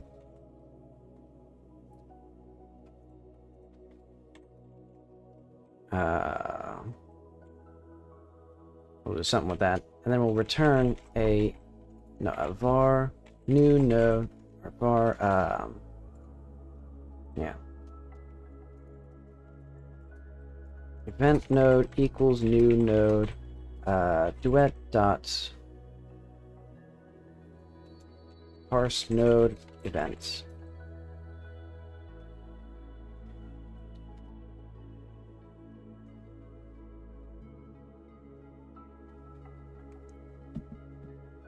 I feel like this doesn't need to be a full expression.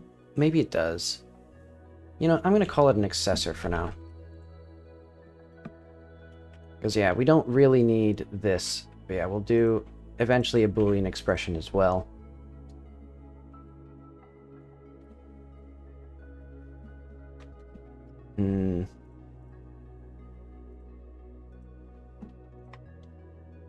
But okay, so for the events in this code, if we get this, if we get a new line, so we expect that, then we skip any ignored lines, which are comments and things like that. And then if we do not grab a token indentation, we will do another parse error. Indented line. And then it'll be just 1, -1. And then otherwise, while grab. Well, what should we do here? Grab function call. Or like...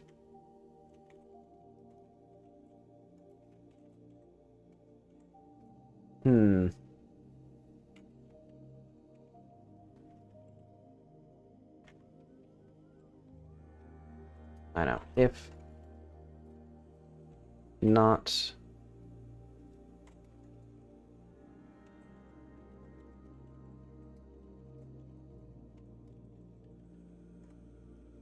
Okay.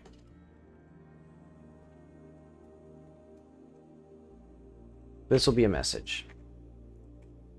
Let d equal, or node equal new node duet dot parse node dot function call. Let a accessor, if not name, turn false. And then I guess what we can do is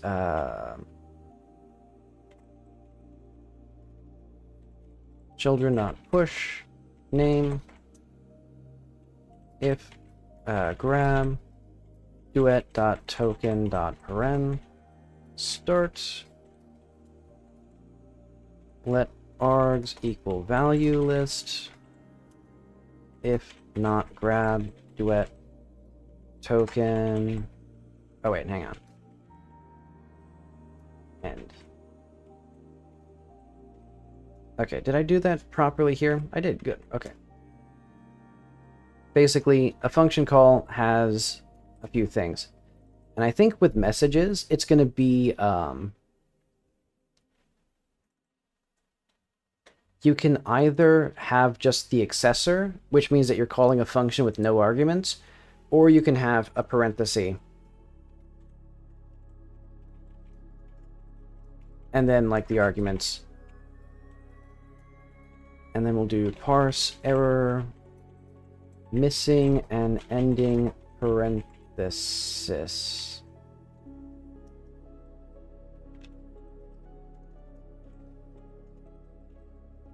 After arguments. And that'd be like 1, -1 again. And then we do node children push args. Return node row. Okay, so now this is going to be a message.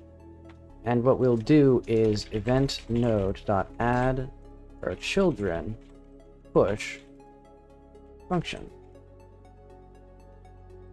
Or I guess if fn.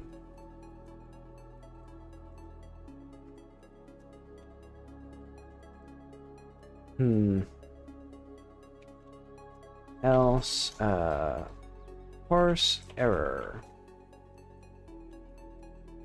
No arguments. Or no for event. And then I guess we'll do like... Actually, I have a good idea. If not fn, else, while fn,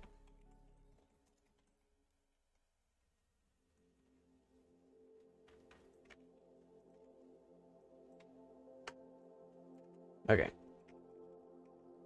Basically what I'm doing here is we get a message, and then we add that to here.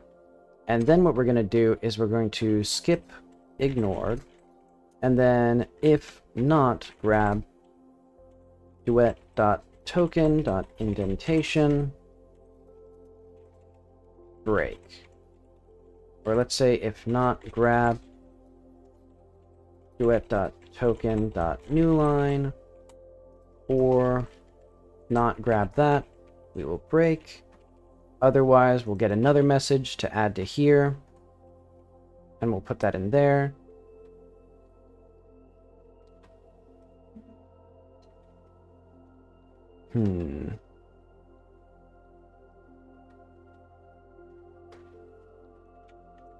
Okay.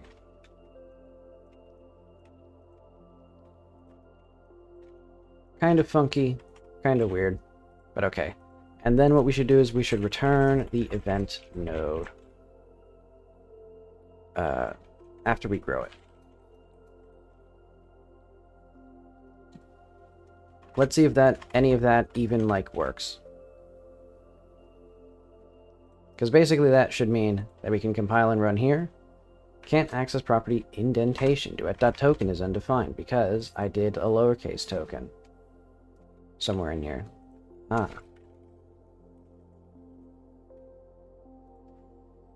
Definitely compiling. Did it work? Is it running? Okay, it's just taking a while. And that's because probably I didn't have something in here.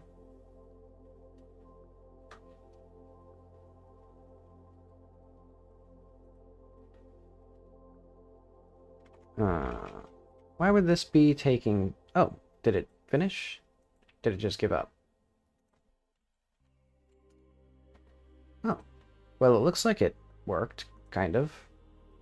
Okay. So the issue is that parse node event.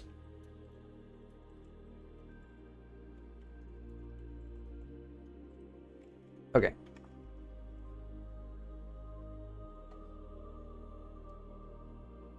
So is it supposed to be going this slow? Is a question. I think it must be I'm not doing something right here. Because we're supposed to get a function. And then what we do is we skip ignored values. Grab another function. Break fn equals message. Yeah, because it seems like... Oh, well now we get in the event. And then in the children of the event we have a function call. And the children of that are an accessor, which is to the platform.printNumber. And then we get string accessor. Oh wait, hang on. Oh, I see. Because we have two arguments. We have a string called current frame in single quotes, and we have a platform.frame. Isn't that wonderful? And then if I did that, it's strange to me how slow it is, because I didn't think I did anything that terribly complicated. Is it because I'm doing something with the, is it because there's a lot of backtracking, maybe? I don't know. I bet you it might be the player. Also, I'm realizing, why is the code failing here? Like, because it's clearly showing me the parse node is properly working, but the classes aren't in here. You know, if we compile and run again...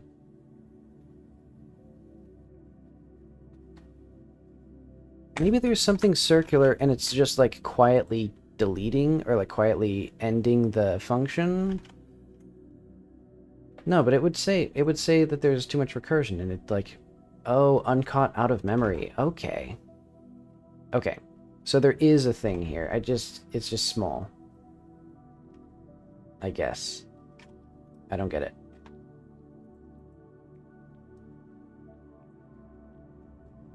Okay, so it's definitely in the debugger, though.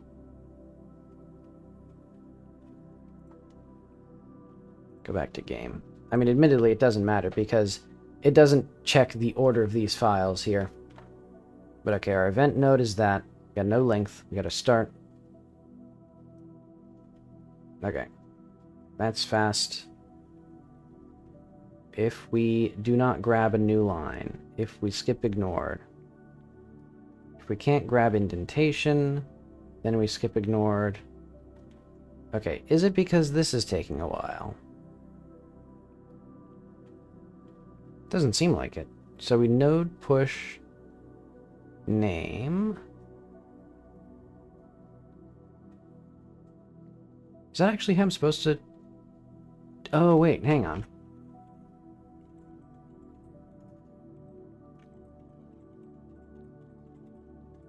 This isn't supposed to be here, because we're actually supposed to do... Oh, wait, no, that is supposed to be there. Yeah. Okay, so if we grab that, then we do this. Then we have the value list.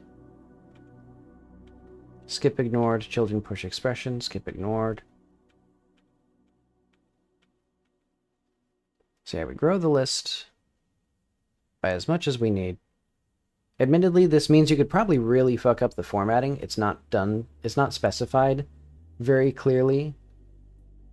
Like, I think inside of lists, it'll completely ignore any indentation. Or, no, it won't. But it'll ignore new lines, which will mess things up. But okay, so we got the list. Then we get that. Then we push those to the arguments. Then we grow the node. So that all seems fine, except for the fact that, oh wait, no. That's perfectly fine. So yeah, we've returned our node, we got our function. It just has the arguments there. Otherwise, while function, we add that to the list, we skip ignored, and then if we don't have any new lines or indentation, we break, because that means that we are no longer in there. And then we got a clause.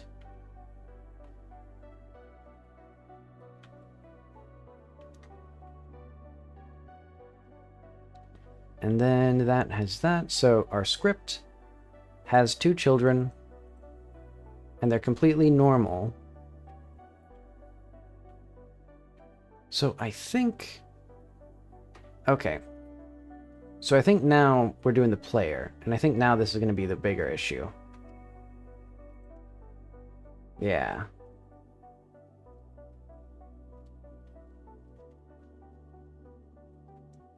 Is that right? What is... Huh. Yeah, so now we're doing the player, I think. See if there's anything that takes weirdly long. No?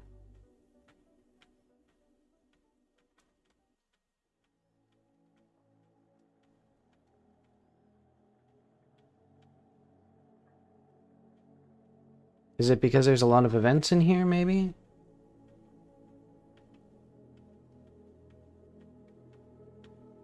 Maybe they're not, like, growing properly? Maybe there's, like, one that's empty or something?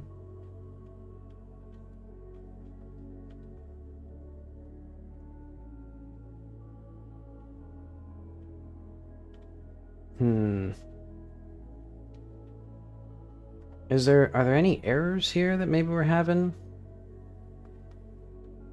List of FN, low text, yeah, let's look for errors here. We got 10 so far. Expected an indented line after condition. Okay. So I think it's because...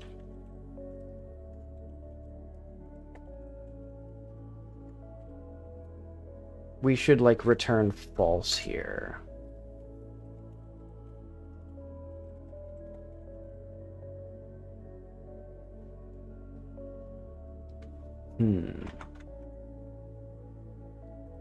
Yeah, rather than trying to, like, perpetuate that. Hang on. Why is this not working anymore? There we go.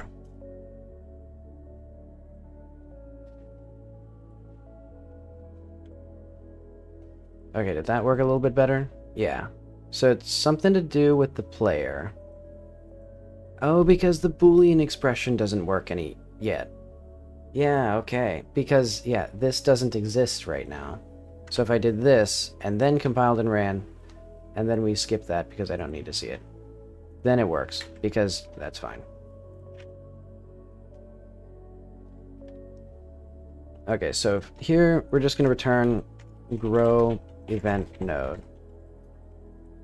So actually, yeah, we're just going to do that for both of these. And actually, probably do event node dot length minus event node dot length. Or let's do that here.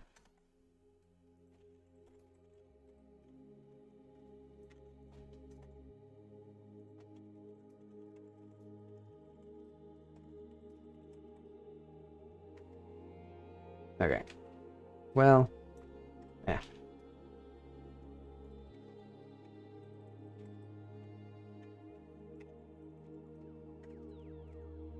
Okay, so this should try and, like, we go here, then we compile and run. Not quite working out, I don't think. Yeah, I think now it's gonna keep, like, trying to do things. Oh, because, the condition should be here. Yeah, let's try that there. Well,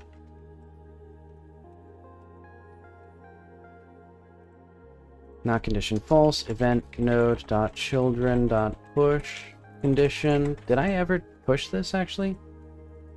I don't think I did, so they never had the conditions in there. But okay. So we have at least the they're working. I'm not sure why this isn't working still.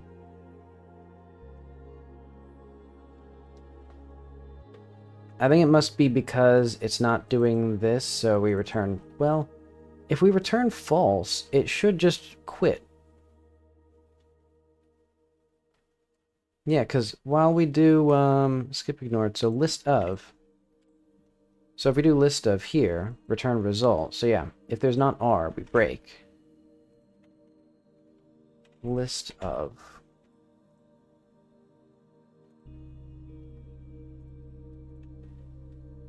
So yeah, let's just do if there's not R, we break. That's not gonna work.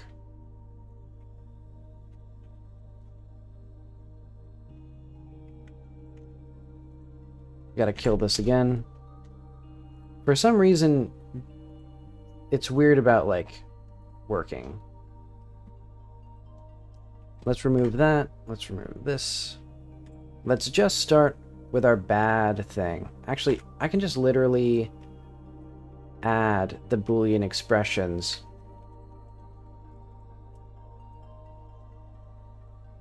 Actually, we don't even need to do that right now. We can just do, let's see, parser.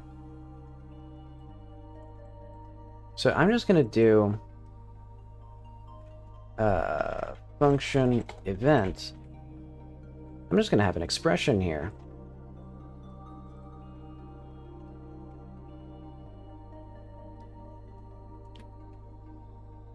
Because what it should do is now everything works, and if we go into the inspector, we can see, for example, our editor. Let's get this a bit bigger. Highlighted code.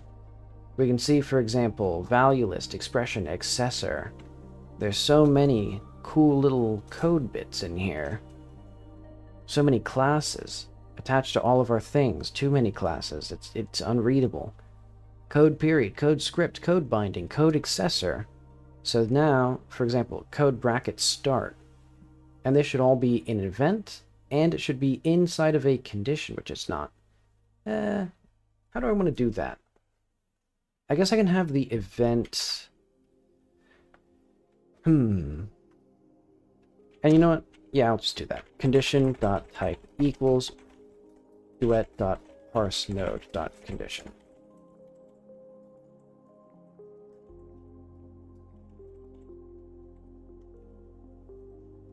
Because we don't need...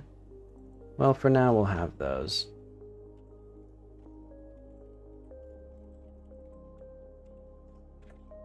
So yeah, technically, the typing of the expression will be important. But for the time being, I don't care that much.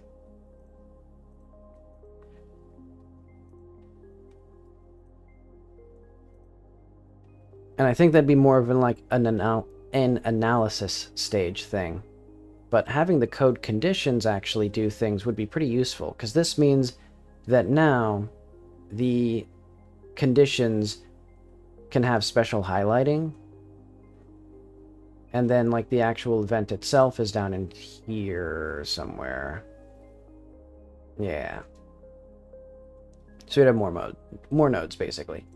I'll add code condition in here. Code condition font color. So I think errors should be above. So error, invalid, and undefined should be the most important code classes. Headers, quotes, conditions, so font color. Let's do blue for now, and then I'll do code binding. Color green. Just to make sure that these work.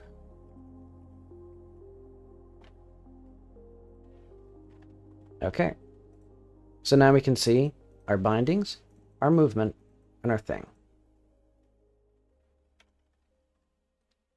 And for now I won't fiddle with the colors. But okay, that means my entire little test program compiles. For some reason, if you click this twice, or if you click back and forth from it, it messes up. But you can just compile again, and then it refixes itself. I have no idea what the issue is.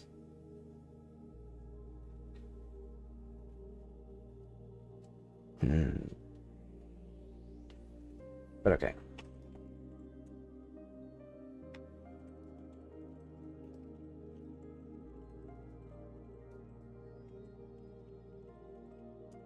Everything parses, basically.